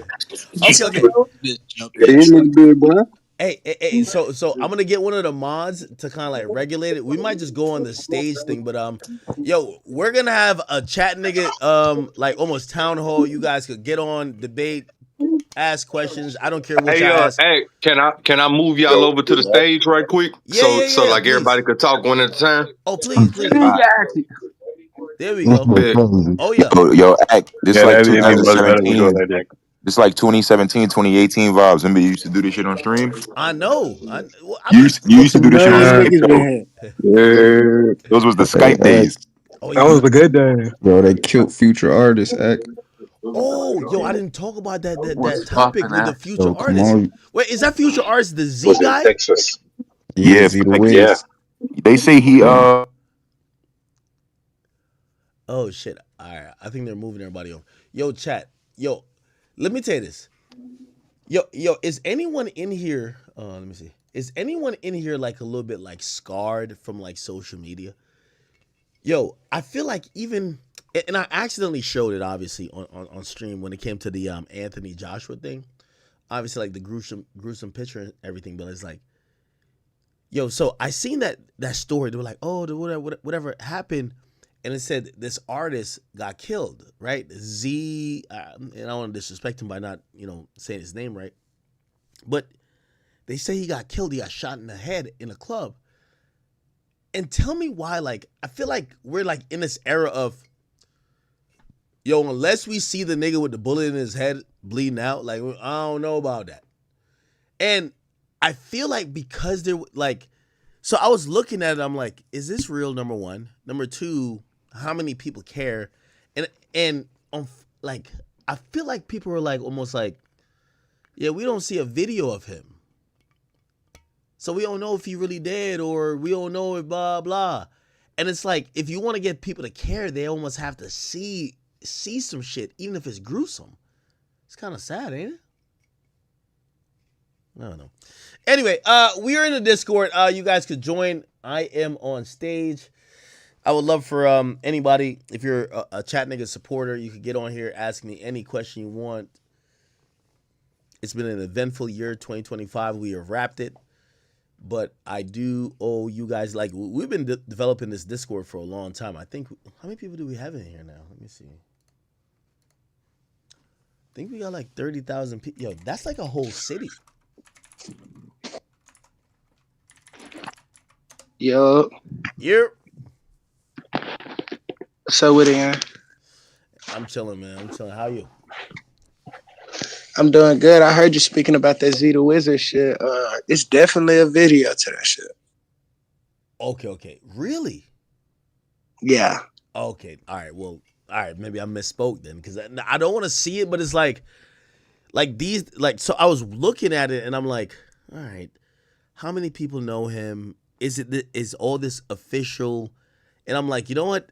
Maybe this is gonna probably not make that big of a news, not because he's irrelevant. It's because, like, bro, I feel like these days we're numb to seeing like really graphic images, like people bleeding out, people dying, and be like, oh, okay, he did die. Like, so hearing that someone died is like, okay. Nah, he not dead. I really don't want to speak too much about it because it's pretty touchy out here in the city. But he not dead though. At least the word that I got from like his management and shit. But he is like fighting. You know what I'm saying? That's why I kind of went out our way to, like, you know, that's why there's no video out. You know what I'm saying? Yeah, you know what I'm saying? But yeah, he not dead though. And by the way, I did hear that as well. I'm only wondering, so if he didn't, does anyone know why this happened? Was there an argument in the club? Is there some guy who don't like him? Like, bro, yo, these days, and I think this it was an accident. What? What do you mean it's an accident? Yeah, he was shot by one of his friends. It was an accident. He was shot in the head by one of his friends? Stop it, bro. What the fuck? Stop. Yeah, What's it was. up, Hey, how are you? What's up, Levi? Yo, wait, what are y'all What's talking up, about? Stoney? Who got shot in the head? Hold on. Yeah, it's me, Ag. So you want me to believe that this rapper got shot in the head by accident? Yeah, facts. That's a real fact. Shit. Wow. Yeah, prayers up for him, man. Yeah, like I said, I've been talking to like shit damn near every New Dallas member like all day, like really about the video. You know what I'm saying? Shit. Yeah, like it was an accident. Well. Hey, question. Hey, this TJ. How you want to do it with bringing people up and down? There's a lot of people there. So here's the thing. I wish there was a way, like, you know, obviously we want to give priorities to anybody who was like a sub or something like that. I don't know if they have roles in here, but like, yeah, you can bring up anyone. You know, obviously we might get some trolls if we don't have all the way, you know. But as long as you guys are monitoring it, you know, we're down. Hey, what's good? I'm one of your mods on Academy channel, so I'm gonna look through, and if I see somebody that I know, you know, be gifting memberships, or you know, they pay super chats often or something like that, I'm pretty sure that's who you want to speak to, right? Something like that. Yeah, of course. Yeah. I exactly. You know what I'm talking about. Yes, sir. I got you. Yo, by the way, shout out to everybody in Rumbling here, kicking the building. The Academy, King Academics in the building. We didn't start Meta today, but y'all, Meta only be like about 50. In the chat. Yeah, but we got some people in here. But you guys are allowed to ask whatever question. You know, I'm gonna try to field it as much as I can. You know, this is not like some censored thing where you gotta ask whatever. Just don't troll. Just ask stuff you really want to know. I don't care what it is. Hey, can I get your my team to be able to come up here and speak to you too? Oh yeah, no, of course, yeah, 100%. I had called Wale. He ain't pick up. He must be asleep. I try to hit everybody else though. All right, bet. Hey, never worry. 24 on Rumble. They say yo, Adin and mention Homeland. Bro, I ain't gonna lie, man. I've been.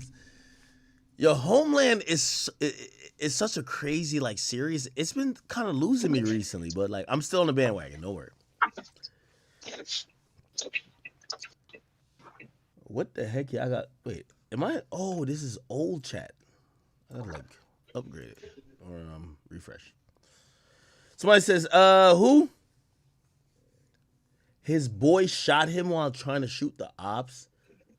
Really? Facts. Wow. Is that confirmed? Because I always think about like clubs and shit like that. I'm like, do people really know what the fuck happened and who did what? Well, I got testimony from people that was actually there, and yeah, I wasn't there myself, but one of my artists was there, and yeah, that's who got the video and shit. And Big X the Plug was there, right? Big X the Plug. Yeah. Jeez. Yeah, X was there. 2 of his artists was there. 3 of his artists was there. Kane, Hood, Rosama. So it was everybody was out that night. Like everybody was there. Wow. Okay. All right. And all right, just pull up anybody on here as long as they have a question or a comment or whatever. Let's get straight to it, man. I just want to shout you out, Ak, from all the way from France. Shout out to you. You're from France. Well, I'm from St. Martin, but I live in France. Ooh, I just want to shout you out. Oh, well, where in France? Oh, big up. Lyon, France. Is it dope over there? Because I'm not gonna lie, like I'm kind of like good off Europe and shit, but like I want somebody to tell me some dope stuff about Europe that I could be like, oh, I want to go. It's cool. It's okay. It's not like Paris though. Is there racism? Because I've always heard like maybe there's like some undertones of racism. Like, is that yes, a little bit. Basically, where I live in Lyon is a lot of Arabs. Sometimes they no disrespect to no Arab people in the chat or anything like that. But sometimes they just don't really rock with us. I feel like Arabs and like black should be like cool, right? Or well, maybe there's a exactly. I guess there's a religion difference because usually like many black people aren't Muslim. They'll be like Christian or whatever. Yes, exactly. Bro, but it's okay. I'm like 2-3 hours away from Marseille, where's the beaches and everything. So it's okay. I've been living here for like 18 years. Hey, where in St. Martin you from? Well, you don't got to say it. Oh, Marigot Agrément. It's okay. Agrément from Agrément. Hey, do you have any recommendations? So obviously, like chat, I'm trying to really do a real dedication this year. Not trying to just like not stream and just be hanging around the crib or like bro. At this point, I've just looked at it. My personal life is cooked. Like the only people who've ever been here for me is y'all. So, but here's the thing. So in reality, like eventually, I do want to travel a little bit, and I do want to go to St. Martin. Where are the places? Definitely something you should do. So tell me where I should go to. Like, what's the part? Well, basically in St. Martin, in St. Martin there's like 2 sides of the island. You have the French and you have the Dutch, right? Yeah. Basically, I'm born on the French side, but I used to live on the Dutch side. So basically, I know both sides. There's no real how you call it, a frontier. You can go border. You can go from one end to the island, no problem. There's no like checkpoints or soldiers or anything like that. So the best place to be going is on the Dutch side because basically is all the Americans they go on the Dutch side. Philipsburg, Maho Hotel. You have the famous beach Princess Juliana Airport, where the planes basically fly over your head. I guess you saw the videos already. I think. Wait. It's pretty dope. Wait, St. Martin Airport land. Oh yeah, yo, is this not a real thing? Princess Juliana. Princess Juliana. Yeah, that's the airport. Basically, we have two airports, but Princess Juliana is the most famous. Wait. All right. So chat. Let's look at this real quick. So this is supposedly Princess Juliana. St. Martin, Princess Juliana Airport. Chat. Does this look Yes. real? And by the way, this is before AI. Clearly, this is 8 years ago. Look at this. Look. Regular day, beaches look amazing. By the way, the water, magnificent, right? Come in. I'm telling you. Wow. Looks so good. And then they see a plane coming in. Yep. So is this normal? Yep, normal. From since I was a kid, this was like that. But during the years, it became like a famous tourist attraction. But to me, it was just a normal thing. Planes just fly over your head. But you have to be careful because when the planes take off, some tourists, they really like to stand in the back, and it's pretty dangerous because you can get blown away and hit your head, which it already occurred, and certain tourists they die because of that. So yeah, you have to be careful. No, this is crazy. Look. Yeah, you should take a spin. We eat our oxtail and everything over there. Already. Oh, y'all got that oxtail? Of course, man. Come on. Oh, why you didn't invite me? Let's get to it. Yo, I've been rocking with you from long time. So Yo, no, I appreciate you so much. And by the way, and also I do realize I do have a lot of people from the diaspora and especially the Caribbean that rock with me. Obviously, I'm from Jamaica, but my Haitians, people from St. Martin, you know what I mean? We got St. Lucia, we have Dominica, we have obviously Dominican Republic, we have Puerto Rico, we have there's so many amazing places in the Caribbean, and I'm always shocked when I'm like, wait, because I don't push constantly. I guess I do wear the Jamaican flag on my back. It's over there somewhere, but I don't try to make it seem like you have to be Caribbean to support me. But I guess maybe it's just a natural drawn thing. There's a lot. Basically, I rock with you. I work with you because I check in. Yeah, you from the Caribbean. You reach in the States and you made it out. That's for me. That's a big thing. I see the way how I see Rihanna is like how I see you. It's big respect. Yeah. No, I appreciate it. No, thank you. No. Thank you for even saying that. I appreciate you.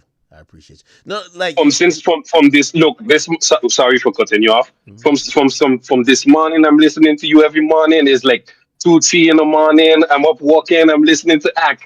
So big respect. Yeah. No, I appreciate you so much, bro.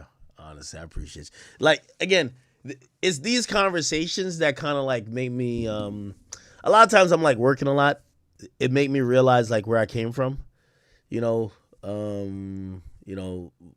Really humble beginnings, and to kind of see the audience that we've kind of developed here. I really appreciate you guys so much, and I appreciate you so much too. So thank you.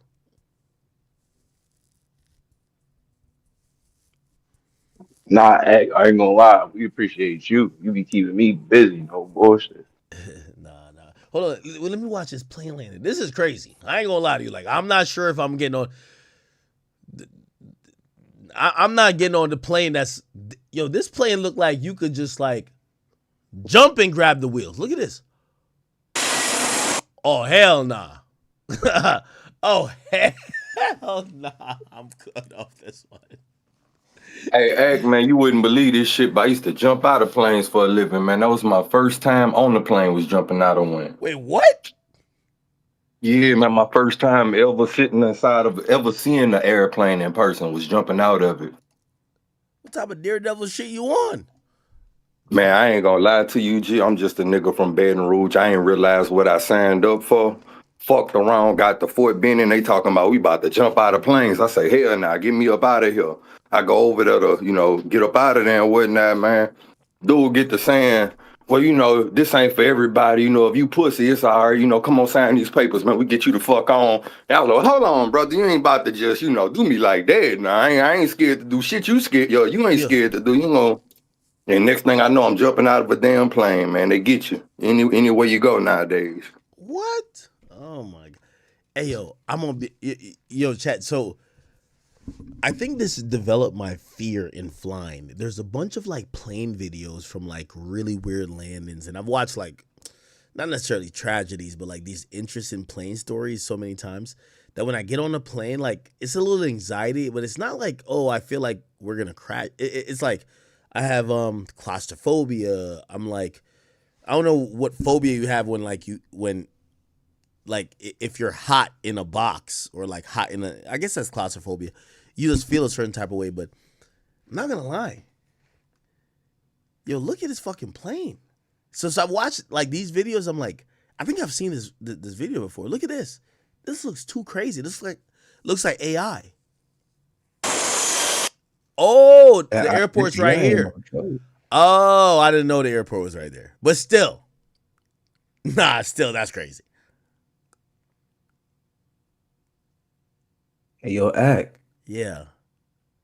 But it's your boy John, man. I'm trying to see whenever you're trying to do them 360 deals, keep me in mind, mud. Where the bro? What do you mean a 360 deal? Were you a rapper? Hell no. I'm trying to be signed to the academy. You know what I'm saying? I need a little job. I'm poor. I'm down on my luck, mud. Where the bro? Yeah, but we're not just trying to give you a 360 deal, Like obviously, put like this. And I do want to, I want everybody who is here and kind of is tapped into what we do. One of the most proudest moments, like really one of the most proudest moments, and I ain't gonna lie to you, like without getting too much in the conversation, I was, Adam hit me up recently, was asking for some, let's just say advice, and won't get into necessarily what the conversation was, but I told him, I said, in the advice that I'm giving you is that one of the greatest things I did with my audience was embrace the talented people here. And I realized that we all built this community. It's not just me. And for anyone who had a skill or a talent or they had like a knack for whatever, we empowered them and we supported them rather than, ostracize them. Like, some people be like, oh, you're stealing content, whatever. No. So I guess to answer your question, the majority of how we view like chat niggas is we've built an empire together and we want everybody to be able to benefit from it. So it's like some way, somehow, like we could figure that out, but it's always the goal of we built this amazing thing together that everybody should benefit from, if that makes sense. I'm hearing you, Act, and I love what you said. You really broke it down for me too in a way that I could really understand, and I appreciate that. Where the bro? 100%. 100%. Hey, yo, drag some people on stage. And by the way, y'all could get to the bullshit. I don't care what y'all asking about. I'm here. This is we're kind of doing. And by the way, I owe Discord much more than this. So this is not like the only town hall for the year. But let's get to whatever questions y'all. Sometimes I got a question for you, G. Ain't nobody gonna ask. Go ahead. He kind of just hinted at it. We got a lot of talent, like you was just saying in the Discord. Do you have like any plans to like back up a little bit on what Facts and Wale been trying to do? They've been trying to get a lot of that talent like circulating in here, like get them doing stuff that could potentially be helpful to you. No, 100%. So like I'll be honest, I'll be straight with all y'all, right? So it's like, if you ask me, like, so the first and like last rendition of how I was thinking about content was that I'm not drawn to just try to hire random people and just do stuff with them. I like homegrown stuff. Like, if you guys don't know, my editor all my editors, whether it's Drill, whether it's Niggy Demix or Lazarus, they're from the chat. These aren't people who like, these days people have like, oh, well, this guy does the best this. No, it's I try to get people from the audience. I met Verselli from our audience. Like, he's someone who he sent in a bunch of, oh, yo, check out this card, check out this design. And I was like, oh, wow, this is great. Like, you're talented. So I like to deal with people who support what we got going on. And that's the main point of, anything that we might get into. So that's the main thing. And, in terms of people who want an opportunity or want a job, that's the encouragement for y'all, right? Like, obviously, like, I'm not in the weeds where I'm like, all right, well, do this, do that. But this is a community of people that should understand that when we have things or any initiatives that we're building on, we want people that are in our community, not no one else, if that makes sense. Hey, What up? so I'm from the Middle East, from the UAE. I have a quick question. You were talking about finesse and saying like while he's hot, he should actually like just put some music out and have an album. What's your biggest advice for 6ix9ine now? That man is going hard right now. He released a funny little song with Adin and them. Don't you think he should put up an album before he goes to jail, or should he wait out while he goes in so we remember him while he's in jail? Or what would your advice be for him? There's really one thing that I would want him to do, and it's because I'm gonna take blame for it. But even though, let me tell you this, one thing I want to realize, I'm a really good friend, and I wasn't. Well, I think I read this before. I want to read. This is the last message from me and 6ix9ine, and I might call him like even right after this, but I might even call him. He don't care if I'm on stream. I want to read you this message. And I know some people like, yo, they might be mad at me for whatever. Like, well, when you're cool with someone, you're biased. Maybe I am. I'm not gonna lie. I'm a human too. And the people, for me, I treat people with one type of way. Like, if you treat me good, I'm gonna treat you good. And if you're a friend to me, I'm always gonna be a friend to you. I don't care if a million people say they don't fuck with you. I'm always gonna fuck with you. And I want to make sure I don't drag this on, because I know I do drag shit on. Hold on. Where's... I'm going to read you the message for me and him. Okay. So, and I don't know what prompted him to text me this, but he said... No, he sent me the video of him dropping this recent song, this song with Adin and whatever. And I said, yo, I ain't gonna lie, this shit's kind of fire. It's fire low key. I said, good shit. And he said, bro, I just want to let you know this is 80% all because of you. And this is why I do like 6ix9ine. I've done so many things for rappers. It's so hard for them to say thank you. It's so hard. I'm telling you. Because a rapper is an egotistical job by nature. A rapper is kind of hyped up to be this alpha male type of like, nah, I'm the nigga, I did it because I'm cool. So when I do get someone who says, you know what, thank you for an opportunity. By the way, I know I'm like, you're only using 6ix9ine. You know who's another example of that? Rod Wave. Rod Wave hit me up, and this is after, I can't remember when, but his career's going good. You know what he said to me? He said, He said, I don't know if I ever told you, but I want to just say thank you. And I said, why? He said, because there's a time people weren't fucking with me. I didn't even know him and Say Cheese that fell out. But he said, you always was a good and fair person to me, and I love you for that. Thank you.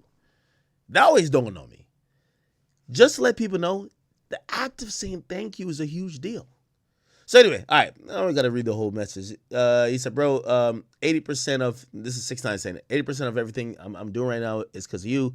You're a true friend. That means a lot to me. So you're a true friend. He says up and down. He said never biased. He said, yeah, you did post a lot of bad shit about me, which I mean, I gotta post the good and the bad. And he said, but we never fell out. And I give him that credit too, because I've not only posted shit just making 6ix9ine look good, I posted the bad too. He said we never fell out. He said 8 years going on to 9. He said thank you for keeping me alive. That's in life. That's all you need. Thank you. Anyway, the point is, or answering what you're saying. I was trying to get him on the Breakfast Club, and he should have been on the Breakfast Club, but he changed the date 4 times that he was gonna go in for sentencing, and I forgot to hit the Breakfast Club people. I could probably try to hit him. It's 3:00 though. So he would have to do the interview in the morning. He's probably going to get, I don't know if he's in New York now, but they were down to do the interview. So he had hit me saying the Breakfast Club had banned him. I'm like, I don't think they did.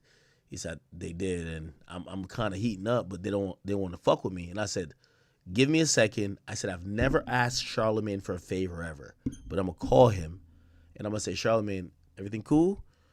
If could you do me a favor and just put him on the Breakfast Club? And Charlamagne, it wasn't even a favorite because he was like, no, we'll interview him. It's fine. And then all the dates that he picked end up changing. So, I don't know. But yeah. Yo, Act, man. Who that? Yo, Act, this Pierre, I'm gonna just say my name, man. I've been watching you since I was a kid, gang. It felt like I didn't grew up with your ass for real. How old are you? No cap.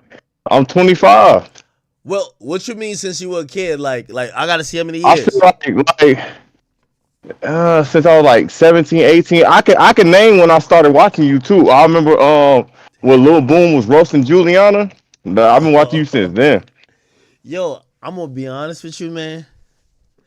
And I'm gonna keep it a bean with you, chat. I promise y'all, if I cut the camera off, I'm crying, but I'm not crying. These are all memories I feel like we've just built that sometimes we're just going on with life, like we really forget.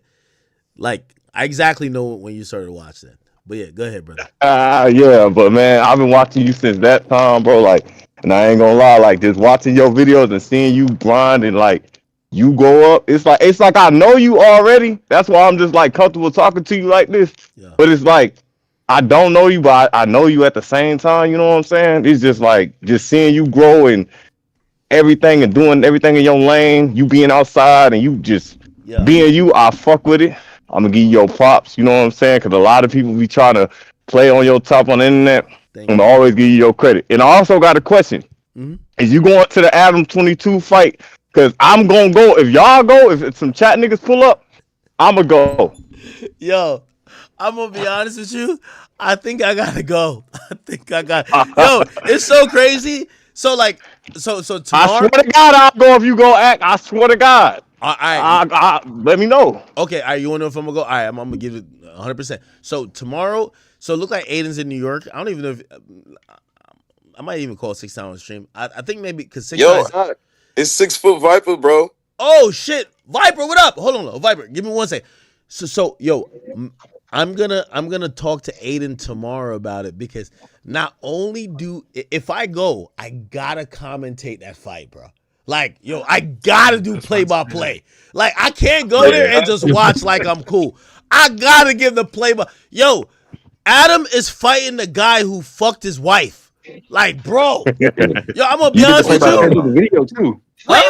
Adam is fighting. Jason Love. Yes, Jason. He's fighting Jason Love. Yes, he's fighting Jason Love. Also, you gotta put me on. Listen, I fucking love Jason Love. Seriously, I can't wait to watch this. Whoa. Hey, whoa. What? Hold on, wait a minute. Gotta get booted. Whoa, no. Hold on. Yo, Act, you gotta tell Adin Ross to put me on brand risk, bro. He told me he would, bro. I ain't gonna lie. Wait, Stone. Please.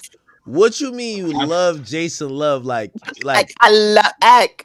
I follow him. Wait, you follow him on where? I follow him on Instagram. Yo, I mean, on Instagram. That's like saying you love the Punisher. No, he's definitely not. First of all, ill. Jason Love is prime cut meat. Like, stop it. Wait, hold on. Like, that's good Hey, meat. And by the way, extra pause with me asking this Y'all question. trolling for sharing Yo, this out. extra pause with me asking this question. But wait, Hey, y'all, hang on. Hang on. Whoever is adding people to the stage, can you stop?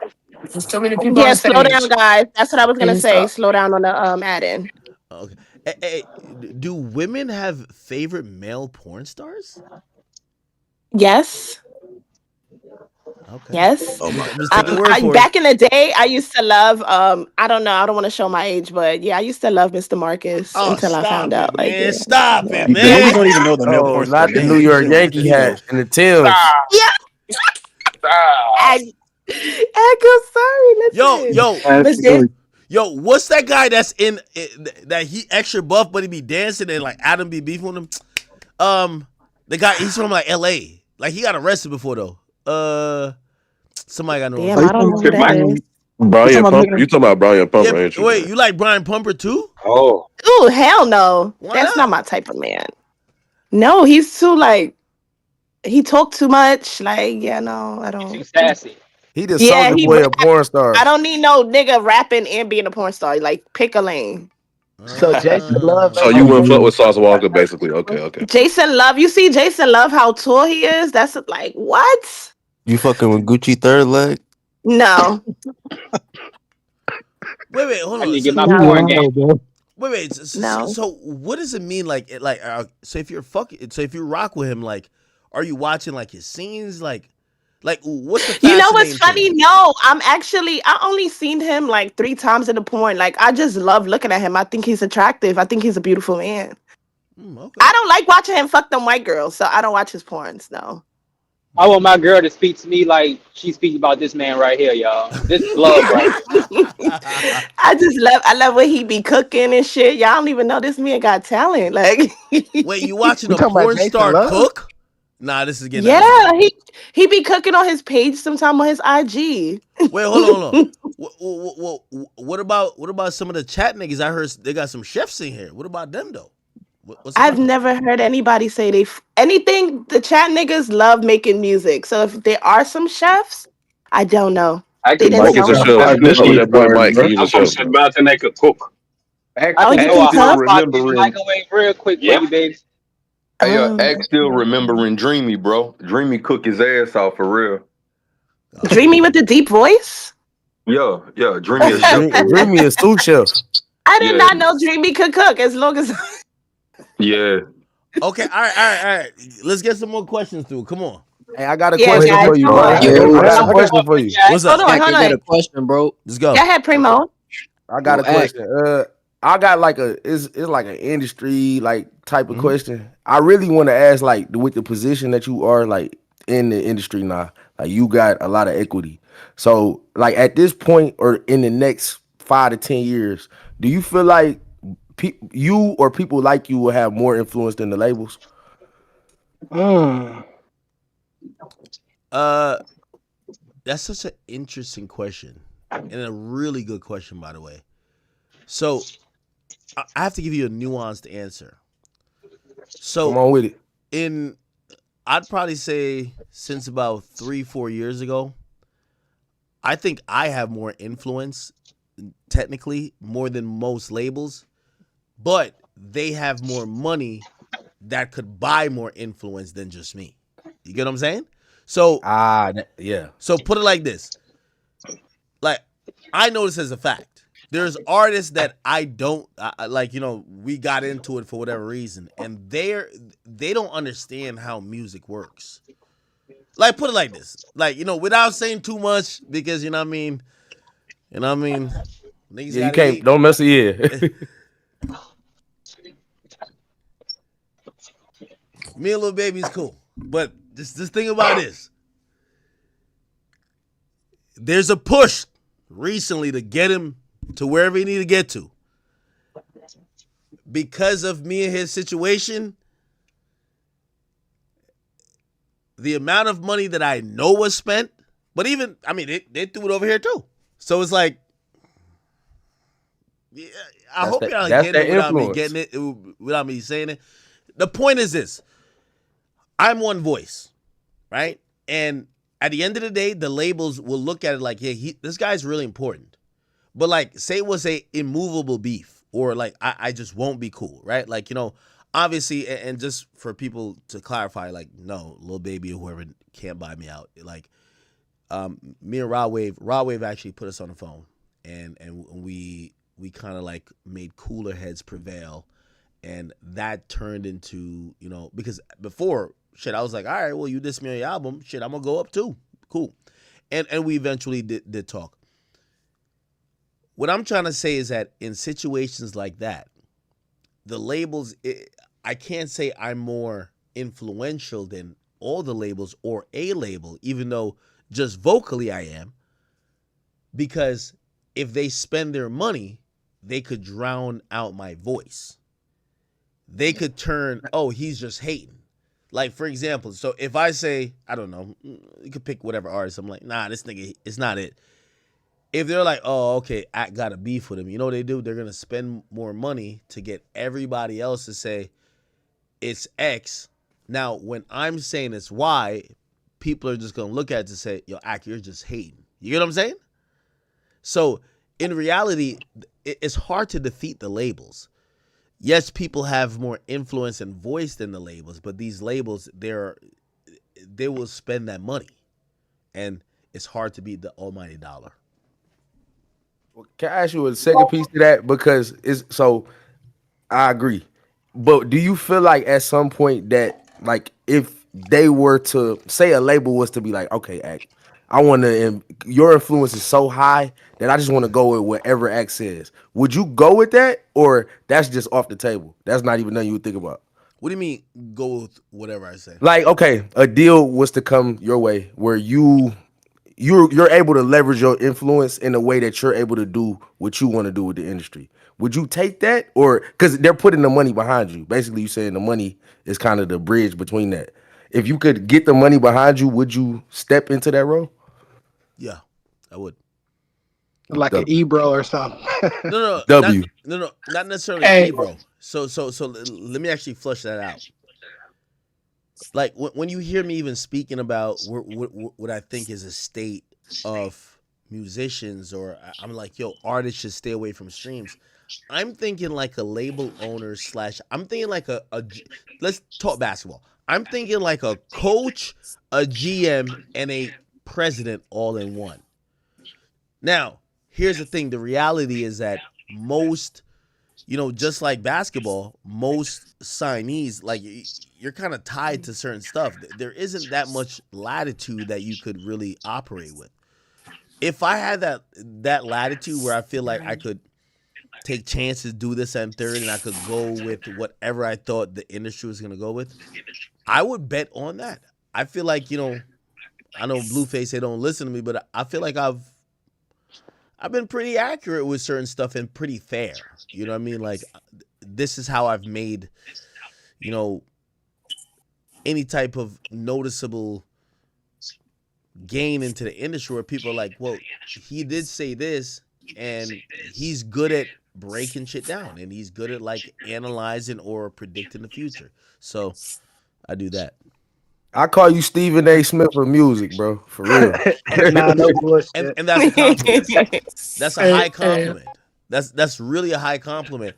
For real. Nah, you earned that shit though, bro. Like dead ass. Like your take on music, dead ass. I manage artists, bro. Like I dead ass use your ideology when it comes like to the industry for my like indie artists, and like dead ass. Like earlier, my artist was just like he was telling me earlier. He was like, man, accent artists should stay away from streaming and shit like that. Like, bro, like, what does that mean for us? You know what I'm saying? Because I be telling my niggas, shit, we got the Twitch studio and shit. So it just kind of threw everybody for a loop. You know what I'm saying? But I miss the rappers.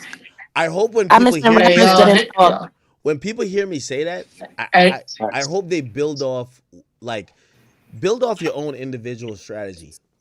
Like, when I'm trying to say that, is like, I'm looked at the game for the last year, and I'm like, damn, it doesn't seem like these Twitch streams are helping people.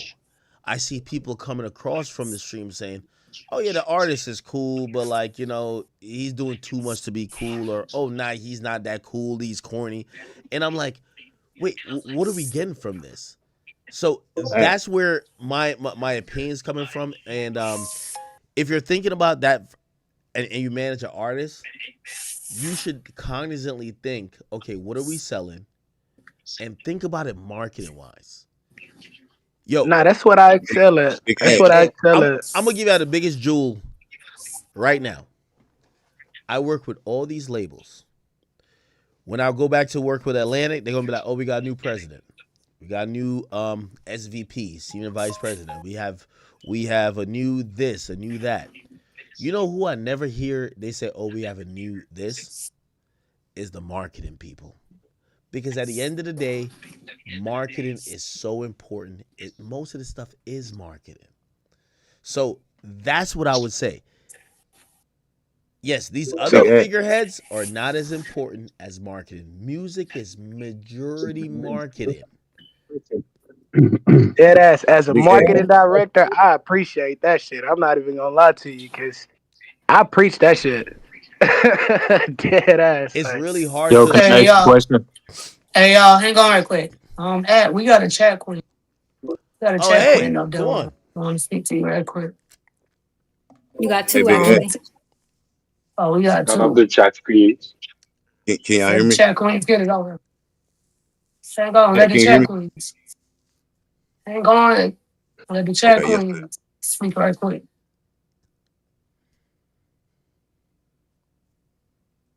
Tay, you can speak. Somebody muted. Tay, You got your mic on. Don't be shy. Mic not on. well, who the second one? They'll go. Yeah, who's in it? Yeah. Y'all Yo, go ahead. y'all mind if I go? Go When ahead. I finish. Absolutely. For one, I just want to chime in on what AK just said. AK, you right. You is one person, but you got like 100K niggas behind you. You feel me? You got a whole platform. Like you built and you amassed a platform that is your pull. That's your leverage. That's your voice. So it may seem like you just one person, but relative to like the social media and the different like media platforms, the Shade Room, and Hollywood, all that shit, like they one platform with no face. It's like it gets pushed to the side, but you got a whole bunch of people with faces that's gonna speak on your behalf for you, XYZ type shit. So definitely think about that when you think about your pull and how much, like just like we see now, the streamers be having pull when it comes to like the mass and the media. Like people pay attention to what Kai and Speed say. So definitely that in mind. I'll respond to that by saying, no, I absolutely do understand and recognize that. So the reason why I answer that question the way I did is that I value you guys, and I really think that I have the audience that I know y'all defend me. Like like I kind of compared y'all to Drake's audience a little bit, where I'm like, yo, niggas never knew Drake really had people who rock for him until niggas try to cancel him, right? So it's like a lot of my audience isn't the audience that's gonna be like, yo, we just love you, we're gonna praise you. No. My audience might be like, yo, Act, you on some bullshit. Yo, they might have some jokes for me, it's all good. But whenever it's time, we're chat niggas. It is what it is. So I look at it like that, right? And for me, like, I know we have a huge audience, but I know everybody who watches me has the brain power and that autonomy to be like, yeah, no, I rock with Act, but like that point, I don't like that much. And you guys, there's many people's audience, they go by whatever the creator says. And I don't think that's us. I think you guys kind of like analyze it and be like, yo, Act, we rocking with this and we not rocking with that. You be on bullshit sometimes. I agree. Of course. Hey, Act, That's the great thing about it. Yo, you guys disagreeing. Like, you guys disagreeing but not leaving is the most important thing to me. Like, I would rather y'all be like, yo, Act, you know what? Y'all watch every day, but you been tripping these last like 3 days. But I love you still, but you wildin'. And that shows just how far and how important our audience is, because I don't want y'all to agree with me on everything. I want y'all to challenge me. Can I ask a Yeah. question? Yo, Ag, I got a quick question for you, real What quick. up? Would you agree that your audience might be so influential and like, they actually might move the needle because you've been building your platform before like the bot era kind of started? No, 100%. Hey, by the way, here's the thing. What they try to give me credit for is really y'all. Like, they'll say certain things, and even when I hear it, I'll be like, yo, they give me a lot of power. But the power really isn't necessarily me. The power really resides on, hey, there's this conglomerate, this audience, this empire of like chat niggas that like when we're having discussions and when we have whatever, there's a trickle down effect.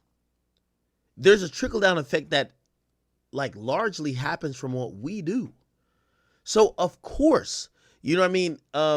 When I hear that, I don't know if they internalize that to say this power that they try to give me.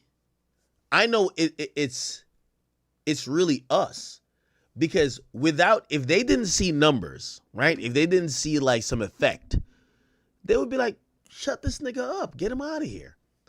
And Yeah, but the thing about it is that like your numbers actually feel real. Like when it doesn't feel like it's bots. Like when you watch some of these other streamers and YouTubers, like you could tell that some of this shit is botted. hey, we're in a weird time. I'm glad you brought this up. Let me see who could. I forgot. Oh, actually, Fresh isn't here. So I was hanging out with Fresh and Fit. I don't know if you guys really like him or care for him, but so I'm at Complex Con, and this is actually a good conversation because DDG was involved, and I remember saying, So I go to Complex Con. I got like 3 or 4 security, right? Complex knows, as per the contract I signed with them, because again, I'm on the West Coast. I don't know who might pop up. They got to give me 4 to 5 security. So I'm walking around with, like, I don't know if I seen the vlog. There was 9 security somewhere around me, right? And whatever, but you don't know what you might expect. It's not that I'm like bragging necessarily about that, but here's the point. So the convention center in Las Vegas, because I've done Complex Con, a bunch of stuff. In Las Vegas, it's like a really cool convention center where it has this green room where it oversees the entire floor. And I'm watching the floor, like, because I showed up early the day when I was gonna speak, but I also showed up the day before, and I wanted to watch the crowd. I love crowd watching. And I remember saying to myself, I said, oh, they're gonna have a bunch of streamers here. And obviously I know I'm a streamer too, but like it was like I could tell Complex was chasing the Twitch crowd. So I'm like, all right, cool. And for me, it was, let's see who brings out an audience. Now, I'm not gonna say any names, but there was 5 streamers. I'm gonna say the names that is complimentary. When DDG went down there, it was a movie. Meaning, so DDG went down there, he's on stream. DDG had 200 people around him, just like swarming him, going crazy. I'll be honest, when Max went down there, Max just had people following him for like hours. He was streaming. Cool. And you'll understand why I'm saying this story, because it's the first time I realized botting is a thing in real life. There was these streamers, and I won't call their names, but they get 20K or more. I watched them walk the floor, and nobody was following the streamer but the cameraman. To me, that was odd. I said,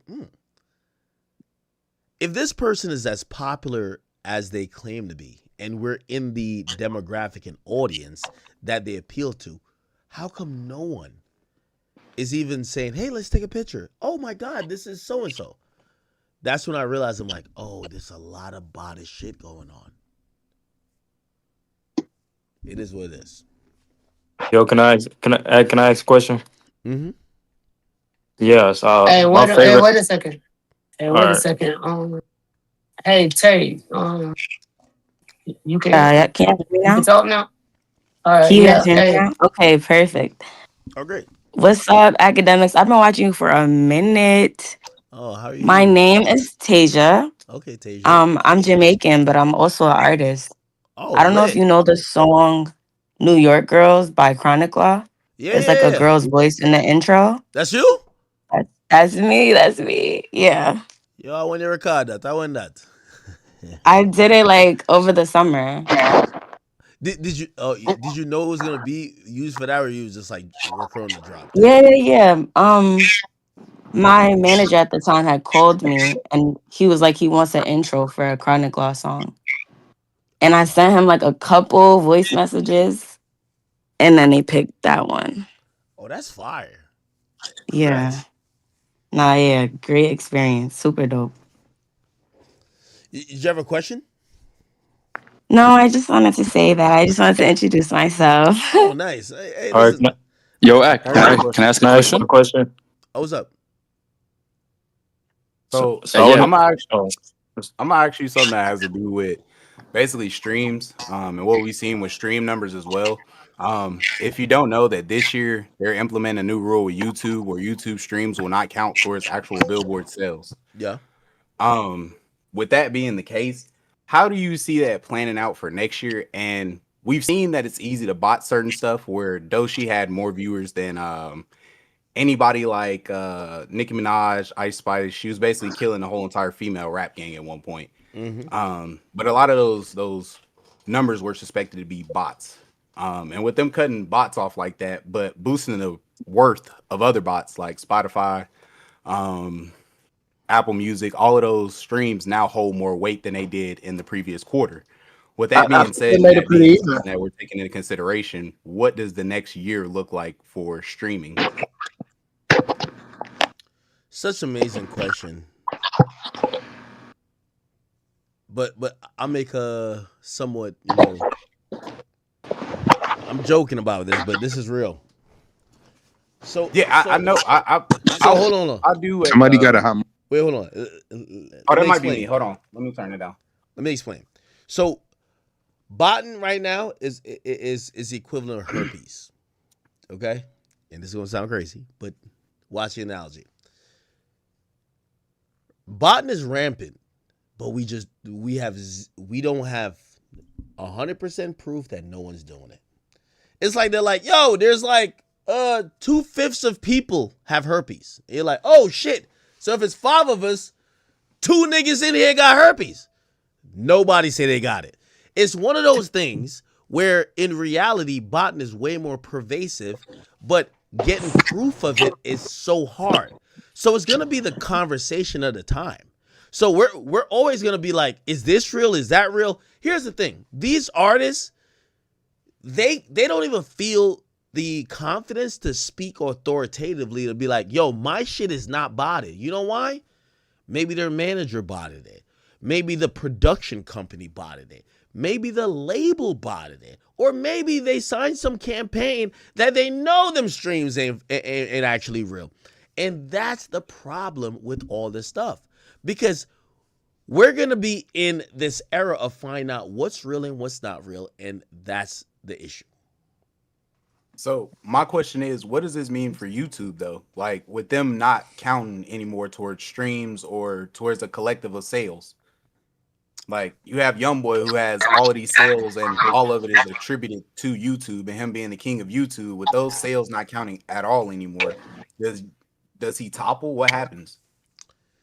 This is gonna get resolved by just book it April 1st. So you got to realize these are publicly traded companies. These are strategic moves. It's not just somebody just winging it. And yeah, I believe this is going to get resolved because at the end of the day, artists want Spotify. Not Spotify, I mean YouTube. They want the engagement. They want everything that comes with it. And if that's not the case, it's not going to be too good. So I think it's going to get resolved in 90 days. Yo, Ed, can I ask my question? Go ahead. Yeah, I got a question. So, are you going to be covering the Dirk trial? And then also, if Dirk somehow beats the case, like how much bigger of an artist do you think he would possibly be? 100% will be covering the Dirk case. How big of an artist? I mean, it was already a huge artist. It definitely would be like this A-lister, of course. But Do you think this might be crazy? But do you think like he would fuck with Young Thug? I don't think so.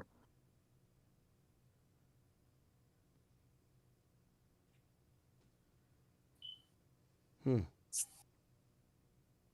If you go like based off the interview that he did with you, based off what he said, if you add that to it, Young Thug makes sense for them to mess with each other. I honestly don't know. Yo, Hey academics. yo, Hold on, Yo, hold I on. want to. I'm a big fan from Sweden, bro. Can I ask you a question? Wait, no, wait, just hold that question for 1 second. The reason why I said I don't Yes. know about Dirk, and I sat with Dirk about 2 to 3 years ago, and I believe every word he said was sincere. I do believe that people now realize that, you know, these other entities that are providing whatever, like, I think Dirk would feel stupid being in this world. Yeah, you care about when Dirk looked at me in my eyes when we were at the Waldorf in LA and we were doing that interview. Bro, I could tell he was crying on the inside. He said, "I hate snitches. They took my father away from me." I don't know, and I wouldn't say, oh, definitely he would be fucking with these people, but I don't think he would be in an interesting position because I don't think these people give a fuck about what he's into. Yeah. I gotta ask you one more question. This kind of like off script a little bit, hmm but I know you do like your little construction thing. That's something that I want to get into like in a couple months. Would you ever like make a channel for that or anything? Or I will. I will. I mean, I could go a little bit more in depth in the plans that I have for it. Hey, But it would be a little bit doxing myself. But yes, like that's the goal. You know what I mean? It's my mental peace. It's obviously I think about hip hop all day. I go to sleep with what's going on in our culture on my mind, and I wake up with it on my mind. Sometimes it feels like I'm not even getting enough sleep. So like for yeah, anyone who feels like you know this isn't important, like Kai Cenat needs a hobby. Trust yeah, me. You need something to be like, hey, listen, I'm about to go walk outside or I'm about to go do this. And whatever that's going on in the world that's really important to me just doesn't matter. yeah. Yeah. Hey, I yo, want to say one more thing. It's not a question, but I'm a streamer, and then a couple days ago, I did like my top six dream guests, and you were one of them because I watch you a lot. So I just want to say, keep going, and Wait, you said I was you've been one great. of your top what? Like my top six dream guests, you were one of them. Who are the others? Uh, Javante Davis, Charleston White, Lil Durk. I forgot the other two. Honestly, Mm, there were two more, but I forgot the other two. that's dope. That's dope. Yeah. Hopefully one day I can make that happen for you, all right? All right. Thank you. I appreciate that. 100%. Act That's man, big. I got a Yo, real question I'm a for big you, fan bro. from I got a Sweden, bro. question Can I for ask you. hey, you a yo, question? Real shit, real shit. Nah, yo, real shit, let me bro. go after this, Sweden. Yeah, Yo, bro. this all 2026, bro. We need your style to come better, Act. What's good with Right, that? you Playboy Cardi gave you the best outfit you ever had, bro. Oh, all right, okay. Well, so did I tell y'all that so the outfit he gave me, right? I'm about to put it on like this mannequin behind me. And I'm kind of cherishing it, but is it the best style ever? Like, you know what I mean? Like, it was kind of like baggy a bit. Like, obviously he didn't know my size at first, but like, are you telling me that's the best outfit I've ever worn? Yeah, The no, best skin outfit tight you ever sweats ain't had, it no bro. more. I ain't gonna cap. I Act. I'm a stylist. I've been trying to connect with you. I've been talking to Leave, Kyrie, really. Wale. Bro, it's hard to really like get in contact with you, even for them boys. But I'm just like really want to work with you. Like, I feel like you could be like one of the flyest journalists, but you don't try at all, Yo, bro. I It's feel like like, they hate me so much no matter what I do. Like, they won't give me credit. By the way, hold on. Yeah. I'm gonna show y'all Mannequin Demics, who's gonna be rocking the Cardi fit permanently and behind me soon. He's unclothed right now, so like don't really get mad at him. But I did buy a mannequin. This is how serious I took it. This is his upper body, so he's not decapitated or nothing. All right. I'm serious. Yeah, bro. Yo, he right I here. mean, do you feel like you want to go harder for the style? Yo, he right here. I know you can't see his bottom half and shit. Oh, I'm like choking him out. Pause. Hey, actually this look kind of gay. Hold on, let me just let him say it. It's kind of look gay me holding that nigga like that. But it's a dude. But yeah, now he gonna be rocking a Cardi fit. He gonna be back there. It's a whole thing and he stand up. Trust. Feel me? All right, gang. All right, bro. But yeah, no. Y'all got a question? I'm putting a Cardi fit on him, which I definitely felt like I should have kept there was Cardi gave me some chrome heart glasses. I should have kept it. Anyway, go ahead. Yeah, no, I Yes, just feel like all 2026, I feel like your style needs to come harder. Do you feel like, how do you feel about that? Because I'm not even gonna lie, even Joe Budden, that's for somebody that's like his age, he's still going Joe hard. style You is feel me? ass. Joe style's ass. Hey, hold on. I ain't gonna lie to you. And well, this is not a backhanded compliment. This is a real nigga compliment. The best I've ever thought my fit was, I remember when Complex gave us a stylist for, I forgot it was like a photo shoot or something. Yo, there was this gay dude. Yo, he had me dripping. Pause. Oh, that sounds crazy. Like, you know what I mean, though? No, not like Hey, that. No, yo. Nah, Poo-poo nah, pause, hey, nah, I man. nah. know. Nah, there be Pause. some Yo, the nigga was stylists that's nice. like, I you mean, know, it's pause. all Like, good. not like that. Yo, he hooked me up with a fit. I'm like, this nigga, like, he no drip. Like, because sometimes, like, people will have you dress in some shit and you're like, you don't feel comfortable. I'm like, yo, the dude picked out the right shit. I can't even lie to you. Like, no gay stuff. Like, you know what I mean? Yo, everybody in the chat. Yo, no, chill. Well, shit, I'm gonna definitely be trying to connect back with Leaf and Wale and let you know if they like, you know what I'm saying? If you still definitely want to do that, if you definitely want to upgrade the style. I be working with 41 and Bossman Oh, D-Lo, for real? Chow Lee. Wait, are you the one who styled Bossman D-Lo when he was on the couch? Nah, that's crazy. Nah, hell nah. Definitely had nothing to do with that. Yo, my man, yo, this is my man's finest work. That's crazy. This That's is crazy finest work. work right here, Chad. Yo, Big Ag, let me ask you a question, bro. Yo. Yeah, let the boy from Sweden ask you a question, man. It was good.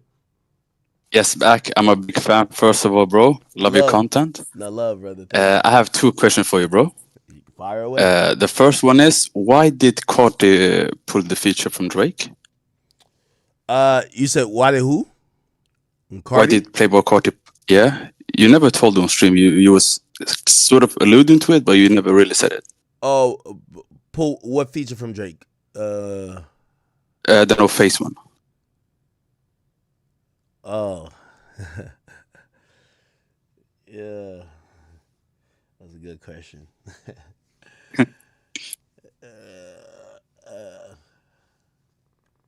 Two for chat niggas, bro. I don't know if I can say, man. I don't know if I can say. I mean, that's a great question. And by the way, trust me, I was very like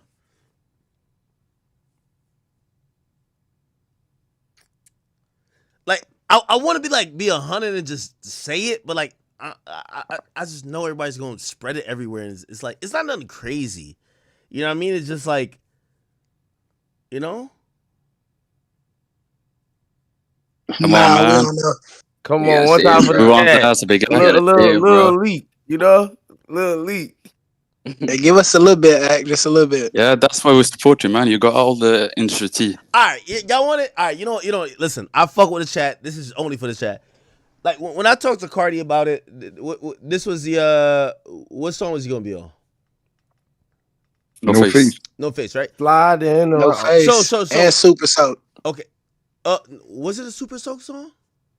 No, it was No I Face, thought I bro. heard you say he was No supposed to be Face. on Super Soak with him and sliding Yachty. around. Yachty was on Super Soak. Wait. No face. Let me see.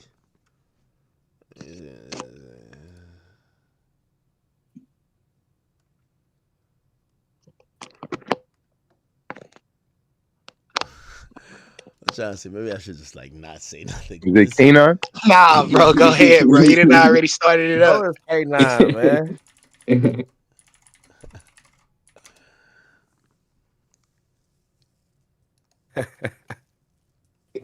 It was SOD too, is it? Yeah, that's super soak. SOD, super sub. Yeah, that jump. Nah, SOD was with Liliari, bro. Yeah, but he said Cardi was supposed to be on there too, bro. No. I think it was No Face. All right, so all right, I'll just say this. And love to Cardi and love to Drake. When I talked to Cardi about it, the No Face thing, according to what he told me, he said I was down to be on it. The reality is, he said, yo, he gets the track, Drake is dissing his homies.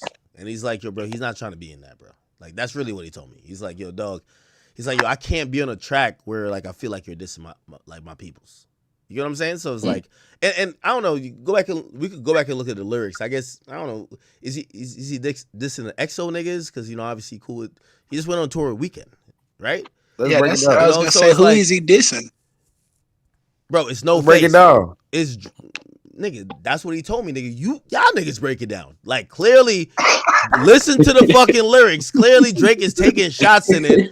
He's trying to say, I'm not trying to look like a goofy being on a track where niggas is like if you're like, he would be down to be on a track that Drake ain't dissing people. He felt Drake, whatever. So he's like, yo, bro, he's not trying to be a part of it.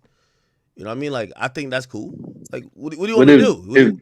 That's solid, though. So is their relationship repairable or what? Because we needed Cardi and Drake like hit. I answered one question, brother. I don't know about the other questions you're asking. Why would Drake put Cardi in that situation knowing he managed by OVO? Don't you think that's kind of like a divide and conquer? No, he's managed by EXO. And I understand that too. It's like, dog, like yeah, that's what I meant, EXO. It's like, yo, if you put him on a track, I understand that. Now, granted, I would hope that's communicated between them, right? But yeah, if you ask me to get on a track and I listen to the track and I'm like, oh, you're dissing my guys, I get why it might not be, That's almost like Thug getting. Hey. Well, yo, last question, Ike. Yo, I got a question. Yeah. Yo, let me go after. Yeah. Ike. Come on. Let somebody else go. Hey, Sweden, we gotta switch. We gotta go to the next person, Sweden. Let me go ahead. I want to ask. Yo, big Yo, big shout out academics. So I want to ask you the GOAT, you know that. Yo, Ak, I want to ask you something about hip hop, because when I look at like Sabrina Carpenter and a lot of the pop acts, they have no problem creating household names in like 8 years, 7 years type shit. What is going on with the hip hop industry to where we not getting no household name? The Sabrina Carpenters is doing 350 the first week on the low. Jay-Z, he invested 500 million into the fucking the K-pop. That shit is moving. What the fuck is going on with the hip hop marketplace to why we not getting no big superstars right now? No, I think we got big superstars. Here's a problem when it comes to hip hop. Most of these people we're talking about and like we're hyping them up, they sell product. Like, yeah, hip hop, we're still only selling streaming. So in hip hop, people are like, oh, we stream and then we just go to perform at Rolling Loud. Like, the reality is that there's much more to be done because the consumer, if they like it, they want to do more, right? Like a lot of these people, they only do merch when they're on tour. So there's a lot of stuff left behind. And, respectfully, if people feel like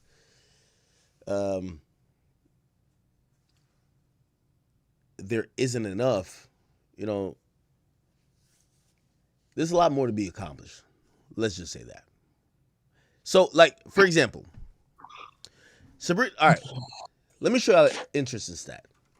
Most streamed artists of 2025. This is very important for y'all to know, right?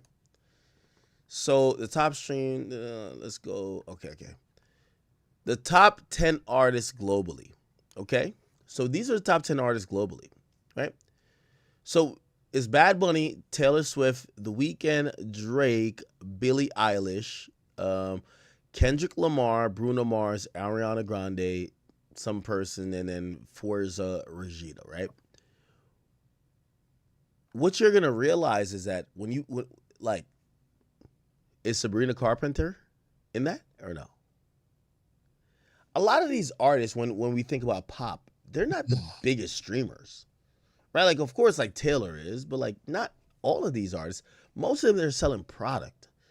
They're bundling. They're like, hey, listen, buy this ticket and this, buy this shirt and this. In hip hop, I think it's almost became too cool. Like we became too cool to sell stuff. Like 21 Savage just put out a project, and he didn't sell nothing. He was just like, yo, just pre-save my album. That's it. Yo, Taylor drops an album, and then she drops 40 DLC packets or like, re-ups, and she's just showing you the other ways to make money. And that's a big deal, if you ask me. So, like, but my fault, bro. Go ahead. I was gonna say, but she's a household name. Like, I'm talking about the press building that artist asset to where the public is their household names to where they could sell shit like that. Our hip hop artists, we ain't seeing them get those types of rollouts, those types of looks that's gonna catapult them to be household name to do those merchants. 21 Savage, his household name. Yo, what? Hey, what just happened? Hey, look. Hey, I definitely for the get you with people, that. hang on, y'all. Hey, For the people on the stage, we still got 40 requests of people that's trying to come up. So we're gonna have to move it along and get more people up here. So y'all get y'all questions. I'm ready to ask my question. Hey, buddy, Yo, wait, hold on. Let me just wrap that last thing up. So, in reality, streaming these days doesn't really benefit, or not necessarily benefit, but it's not like these wild numbers that showcases that Sabrina Carpenter is more popular than most hip hop artists. Is that these days that they do a better job of packaging these people to be, pop stars, as opposed to when it comes to hip hop, like, we only care about first week sales, not overall sales. So like, labels don't spend money beyond a certain place. Stuff get leaked more than others, so they don't spend money on this. So in reality, you get to realize that it's not that Sabrina Carpenter is so lit, is that there's a lot more things at play. Anyhow, go ahead. Yo, salute, you my bro. How you doing? Big Yo, I'm from Memphis, Tennessee. Can you hear me? Yep. Right on, big brother. I just wanted 30 seconds of your time. I remember a post that you had posted about Tentacion and how you pretty much discovered him. I missed that. And you were saying that that it's rare to find. I was saying that I know how you were saying that how you discovered Tentacion and how it's rare for you to find another artist that's unique like that. Can you hear me? Yeah, I can hear you. Yeah, for sure. So I just wanted, I shared what I got with Charleston. He was like, "Nigga, you a star, nigga. What you doing?" You know how he crazy. So I wanted to just share with you. I already talked 15 seconds. So if I got 15 seconds left, can I just share what I got with you real quick? Sure. Go ahead. All right, here we go. I play the guitar, so you hear guitar in the background. All right, bro. I ain't trying to hear your guitar game.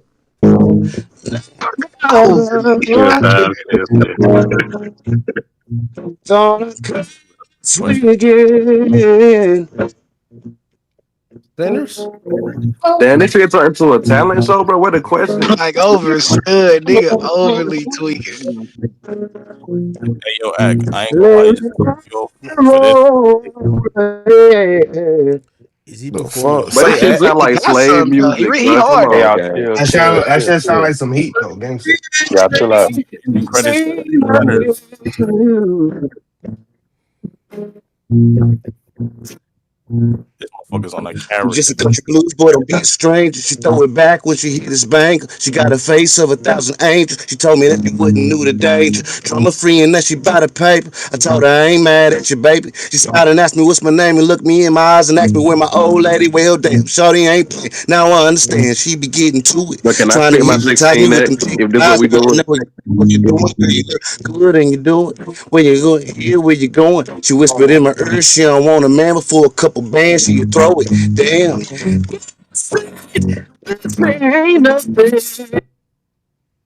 Yeah. It's only right you rate that Hey, shit from 1 Hey, through fuck. 10. Hey yo, all right. no, I'm not gonna lie. Hang on. Hey, Hey, please don't come up here and play your whole entire song. Please do not do that. Say Hey yo, yo, act. What's up yo, with all right. I got a the 5M question. server? is that what? What's up with a 5M server? I'm trying to develop a 5M server for you. Uh, I think we're gonna have to just do it because there was a little bit part of me. I was like, yo, all right, GTA 6 about to come on, but like, yeah, it feels like it's never coming, right? Like, they said like a year, but they're keep doing pushback. So we're probably gonna have to do something to sort. If you're Yo, down to I run a make 5M server, MLOs. we could talk about it. Come on. Yeah, I make MLOs. I dev. I done did some artist servers already. Wow, nice. Sleepy Hollow, 22 Gs. Almighty Hey, J. send me a friend request. I'll get with you. Oh wow, Say it. that's fire. Hey, Nah, no Yo, bullshit. Nigga, don't waste a second of your time or your money trying to sign finesse lame man. what? Nigga, don't waste a second of your time trying to sign that fat lame man, nigga, bro. That Why? nigga is Why? lame, man. yo, all Finesse right. music ain't going nowhere. That nigga got beef everywhere he go in the South, bro. Really? And that's Oh why yeah, his music they ain't going chased that nowhere. nigga down in Atlanta with them choppers at that nigga running. Nah, he get love out here in Texas, though. Texas ain't the South, bro. He crazy as fuck. Texas ain't the South, bro. Wait, Texas is in the South? Texas Texas is is not Yeah, the not like the South. What What are you South. you mean? saying? Texas is not Hey, the We what's the let South. word? Texas What? nigga claim the South Texas because is Pimp not C. Georgia. Texas Texas is is not not the South, Louisiana. nigga. It is not the South. Finesse can't come to Alabama. He can't come to Or Florida. He Alabama, can't go to nigga. Mississippi. Hey, Can't go to Georgia. y'all, we got another chat queen up. Well, get off where she. I just say she was sitting there. Put her on. Come on. Well, speak then, baby. I am All right. unforgettable. I am unforgettable. The guy. Oh, what we talking about? You got I'm something to say? here. All right, Hello. get it off. Hey, how y'all doing? Yeah. How you doing? What's that? That was- Okay, I'm academics. I really, really enjoy your commentary. Thank There are you. things that you say I don't agree with, and there are things that you say I really do agree with. And you know that's part of the reason why I follow you. It's Thank you. because we can agree to disagree. Thank you. Thank you so much. Okay.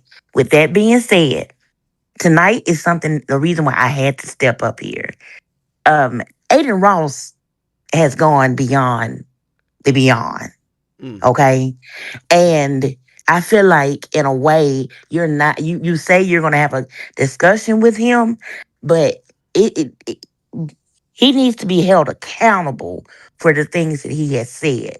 And I'm talking about the racist things he said. Okay. Like So the day before, wait. I'm just let me go ahead. rock one Go moment. ahead. Go ahead. Okay, the day before there was a guy that was apologizing for calling or saying the N word, right?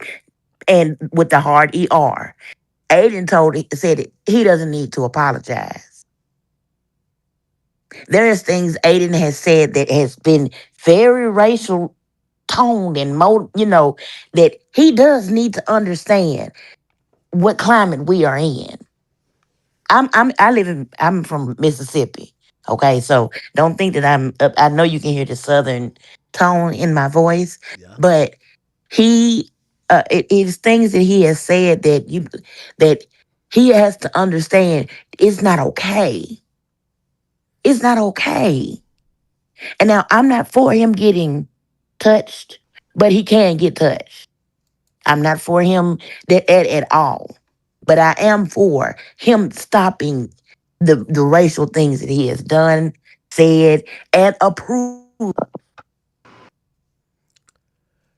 Okay. Uh, Okay. I think what you're saying has all the merit in the world. again, it's gonna come across like I'm like just like saying whatever he did or he said like is all good. That's not the truth. Um, what I'm speaking to is lack of knowledge and ignorance. So what I'm saying is that I don't believe him, who is someone who I don't believe he's racist, but I do believe that he probably has said certain things that has racial overtones that he might not be familiar with that we should educate him on. And now, granted, in my opinion, if we educate him on something and say, hey, listen, this bothers people who have color, might look at it this way. If he continues on that or he says, fuck that, of course. I'd be with y'all in any type of, not only admonishment, but like any type of way he's categorized. Right? But I don't believe that's his intent.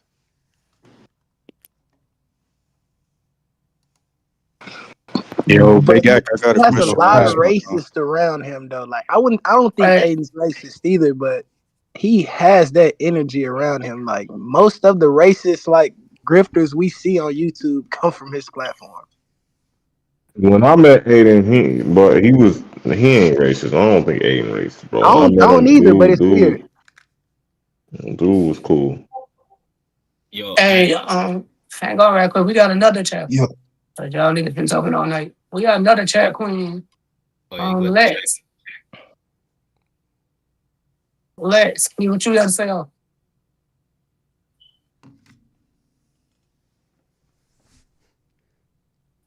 Okay. Not here, I guess. Yo, you know what I want? You know what I wanted to bring up? Yo, Oh, Hey, I'm a little while we in the nervous. middle of it, That shit. Am I talking That to shit. you? That shit go. Y'all let her talk. I'm gonna keep it brief because y'all let's talk a lot. But I'm from Chicago, and I might be the only fan of yours from Chicago. So I'm gonna speak for everybody. Bring your ass to Chicago. We ain't gonna do shit to you. We fuck with you. not if you just said you the only fan out there. Hello. Yeah, like what Oh, was that? you gotta come out That that was mic. wild. Fucked up, Lex. Hey, yo, Sound that like might it's be be my your mad first only time annoying. fan, in but this come on bitch. here. Hey, Oh, hey, that's all by the that way, by the shit, way. Act. Don't do Hey, it, by the way, bruh. what a lot of people don't realize, like, I look at my demographics. Shit, let me see if I can take a screenshot of it. Like, I mean, Chicago is Chicago's always been one of my biggest, areas of support. Obviously, maybe not everybody likes me there, but whatever. But like, Chicago is I think a really amazing place, and I think they've always kind of like embraced me, and I've always embraced them. So it's like it's not necessarily like that I'm looking for Chicago to just like love me for whatever, but I do think they do have love for me, for the most part. I agree. They got no choice. You made Sosa. You definitely Yeah, gotta that's visit though. fact. Don't be scared. Don't be scared. They fuck with you in the trenches, Act. That's over still. That's all across America, bro. Yeah, we in MC trying Atlanta. to We mess with backdoor you act. too, Act. Even though you calling us rats, we mess with you out here in Atlanta, Oh, gang. in Atlanta, me and Bloody J Not gotta have a rats, Yeah. though. conversation. No, hold on. Not rats, though. No, the Atlanta thing. I want everybody to keep the same energy there, and I feel like Atlanta's trying to pull a fast one on us. They're not trying to be honest about their Act, love. we been calling them rats out here too. Like, bro, you know what I'm saying? We be calling all them dudes rats. Like Who is Atlanta's them, not nigga? rocking Put with the that. names on Yeah, it. Gunner a facts. rat. Thug a rat. Put the names on it, nigga. But the nigga know them Atlanta niggas was weirdos. Like Pimp C said Come on, that. Ty. I ain't gonna lie. I Hey, got bro, you can't diss the whole city, bro. Stop it, bro. That's Like, no, crazy. bro. Take it up It's with rap Pimp Hey, C, niggas. tell bro. that Don't bitch take it up ass. with me. Hey, what? yo, tell Act, that y'all Don't can nigga hear get me? that tell us. started. Don't get that started, y'all. Hey, yo, come Y'all on, got we a on question, film. Act? Yo, what up? Yo, what up, bro? My name Tizzy, bro. Been fucking with your shit for a while long. I ain't gonna lie, I got everybody jumping with your shit. But quick question, like, so like, where do you see the music for the hip hop in 2 to 3 years? Because like, we all thought drill was about to fall off, and it's like drill took over, as you said. If it ain't being recorded, if the person ain't seem like they really doing shit, then they ain't. You feel me? So like, where's this gonna be in like 2 to 3 years? So everything in hip hop is cyclical. So it's like right now, I believe everyone's kind of like looking at all these areas of hip hop and be like, well, I don't believe this. This is kind of cool. This is not like people are making their choices now. So, but it always exists. So it's just not natural where none of the stuff that we were all kind of feeding into just goes away. That's not gonna happen. Yeah, but it's like at the same token, right? So we seen the Chicago drill scene pop off crazy, right? Yeah. So you feel like in a sense where in New York, do you feel like New York's drill scene just made a run for itself? So you think it's clipped for that? Or you think it's like about to continue and Atlanta about to jump off and everybody about to else do their thing and this is just about to be drill hip hop and that's just what it is? Say again. Like, cause like the other shit that you saying, like the shit that's not being recorded, the people that's not outside are actually committing, doing dumb shit. Yeah. Niggas ain't taking their music serious. So like, where do they stand in the music scene? Yo, act. Yo, hold on, let him answer, bro. Wait. Oh, No, my bad. no. I'm trying to get a good scope of the question. You're saying that for people who aren't into Right, cause like me personally, I make music, but I don't be on that drill shit, right? But yeah. like my shit will not go farther unless I do a drill song. You feel me? Cause Yeah, I no. cause I live in New York Okay. type shit. Okay. Thank you for saying that. So what I think people need now is more creativity. You know, it's kind of baked in the cake already. Now we're gonna see different different people doing X, Y, and Z. Like we kind of have to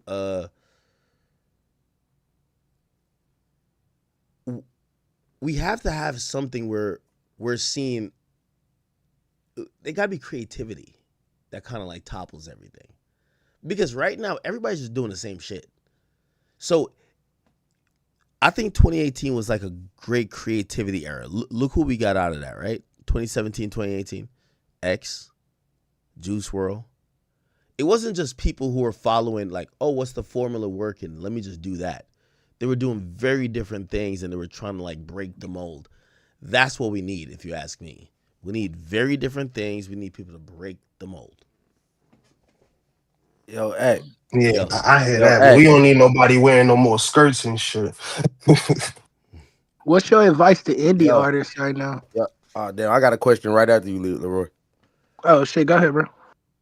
Hey, yo, act, bro. I got a question just like on the you side of things, gang, and like how the industry look at you, gang. yeah. So, do you feel like, bro, the industry has made you the villain? And if you do, how do you feel sitting in that spot? You feel me? Like, do you feel like they try to villainize you or like, you know? Of course. You know, oftentimes I keep telling you like these days in striving to become better, I try to I watch like tonight, like when I wake up in the morning, I'm gonna watch this stream over. I'm like, oh man, you didn't make a good point there. Like I'm really critical of myself. I want to give you guys really good stuff. Have they tried to make me the villain? Yeah, bro. I was really surprised. I was out. I was shocked. But I get it. You know what I tell you all the time? It's better to be liked than right. Yo, they literally was trying to say, yo, they put this on Hot New Hip Hop and Double XL. Oh, people are saying academics is the reason for a global cultural divide among people who are young and old. And I'm like, are like what I didn't mention when I addressed it at first, I'm like, bro, do these people know I did the Warren? No, not Warren Shark. Do they know I did Everyday Struggle? Like, my nigga, I'm lit online. They tell me Joe Budden, which I didn't know too much about or how powerful his voice was. I knew he was a rapper.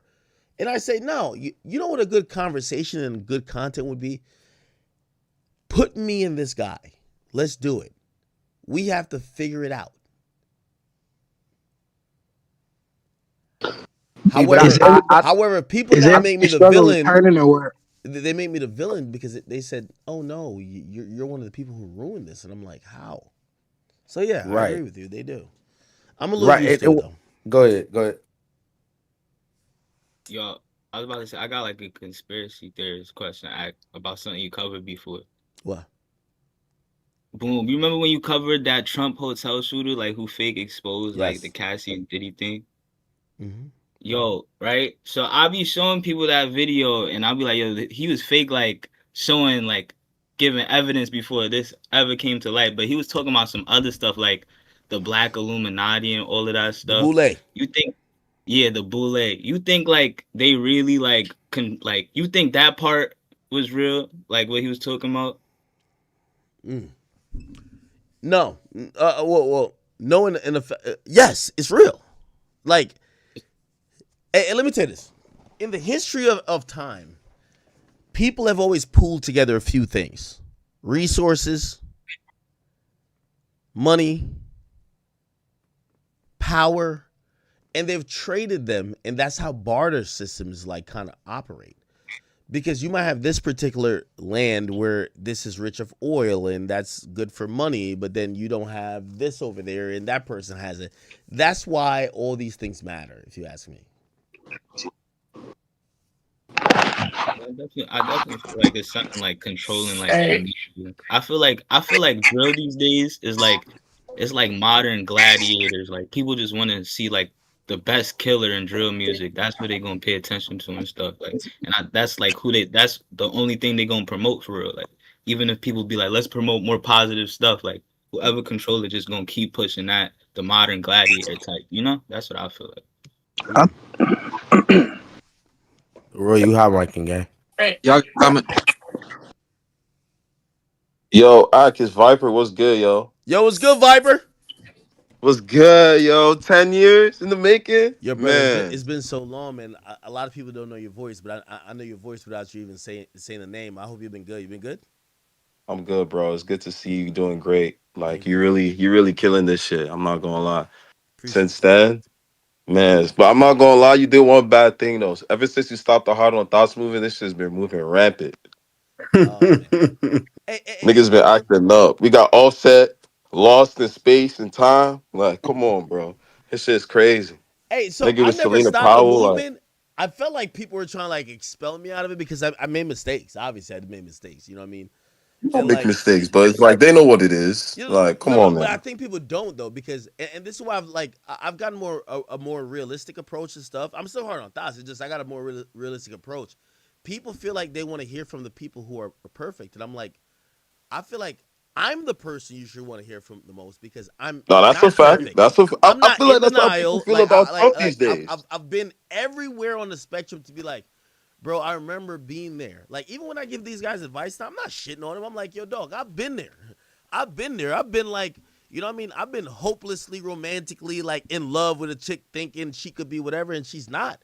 So like, for me, I don't look at it in terms of any shame with that, but like I do know certain people that be like, yo, well, you, that's why I also like usually I go really hard, pause, and I'm like, nah, you should do X, Y, and Z, and I'm like, bro, I'm gonna keep it a being with you. Like when I went through some of the stuff I went through, nobody could tell me shit. It's like, yo, everybody be like, yo. Like I was telling my homies, and they were like, yo, bro, nigga, I told you a million times to leave Shorty. And I was like, you did. But I didn't listen. You know what I mean? So for me, you know, the Hard on Thoughts movement still continues and it still like exists. But I'll always say that, my age old motto is, you know, experience is the best teacher in life. It gives you the test after it gives before it gives you a lesson. So True, true. I had to go through these things. And sometimes when I'm seeing like these other dudes and they're like, they're in a position that we're like, yo, what the fuck are you doing? I'm a little bit less harsh on them in saying, yo, why are you fucking up? Because everyone gotta hit their head. Like they gotta hit their head. They gotta like burn their hand on the stove. And but to help accentuate your point though, Viper, what I think is happening now is that people are realizing that they're missing out on a whole bunch of stuff like the red pill, all these things that are kind of teaching or at least instructed men like maybe you should be careful for yourself. They're all making a comeback because this is a true phenomenon. People are kind of like worried about the current state of what you know, just like a relationship, to be yeah, honest. relationships and just what this like social economy is, if you ask me. And that's a fact. Trust me, I understand. But I'm not gonna waste too much of your time. Other than that, Viper, man, come I'm around a little fucking bit with more Aiden often, Ross. man. Yo, you are one of my funniest people in the chat for like 10 years, bro. We've been like, you don't got doxes or anything, but like, everything been good with you? Yeah, man. I'm just chilling, man. I'm just chilling. I'm enjoying the chat. I want to send you some clothes for sure. I started making clothes. I remember we was talking about that. Yeah. I got some designs for you too. I'm gonna still email you some new designs if you need some stuff for the next year. It's World Cup year. I said next year. It's World Cup year, and World Cup is in New York, so this shit finna be lit. You Shit. feel me? Let's get it. What else, man? What else? Yeah, I want to send you some clothes. You got to step flyer than Mano, man. Them niggas is not fly, bro. Them niggas is not. That's how you get them niggas mad. You want to get them niggas mad? You got to step. What Lil Dude said earlier, bro? You need some drip. I'm not gonna hold you. Hey, I'll definitely send you some shit, man. the Mano stuff was just like, man, I really looked at that and it was just like so goofy to me because like, you know, this dude to me was trying to like pick an issue. Like Yeah, that shit was corny. yo, I'm not gonna hold you. It was I feel corny. like I was giving him credit. Again, I gave him the credit. I'm like, yo, he told the story of us meeting. I don't think he'd lie, but like I told the same story. Like I'm not somebody who and even I remember when I ran to Dave Free, right? I ran to Dave Free and the TDE people said something to me. They were like, yo, I feel like you're gonna go online and just like whatever, make us look like. They were really concerned with that. I don't know if I ever told y'all this. Bro. Wait, hold on. Wait, so when I ran to Dave Free, the TDE guys were really concerned I was gonna go online and make them look pussy. Wait, what the hell y'all got going on here? I Yeah, just who's muted that? him. I just muted him. Okay. I don't know what that was. Okay. Hey, No, I got Let him finish, yeah, TJ. Hold on, Wait, let let him him finish. finish. Let him finish real quick. yeah, let me oh finish my this. bad. So they were really concerned that like I was gonna go online, and they kind of said it to me. They're like, yo, they're like, yo, I feel like you came because their idea, and whatever. Maybe they had good reason, maybe not, but they were like, yo, you're here, and I feel like you're kind of like poking a hornet's nest. Like what do you want us to do? Like, do we have to do something? Blah blah blah. It's like I feel like you're gonna go online and make us look pussy, and I'm like, no, dude, I came here to watch a show, and like if you really think it's that serious that I'm gonna go and lie about exactly what happened here, like, oh yeah, nah, them niggas is bitches. I was in there walking around telling niggas fuck off, fuck all. Like I'm like no, but for them, that was their thing. Like there was like, well, how do we kind of explain this? Them niggas is old. They always feel like they gotta do something. It's like old intimidation. I feel like a lot of times, like these old niggas just feel like they gotta really do something to prove a point. You feel me? Like versus like us these days, like in this younger generation, we could like really talk this shit out, or just like really just sit down and have a conversation. You know what I mean? Yeah, But like and times have done change, man. Like times don't change. Like times don't change. to this day, I'm I would love to hear what they felt about the whole thing because I only got it in bits and pieces, and to this day. I'm sorry. yeah. After that encounter, the only time I heard about them was through Drake, and that threw me for a loop. I was like, I couldn't even understand what that was. I was like, wait. So you're telling me Dave Free is about to like pop like a fucking blood vessel because he's upset over whatever. And I don't hear about this. I leave the venue, everything's cool. And the next time I hear about it, Drake is calling me and Drake is saying, yo, did you say this to SZA? And I'm like, whoa, what? I'm like, wait, first of all, you and SZA are cool? Like, I didn't even know him and SZA was cool. So I just thought the whole thing was goofy afterwards. I'm like, oh, wait, hold on. So you're telling me, and that's why about it, I think I told you, I was like, when Kendrick was coming to Toronto, I was like, Drake, bro, you better pop out, nigga. Like all this tough talk you're talking, you better go pop out and go handle your business. Because it was so crazy to me when I heard that. Oh yeah, what was I saying? It was so crazy when I heard that SZA They reached free. out to Drake because I'm like, I thought y'all were mortal enemies, and then I kind of realized I'm like, yo, they're not even that mad at each other, but they're more mad at you because you're like the middle guy posting it, and I'm like, Yeah, they will be mad at the middle guy. You know what I mean? When you playing the middle guy, you don't really know what's going on both sides. It's like, you know, when you're not really informed as much as you should be, like niggas will really try to throw you in the fray for somebody to just take that hit. yeah, You know what I mean? Like that's for sure. But other than that, man, I'm fucking with Adin Ross ever since Doechii said she don't fuck with straight man. Sorry, man, she lost my vote. Um, to just end it off, Trump, man, niggas is tied at Trump. The president of Venezuela, that dude was about to invade Guyana last year. Why is niggas acting like they forgot? oh, Like, was he? yeah, he was for oil. Niggas acting like they forgot. Oh shit.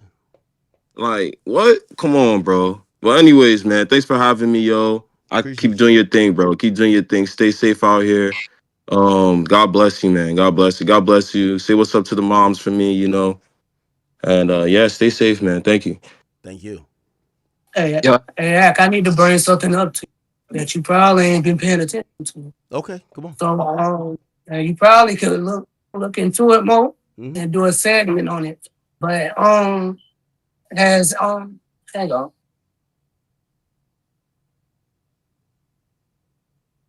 Huh? My bad. As AI has been coming in like into the world. They've been getting AI music. And Sono signed a deal with Warner. They're partnered with Warner. So how you feel about AI joining the music business? Because I've talked to a lot of people and it's controversial. A lot of people don't like it. Timberland doing it.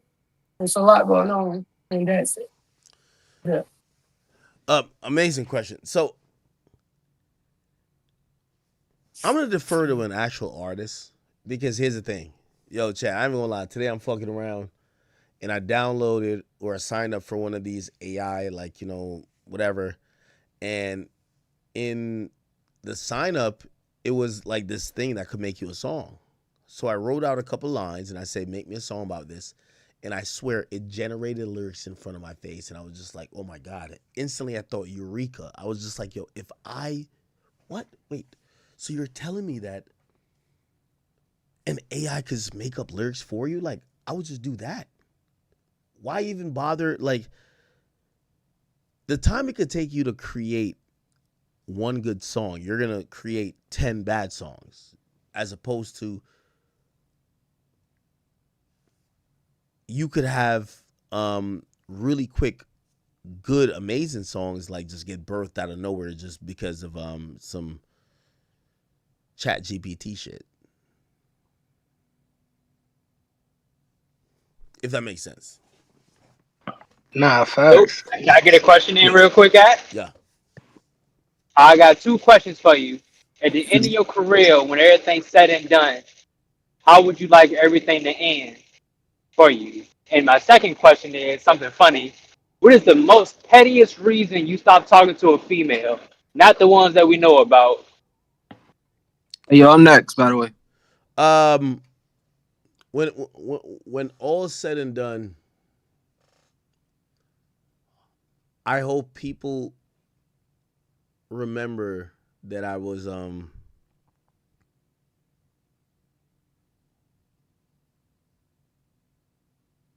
just like them. Really meaning that I had the same dreams, hopes, and aspirations, and the only difference between me and them was hard work and just thinking outside the box. And you know, whatever, you know, influence, whether it's a direct influence, whether it's like, you know, I want people to be like, hey, you help move this along. And what was the other question? What was the most pettiest reason that you stopped talking to a female? Ones that we don't know about.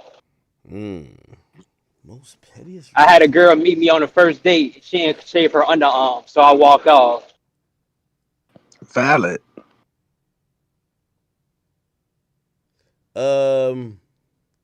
I don't know. I'm pretty sure I have like a better one, but like it's probably the age old like I'm a grown ass man. Like yo, we ain't fuck on the first day. Like you're cut off. I ain't got time for this. I feel you. I feel you. And shout out to the truck drivers because you keep me up at night, my boy. For real? Love what you do. Keep grinding. Oh, Yes, sir. Yes, sir. I appreciate you. And but because you said that, I'm gonna put in more work because I got to keep you. You know what I mean? Getting that money for your family, brother. I got you. I'm at work right now, my boy. You're doing great. Keep up the grind. Oh, love, brother. And that's why get me Yo, get me what's up, mad, Art? bro. What up? Yo, what's up, Art? This is Shadi. I'm calling in from Kenya, Africa, bro. Ooh, Kenya. I'm about to pull up Yeah, the bro. I map had on to your sneak out ass. of the office for a while to talk to Big.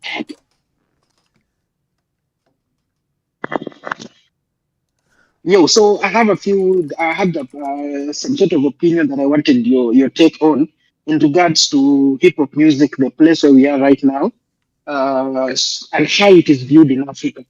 So mostly right now we are not Africa. We are not listening to a lot of hip hop music. Afrobeat has taken over big time in Africa. And back in the day, we would go to a club and jam up to some hip hop tracks. This day, nowhere. Like some guys might be extremely huge in the US. I'm sure maybe guys are into, let's say, Boss Mandela. Here, nobody is listening to that person. Only a few people, the high people, sort of the high in the community. Those are the type of people only that are listening to guys. Listen. Brother, I'm gonna keep it a beat with you. I don't know what you just said. Yeah, your mic is I ain't know what going he. off. Yo, Nah, somebody his give me mic a is going translator, off, man. brother. Oh. Let me disconnect. Bluetooth. How about now? Am I okay now? Yeah. Slow it down a little bit too, so he can hear you. Am I audible right now? Yeah, you good, but just slow it down some, Brody.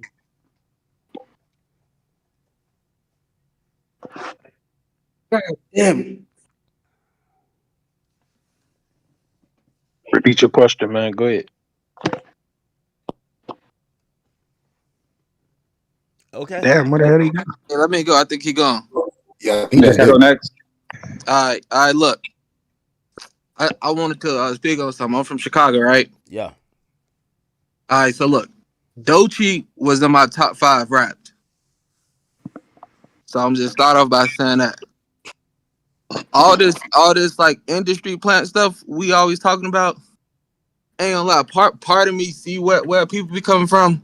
Then the other half of me really just be like, it really don't make no sense. Even if we speak about the Grammy from a production standpoint, the Grammy never really even rocked with that whole trap sound. The Grammy always rocked with that whole like Pharrell boom bap type sound, and that's what typically win the Grammys. At least in my at least from what I see. Like even when you look and you see the whole alligator bites never heal, Yeah. like you see like we the next best thing that I think could have won was we don't trust you you know future and Future mental. future. So it's like I definitely think that's hard. The J. Cole, I definitely do think it had that like boom bap essence, but really, I mean, I think that was really just drowned out by that whole beef because that was so did that, and to me that was never even pushed super hard like all of the rest of the stuff. And then on top of that industry plant stuff, it's like I feel like we just be going so crazy. And by the way, I'm not even speaking about the whole Adin thing. I ain't really talking about none of that. I'm just speaking about just Doechii as an artist. Because I did rock with it. And when I listened to it, I was expecting not to rock with it, but I listened to it and I did rock with it because, I make beats and stuff as well. And then on top of that, going back to this industry plant stuff, like the industry plant stuff has how we keep the whole industry moving. Like I feel like Atlanta put each other on. Who's to say all them is not? Who's to say everybody in that industry is not a plant because they all work together and put their next one on? Going off some of the standards I hear people saying. When people say King Von is the industry plant, that Lil Durk Planet. it's like to me, all that stuff really it just don't make sense. Interesting. No, I, de- I definitely understand and agree with you somewhat. Um, you know, we're kind of watching as it feels like some new shit happening where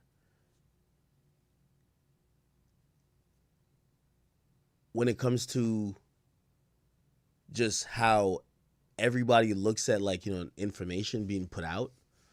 Um, I don't know. It's much different than we've seen in the past. So you know the way you're looking at it and the way we're looking at it and everybody else is looking at it, it's just definitely different.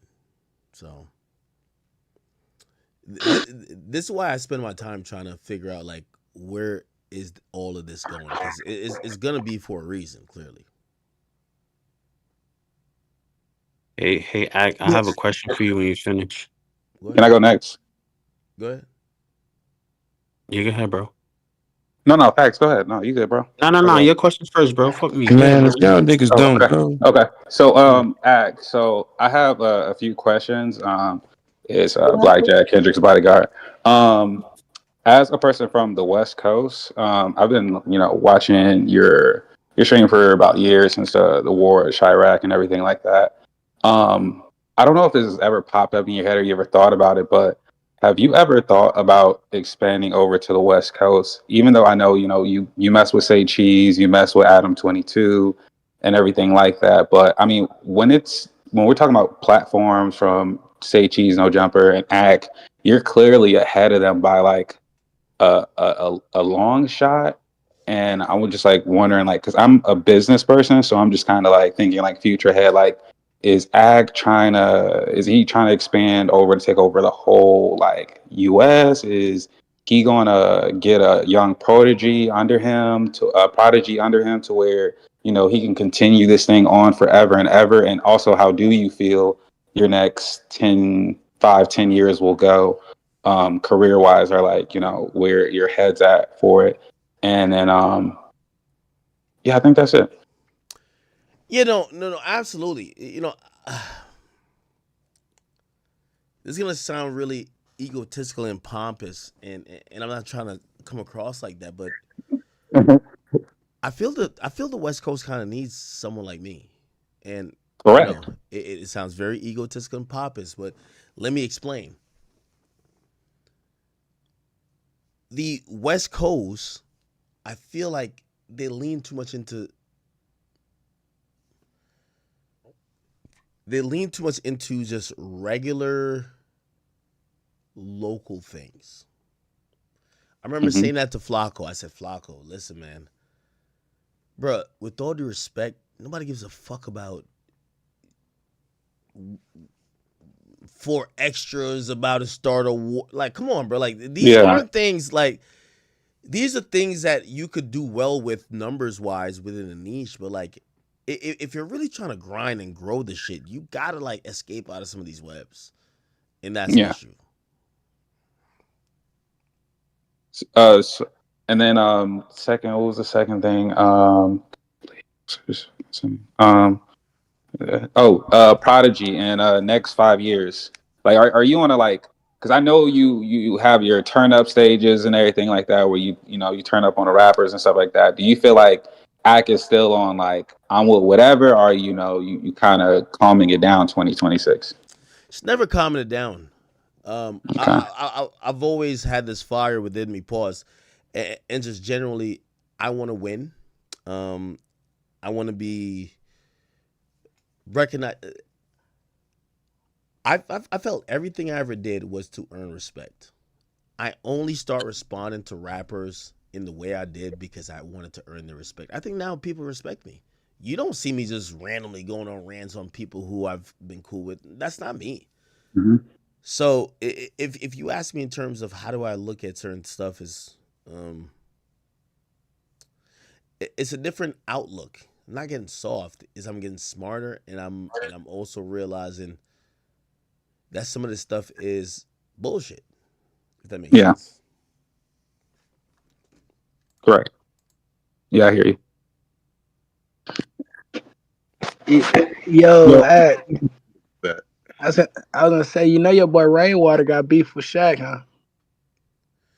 I'm gonna leave. Hey, I'm gonna leave Shaq alone, man. Like Shaq, one of them niggas. You can't even beef him. You gotta wait till he die. He took Rainwater, bitch. He took it. He took What, his artist. He took Rainwater artist. bro? They going down through that, bro. He done dropped the. He ain't dropped it yet, but he got a diss track cooking up on Rain and some more shit. Jesus Christ, man. Yo, my question was, I wanted you to just check your messages real quick. Whenever you get a chance, just check your messages. Is this Aiden call me at 4? Like, how's he up? Wait, hold on. He probably want to talk to the chat niggas. Yo, Aiden, how you? It's 4. It's 4:30. How you up, brother? Yo, Ag, bro, I got a question Hold real on. quick, man. Hold on. We got Aiden on. What What up, up? nigga? Hold on, Alright, y'all. Get up. I Get don't up, y'all. got I don't got a lot of people nowadays that back me, and people that could back me in a position because they know the real me because they've been me off stream, and you backing me, bro, because you understand me and you know who I really am and what I really am about, and I'm not really on nothing that the media makes me seem to be. So I just wanted to call you and give you flowers for being real, and that's the realest shit, and I just appreciate you for real. I just want to tell you that. Tell him join the stage. No, of course. Listen, Aiden, man.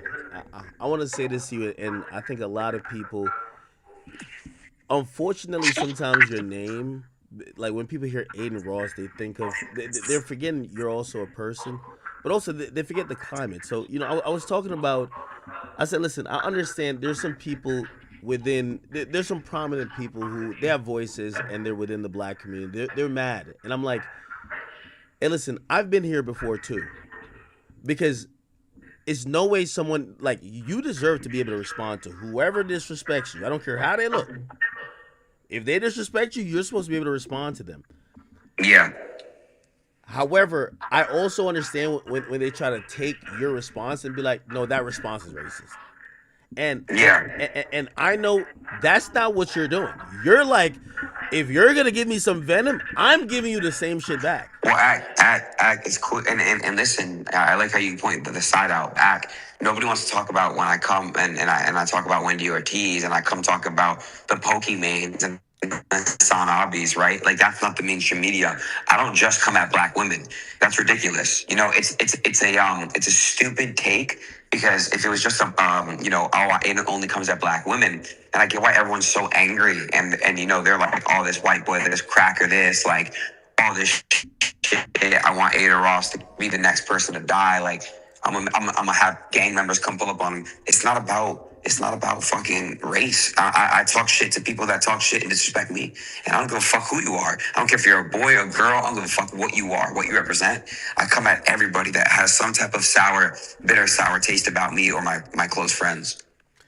Yeah, I thought the opportunity was missed, and I said this on my stream. I said, listen, if I had to try to give some credit or make some sense of what these people are saying, is that they might be talking about some nuance that they're like, you know what, we could interpret it that way. Now I'm like, yo, he didn't mean it that way, but I understand that, and maybe the conversation about that could enlighten people about how language sometimes could be taken differently. But they jumped immediately to let's kill this guy, let's kill him, murder him. I'm like, yo, hold on, They do the same. Hold on, they do the same thing to you. I Like, know. somebody, I know. You're vocal, and you speak out. For example, let's not say the person's name on stream, but you and I were recently involved in something regarding a mariachi, allegedly, in my opinion, regarding, and that's just an example. And that's just something that like they don't do it to just me. You're also black, and they call you a weaponizer towards black women as well. And that doesn't make much sense to me because when I'm with you off stream, you're most of the time dating black women. Like, if you hated black women, people would be able to vividly see that. But that's just the way the internet works. It's on some straight bullshit. And hold on, it's inconsistent. People don't consistently go with what they truly believe. Aiden, it fucked me up. I remember Chrissy Teigen said something about me, and this is where, like, I always say, and I'm gonna say to you too, it's always better to be liked than to be right.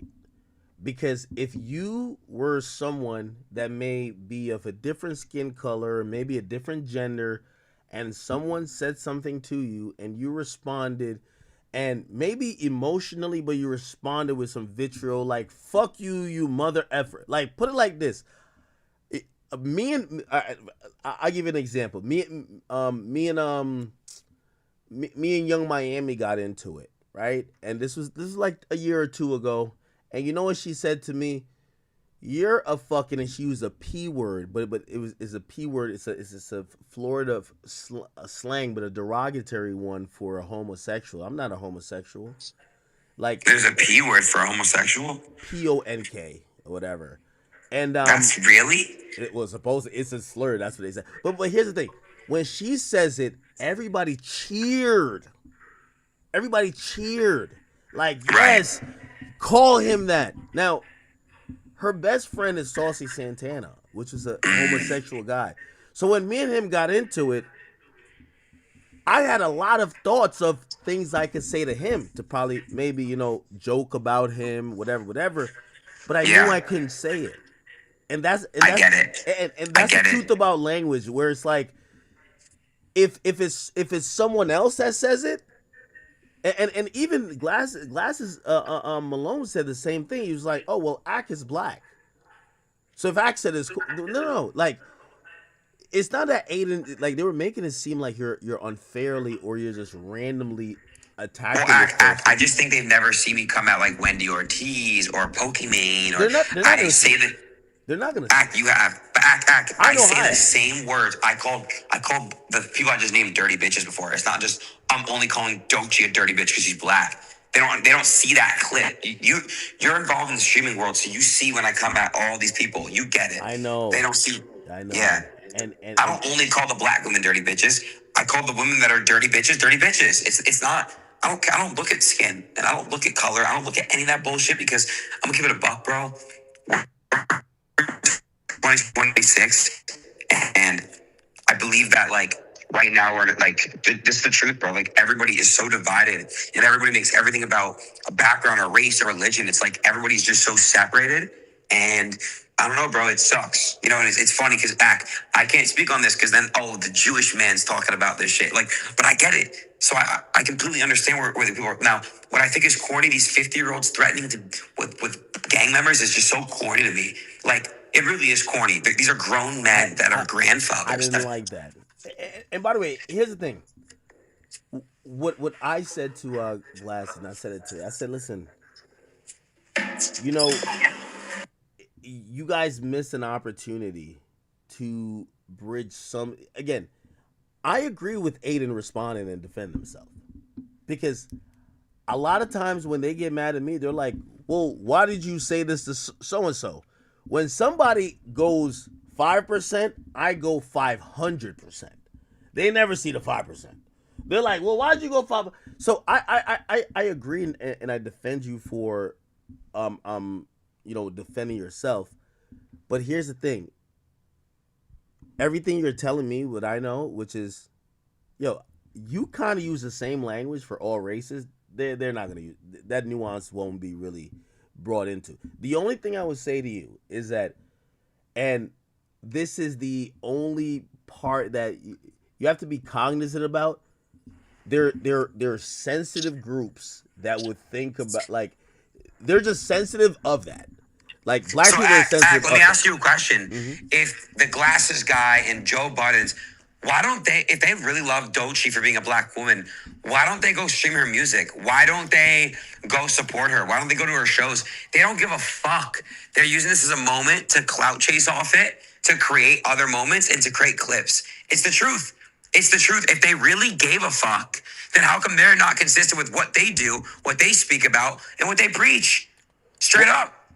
So it's interesting because Joe, like myself, kind of like put out the same thoughts that we kind of thought she was an industry plant. But I think he reverted to, I'm in protect black women mode when you spoke, and it's because there's this like inclination that they're like, well, this guy's racist, so let's change it because Joe and Doechii don't get along neither. I don't know if you know. They're not like, but he's whatever that's you've my said about point. Doechii. They're using siding with her. It's not even a side. They're using creating this hit piece against me because they're seeing how much, bro. It's all over Twitter. It's like so big. It's such a popular thing. Why don't these people stream her music?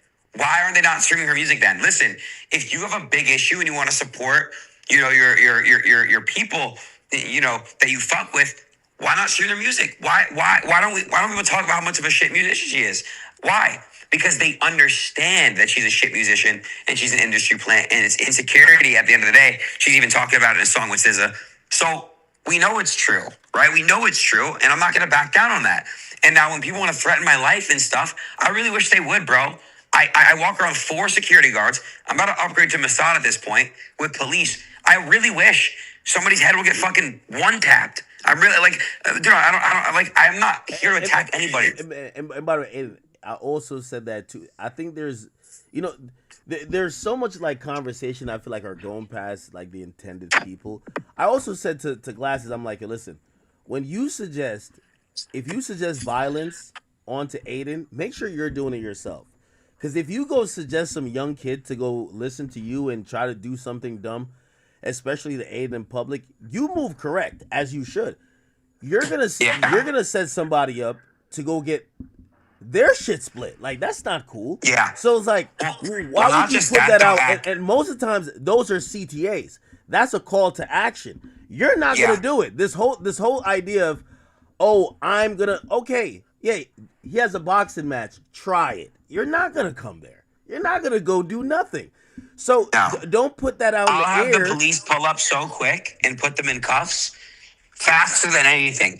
And then I get to do the police are there. The what police you mean? come after the crime. They say the police come. His dumb ass. The police come after the crime. No, motherfucker. If you threaten me and pull up on my property, I'm gonna get you fucking arrested. Like I don't care. There's no ifs, ands, or buts because people don't understand. You're very smart. You're very intelligent. And if you live in a state where it's stand your ground, and I think that people are threatening, I've had threats online, and I see them. I'm allowed to have my security take action to defend me. So if you threaten me online in a vivid threat saying you're going to kill me or you're going to do this to me or you're going to get me beat up, that's a threat. That's a threat. And I've already contacted police about that. I'm not a street rapper. Why don't these guys go slide on their fucking ops, go slide for their people and go after their ops? Don't worry about me, the little Jewish streamer kid. Let me do my own shit. You got nothing to worry about. These motherfuckers and real gangsters move in silence. That's what somebody told me. No. Well, I do agree. I feel like if they were gonna do something, they wouldn't announce it. But I would say this. I feel like there's an opportunity miss. I feel like he was trying to convey that, hey, listen, some people might find. Again, I'm with you because I know how you talk about everybody. The same way you talk about me is the same way you would talk about, like any other friend, like this, when you say you fat piece of shit, like you say the same thing to a white guy who's a fat piece of shit. It's the same thing. Thank you. Look. Wait, I want to, because I'm in your chat. Like again, for people that don't understand, she talked about me first. This try. Nobody cared about the Doechii is trash meme. Everyone was saying that back then. I'm not the only person saying Doechii was trash a year ago. Everybody was on that train. She dissed me recently in a song, and for those of you saying, "Oh, it wasn't about you, Adin," it was because all these publicists, Act knows this, all these agencies, Complex gets paid by these people to push a hit piece. Complex posted something with my face on it. They obviously knew what it was about. So their management had that hit piece done. So she stirred the pot back up. I called her a dirty bitch. I call every girl that I have a problem with a dirty bitch. I'm not giving her extra cookie points. Everybody that I don't fuck with, I'm going to be on the same rant. And if you know, you know. If not, you don't. And by the way, also, here's the thing, too. And it's so interesting. Like, so from that realm, the Kendrick Lamar, TDE, like PG Lang realm, how everybody started, and this is why I agree with you. I do believe they ceded that to the media because they did that with Andrew Schultz, when Andrew Schultz had commented something about Kendrick, and they're like, "Look, this white man is saying that people should R-word Kendrick," and I was like, "Wait, like that was clearly a joke, but like, wait, are we like seriously gonna like just make this a thing?" So obviously that's what it is, but again, I really hate that it went to the point where he started kind of like, dog whistling to say, "Oh, Crips," like we're like, that was so stupid. And he's a smart guy. It's just cringe, bro. He's It's a smart cringe, guy, man. but It's like corny, I bro. can't believe It's corny. he went to that. And by the way, even to Joe, and Joe's my guy. Like I did a show with him for like one of the best shows, really the best show in hip hop ever. Like Joe's above that too, and I'm not gonna ever say they're pandering because these are authentic black people who They are though. No. They are. They don't act. Listen, if they really cared about the community and stuff like that, why don't you ever see these guys giving back to where they're from? Why do you never see them helping people out? Why do you only see charges of them beating their women, of their doing really fucked up shit and getting away with it? It's like that's not true. Like I feel like we shouldn't give them but this. It's like they don't give a fuck. If they really gave a fuck and this wasn't for clips and views, how come none of them tried to hit me off street about it? How come nobody tried to, Whack did. Whack was like, yo, I'm gonna talk to Adin. I'm gonna try to, figure some out. He did. But my whole point was, it's like, this is what I'm trying to bridge the gap, but I'm gonna be honest with you. Again, I think also your name, like when I listen to Joe speak about you, slightly a little bit disappointed. It feels like he doesn't care. Like he's talked about you quite a bit, but he talks about you like he used to talk about Vlad, where it's like, oh, I don't care to ever engage with him, but I'm gonna keep talking about him. You shouldn't. Right. Like I've always said this: if you're not willing to talk to me, nothing I do should ever affect you. You should be like, all right, I'm gonna just X him out of my orbit, and I'm not gonna even deal with him.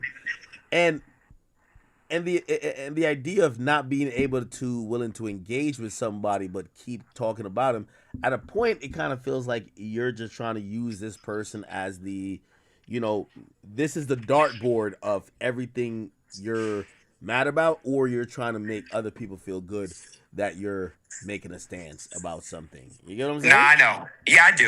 Yo, Act, tomorrow though, if you want to link the stream, I'm gonna sleep, but let me know what what time tomorrow you gonna be awake and you wanna do some IRL shit. I'm gonna take you right now. All right, bro. All right. Hit me. All right, bye. It'd have been great if I could just bring him to Joe and him and Joe have a conversation, because I feel like you guys understand, man. You guys are smart. It's like there's a really productive conversation to be had, and then there's a really stupid conversation to be had. The stupid conversation is we're gonna do again. I will give Glasses Malone the address to where the fuck Adin's doing his boxing match at. I would love to watch this shit in real time. Like, again, it would be stupid. Like, it's just not gonna happen. Like, Adin moves right. He does his thing. Don't dog whistle for some bullshit to happen. So, whatever.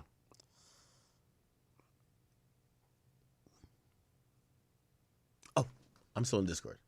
All right, let me take 4 more questions on Discord. I am sorry. Hold on, sorry. Yeah, All right, I'm back. All right, I got time for 4 more questions. 4 more questions. I'm in here. 4 more questions. Yo, hold up. I got my question. Oh, what's up, Aki? Welcome back. Welcome back. Question right now is, what Yo, state fam, is yo, Toronto 30 seconds, in guys. after Hold on, Aki. Let us calm the stage down because Oh it's a shit, little Act coming crazy. out.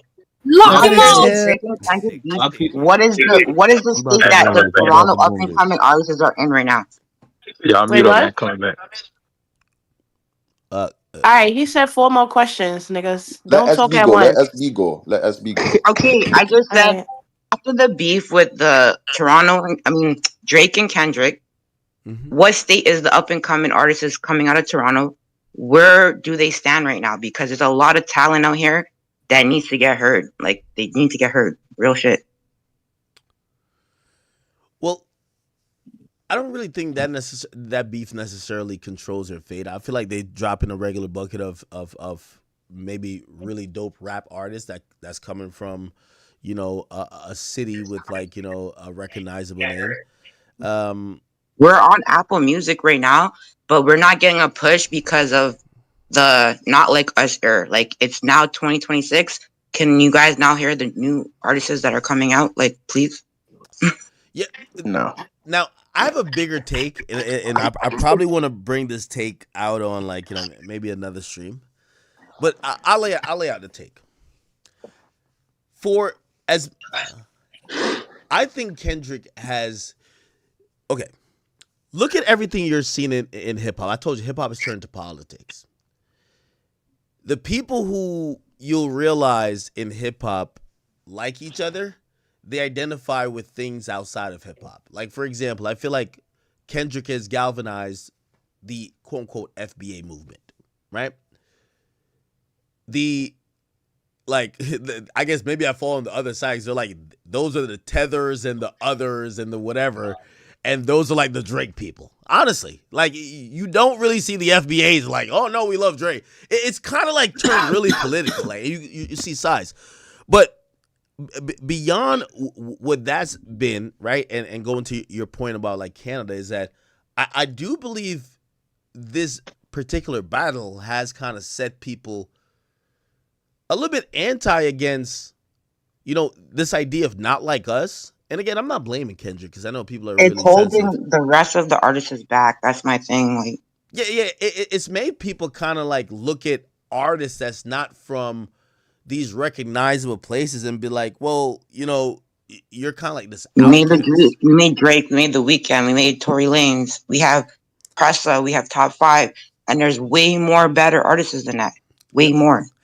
And You got to blame record labels too. no, Naomi Sharon is under Ovo, and she hasn't gotten any limelight that she deserves under Ovo. Drake holds his own artists from shining just as bad as the record labels do. But OVO. Naomi Sharon is I was on like, what's tour. She over? came to America. She came to. She was in Europe and the Netherlands. I got a lot of buzz from Naomi Sharon. Yeah, She don't get the buzz that I she got her Nah, deserves. that's a analytics right fact. here. She's actually doing pretty good, bro. I'm literally Yeah, looking on at this tour. right now. She is now, but I feel for a like OVO while, But for the talent artists, Naomi she they got, Sharon big was not. overseas and in Canada. Like they are subject to being in Canada. Majority of OVO artists are from Canada, if you Right. technically think about it. So like Roy Woods, like he has a New York Marley, presence, exactly. but Roy he's Woods, exactly. mainly overseas. Like he tours overseas. Walker. Hot Jordan, they tour overseas, but they are Canadian.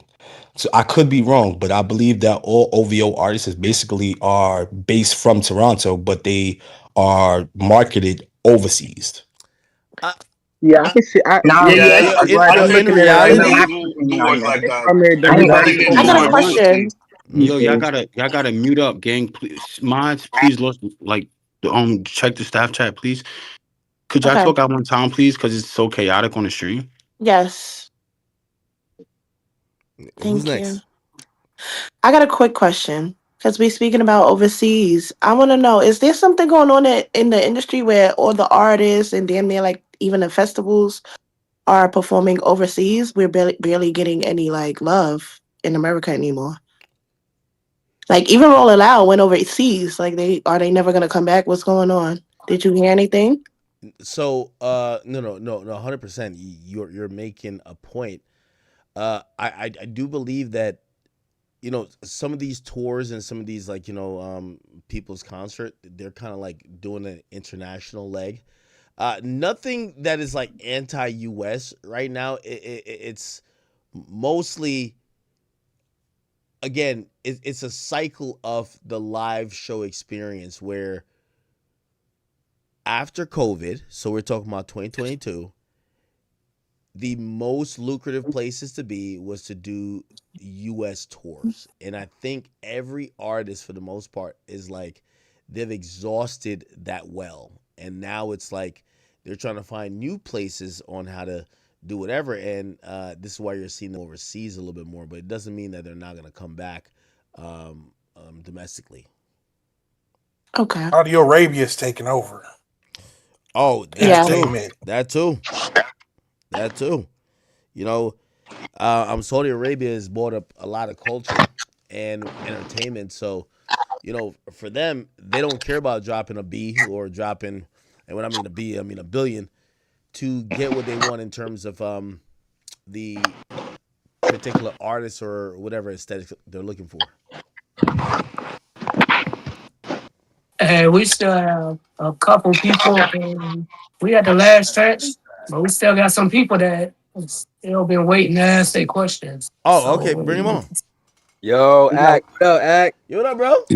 Yo, I cannot believe, yo, we got academics in the chat. He in the trenches with us, y'all. Come Yo, on, man. first of all, foremost, shout out to the mods for setting this up. This is sacred, by the way. What up, Act? What up, bro? Shout out to the mods for setting this up. I love the format. This is super dope. I think we still gotta figure out like a balance between like turning up and putting Act to sleep like he off the Henny listening to B-side Drake. But I like it, man. I'm fucking with you. But yo, shout out to Act, man. He really in the trench with us. Bro, what's your question, gang? What's the question, nigga? Yeah, let me show some love to Act, bro. I don't get to talk to Act too much. Nigga, there's Ask people that online. 4 more questions, gang. What's the question, Let me nigga? just show some love, bro. Like we really gotta appreciate Act, man. Like he really be putting it on for the whole chat for real. Shout out to Thank you Ike. so much. Shout out to you. Just two things, Act. But I just want to say before I get to the two things I want to mention, we really appreciate you, bro. I just want to make sure that your mental health is good and your physical health is good. No, thank you. We need you, bro. And we ask a lot of you, but I don't know how many people ask how you're doing. So we just want to make sure that you're good. I think the chat really would agree with that. They're probably gonna say I'm glazing, but No, that that was just shows. perfect. Nigga, his mama ask him how he doing, bro. What's the question, gang? Yo, chill. Times you ODing. Times like what the Wildin', fuck, bro. bro? I know the chat Hold on. Hey, got scared. by the way, I give you guys a mental health update. I'm gonna be honest with you. In the last, doing that 30 for 30 was it was definitely mentally therapeutic, but in a good way. Having a little bit more regimented. I know I wasn't on time every single day, this and third, but kind of getting back to okay, knowing at the end of the day, you have to stream today. It was really good. I'll tell you some benefits from it. It did push away a few distractions from me. Like, it kind of put me back in the place of really kind of realizing what mattered. And I'm gonna be honest with you, like it's the reason why I'm trying to keep up the consistency. It's been doing good for me mentally because obviously last year I went through a breakup, I went through all type of stuff, and I definitely, depending on what day or whatever, like I was kind of up, down, left, right, and sometimes especially towards the beginning of the year, it would definitely depend. Like what y'all didn't know is that, and that's why I know what Kai be going through, bro. Like how many times like I was going stream and like some shit happened, I didn't stream because it's like personal life shit, and you gotta have your personal life at like this really like manageable but happy space. So if you can't be unhappy and be like, oh, I'm gonna get on stream and make everybody else happy, that's gonna be shitty. And you can't also be like unfulfilled and want to get on stream every day. So it's like you got to get to this very manageable medium of you feel like you have your personal life in check to be able to be your best self, to get on stream, to I call it dropping 40. You want to get on stream and drop 40 because when you get off stream and everybody's like, yo, that was a good stream, like you feel good. I feel good. I feel real good about that. But if you've asked me, and not necessarily because we all got to live life, a lot of times, in the past couple of years, like I was definitely worn out by a lot of personal issues with like people, but I felt like that was just life, because I was seeking happiness in other things as well, so relationships and stuff like that. But at this point I realized I'm like, ain't no damn relationship. If I'm feeling like Kai told my mental health, that relationship ain't worth it. I'm good. So these days I got a short leash and a short tolerance, man. If I'm arguing with a chick, it's over. Yo, I feel that, and I'm glad you got that awareness too. Yo, that's a fact, bro. You make that shit look so easy, bro. Like we come from Twitter Spaces. You was talking to my co-host Claire. She was up here earlier. She's one of the chat queens. Oh, nice. And we be seeing Stony and Fast be going crazy on Spaces, but you be like live every single day, and you make that shit look so easy. That's why we just want to make sure that you're good and just checking up. Oh, no, I'll be quick. I know other people want to chime in, but speaking of that, these upcoming content creators, like we seen you the OGs, we know. We see you transition from doing like short clips with the, check out your boy academics. I can't do that. So I'm trying that shit every day. I can't do that. We see you transition from like the short clips to doing like long streams. Like, what's the game behind that? Like, do you see like a value difference in like posting like constant videos, short clips every single day, as opposed to now what you're doing, like doing live streams every day? Like, what's the value for the upcoming content creators?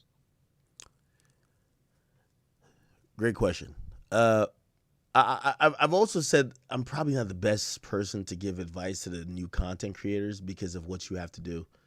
Like if I was gonna give advice to the new content creators, I would probably have to give them game on, yo, when you're trying to separate yourself. Like when I blew up, separating yourself was being unique, having unique takes, being comedic, this and third. These days, I feel like you're fighting an algorithm as well. So Hold on, one second. I'll it's turn you up. All right, hello? Yeah, that shit turned me off TJ, for you hot mic. You hot mic. 24 hours. About so, everything. yo, so it's TJ, you're hard. hot TJ, mic. you hot mic and TJ. Mhm. Yo, so it's hard for me to like just give like advice within that vacuum. But for me these days, for new content creators and content that I do, I try to follow like the only content that controls me and the only content I feel like I'm doing is talking to y'all. And this is why I don't. There was a time I was like, oh, I have to do an episode of Off the Record. And then I kind of said, no, it's one of my properties and I'll do it when there is something that comes up. But I don't need to fiend to do it. What I need to do is speak to y'all. And it was always my goal to speak to y'all in long increments. Like, I don't know if you guys ever heard the story of, or, I tell the same stories a lot, especially about my past. The reason why I did these 4 or 5 minute videos where I'm like, I rushed through the intro because I wanted to. That shit right there, Act. That shit right there. Yeah, I used to rush through this intro to try to get to like 4 or 5 minutes. And YouTube, I'm a math guy, so I would look at the retention rate. I'm like, yo, people ain't watching for more than 2 minutes. So you need to get everything into 2 minutes. You need to give somebody a reason to come back in 2 minutes. So give them a little bit of funny, give them a little bit of whatever. And I remember watching people who had longer broadcasts. And this is one of the reasons I didn't want to start a podcast at first, because my retention was really short. Like people like the quick bite-sized updates. And I was just like, I'm hoping one day they'll grow with me, that I could maybe be on stream. And I do it now. Like, and shit, I could tell you guys talk 20 minutes about my dog. And, some people might be like, all right, next topic. But you guys are still generally intrigued about what I'm talking about. And I think that's a blessing. So for me, I'm extremely happy. But what I'm doing now is what I wanted content to be. Now, granted, and this is the last part of my answer to that gentleman, was that things do change in the content world, right? And I don't want to chase trends, but I also want to be realistic and understand what people are consuming. So whether it's, okay, well, people like debates. All right, say that becomes a thing. I would love to get back in the debate sphere. Actually, that's one of the things I'm kind of like urging to do. And maybe it's because like also I've been like watching a lot of political stuff. I kind of want to, and maybe we started here where I'm like, and I know the mods could help it, where we almost do like, a pause, like a 20v1, extra pause, like a 20v1 where I want to get back in the debate space. Like I really love everyday struggle for that. These days I feel like I do a good job of kind of hitting these soliloquies, and I'm kind of, like I'm racking my brain all day listening to content, trying to come up with like these like theories that I could properly vet out. And I think about it, I'm like, is that, and I'll kind of like pencil a couple of them. I'm like, all right, let me look up a little bit more things. And I'm trying to come up with like really educated like thoughts. And that's why when people like it goes viral, like I'm really thinking about these things. I'm really trying to like encapsulate the game in these really bite-sized format that you guys could understand, but also that could really make this shit make sense. So those are the kind of things I've been kind of doing. But in reality, you know what I really want to do? I want to do debates. Like I felt like I wish I could go back and debate Joe Budden now. You know why? Because I feel like Joe was like a great showman and he was good at debate back then. And I thought I was good with like information and facts, but I wasn't a good showman then. I miss debating, like just straight up debate. Like here's a topic, whatever the topic is, let's debate. So Well, you're in the right place. yeah, that's the thing. Facts. Maybe we kind of kick that off, and maybe we see how that format goes. Maybe the mods could like organize maybe like once a week or twice a week, and we get 5 subjects or whatever, and 5 subjects, 10 people, and a fucking timer, and we just kind of debate it off. Because to me, and I don't know if people speak about their content or them doing content like this. I need to keep mentally sharp, right? I need to keep mentally sharp. I need to be able to be able to debate, be humorous. That's part of like having.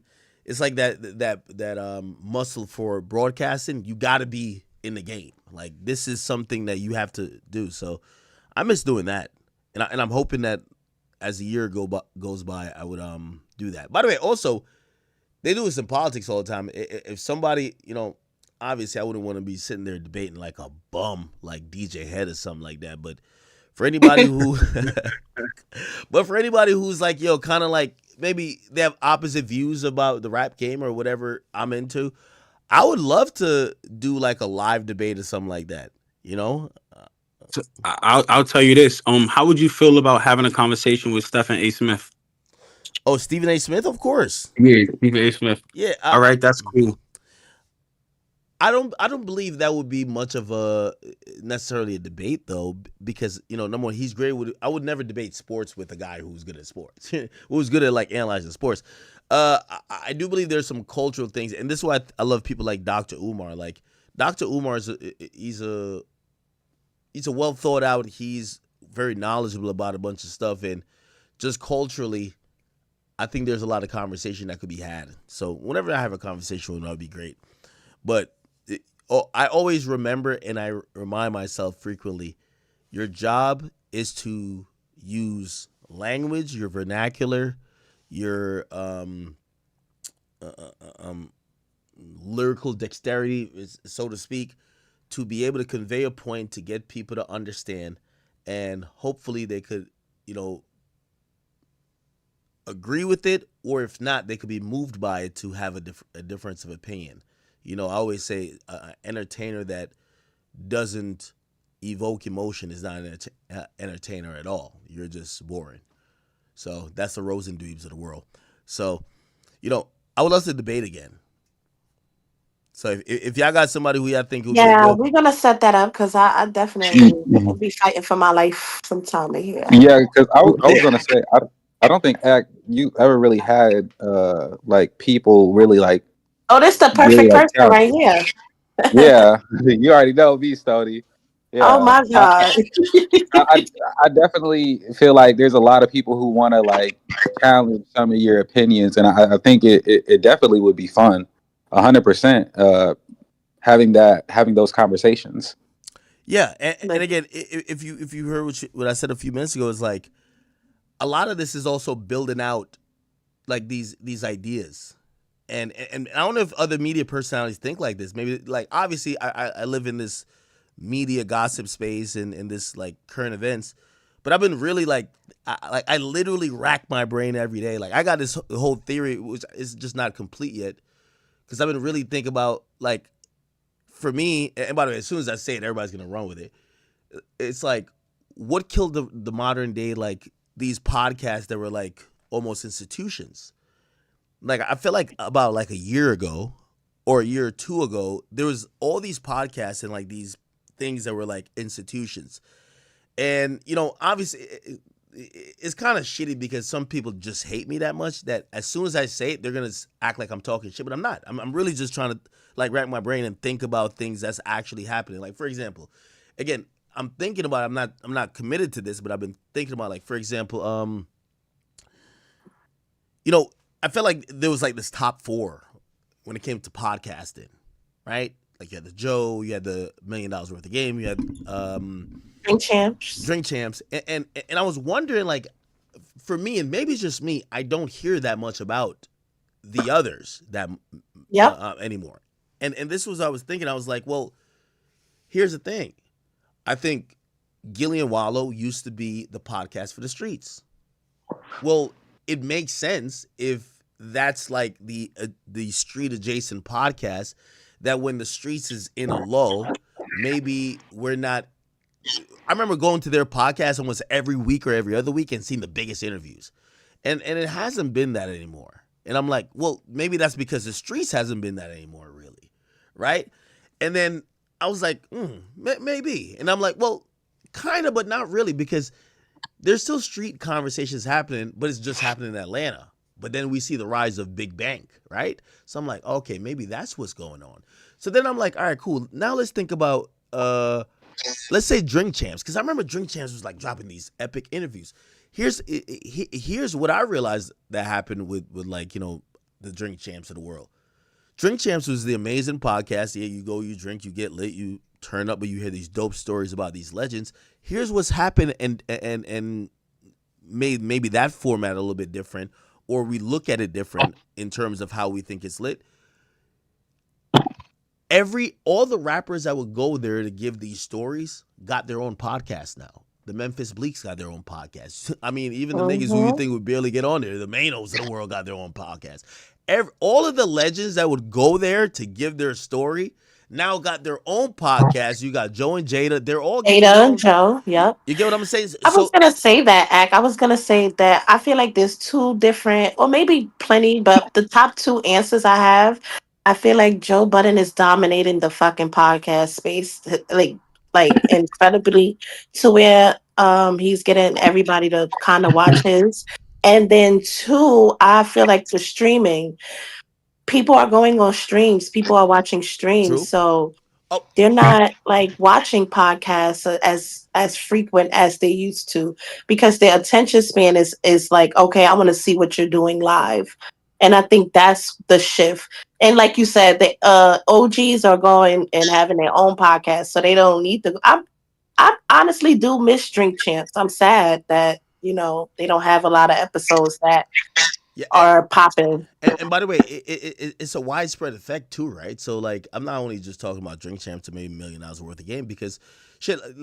And when it comes to things like this, I always feel like I got to throw myself in a mix that people don't say I'm hating. So it's like, all right, well, think about Off the Record, right? Off the Record, I used to have two versions of it. Like when I signed on to Spotify, there was two versions of it, me and a guest, and then the solo podcast would just be me talking. Over time, I just said, yo, I could just do all this on stream. Like, what, like, who cares about the format if it's a podcast or not? Like, I could Mhm. just talk, right? Right. So I then turned Off the Record into an interview type outlet. But here's the thing about interview type outlets, and then I'm using me, just that niggas can't say I'm hating, and I'm using like say the Breakfast Club, or what else is like a more interview based. Anyway, I can't think of it now, but the point is this: those outlets, the artists that would normally go to those outlets for an interview, this and third, they go to a stream, or they go to like this boutique, their own particular interviewer that's gonna give them a whatever interview they want. They're not necessarily saying, "Oh, we got to go to the Breakfast Club," or they're not necessarily saying, "Oh, we got to go to whatever podcast," right? So that's what I realized, that the podcast landscape has changed, and I wholeheartedly believe the reason why Joe Budden has kind of stayed king in that kind of realm is that his shit never was related to that. His shit is kind of all about, yo, it's me and the homies, and really it's him, right? He's the battery, he's the driving force, and it works for him. But it kind of gives me a lot of understanding of why I feel like podcasts are different these days, because we're just not having the same conversations anymore, if you ask me. I agree. Any Yo, more I got a questions? question real quick. All right. All right, We hold on, got we real quick. We got Black up next. Black, go ahead and ask the question real quick. Go ahead, Black.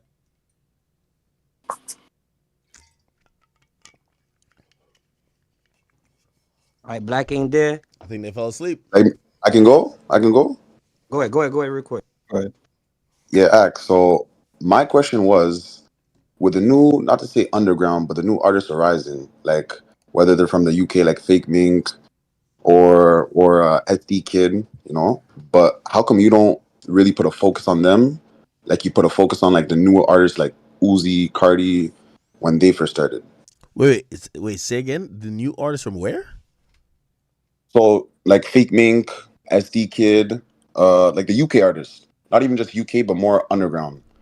I feel like their sound is becoming more mainstream, whether that's from Cardi or Uzi or whoever the influence really was. But my question was, how come you don't really put attention on them like you did for the Cardis, the Uzis, the Kodaks, the Young Boys, like now?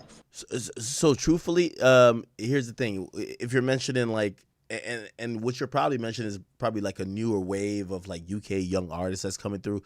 I gotta say, like, Exactly. the ceiling for them to break through is a little bit, it's a little bit higher because in reality, the hip hop, the identity of hip hop is still based in the US.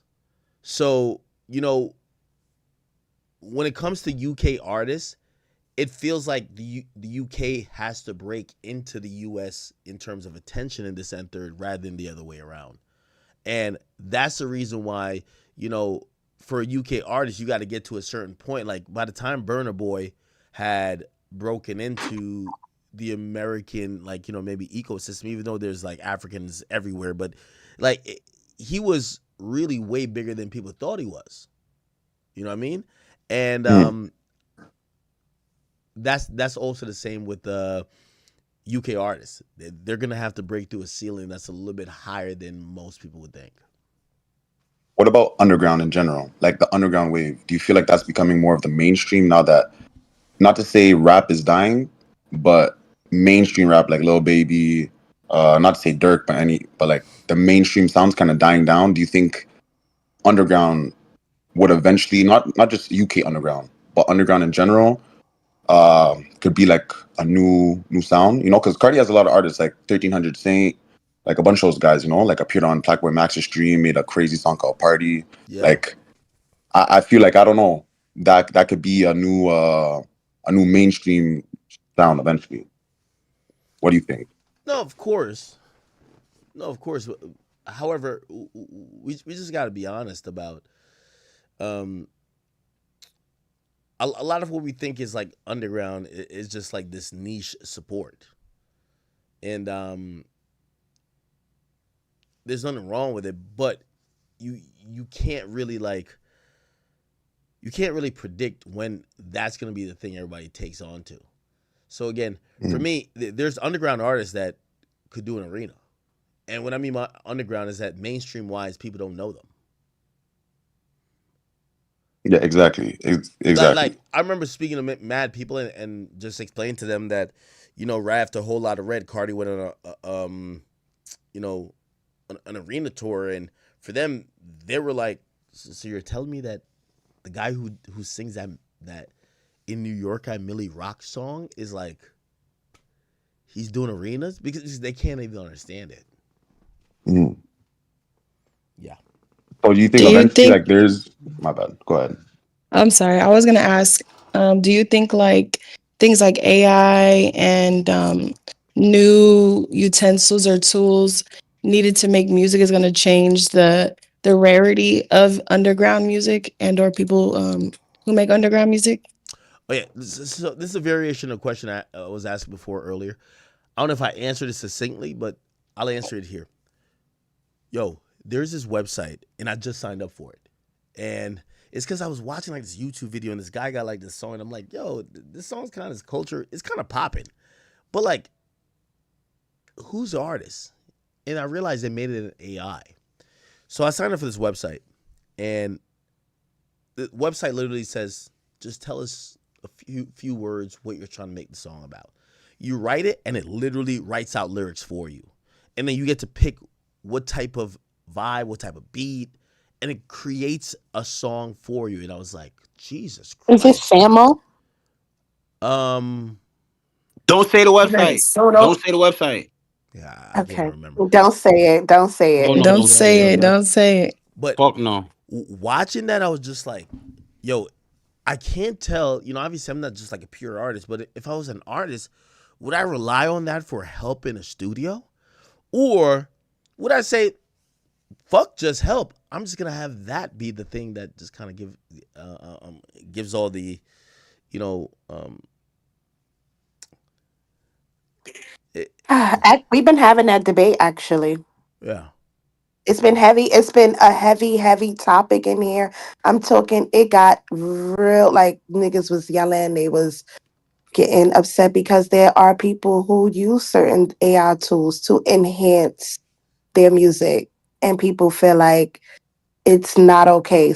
Other artists are feeling like, oh, if you have to use that, you're not a real artist. I feel like personally, if you're using it to enhance your song, that's different. But to flat out make an AI song, I feel like I can tell the difference. It doesn't sound right. It doesn't sound like a real produced song. I don't feel So like there's nothing wrong with it. Yeah, because I I've don't feel heard like some AI songs that I never knew AI would be incorporated in. That ass. Definitely. In 7 to 10 years, I fuck around and be bald.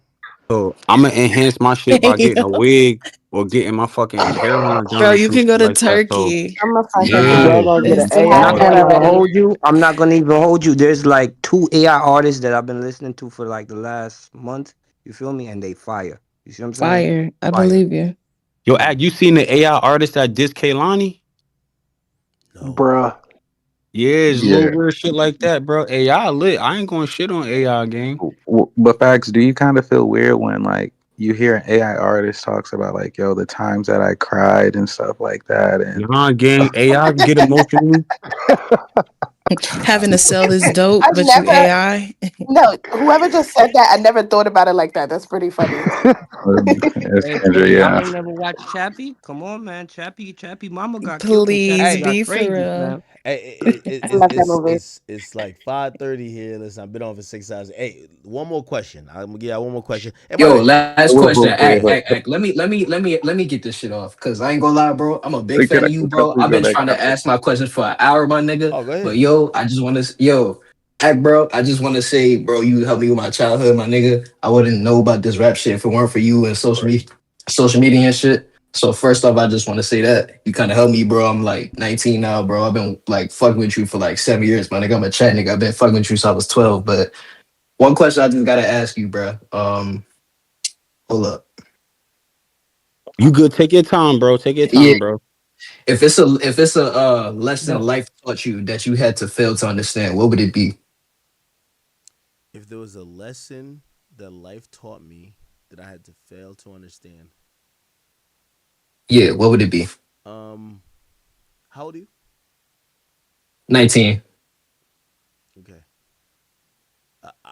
I think this. I've always said this, and I wish I could tell it to myself in 19. And it was the exact age I always say this. I wish I could go back and tell myself that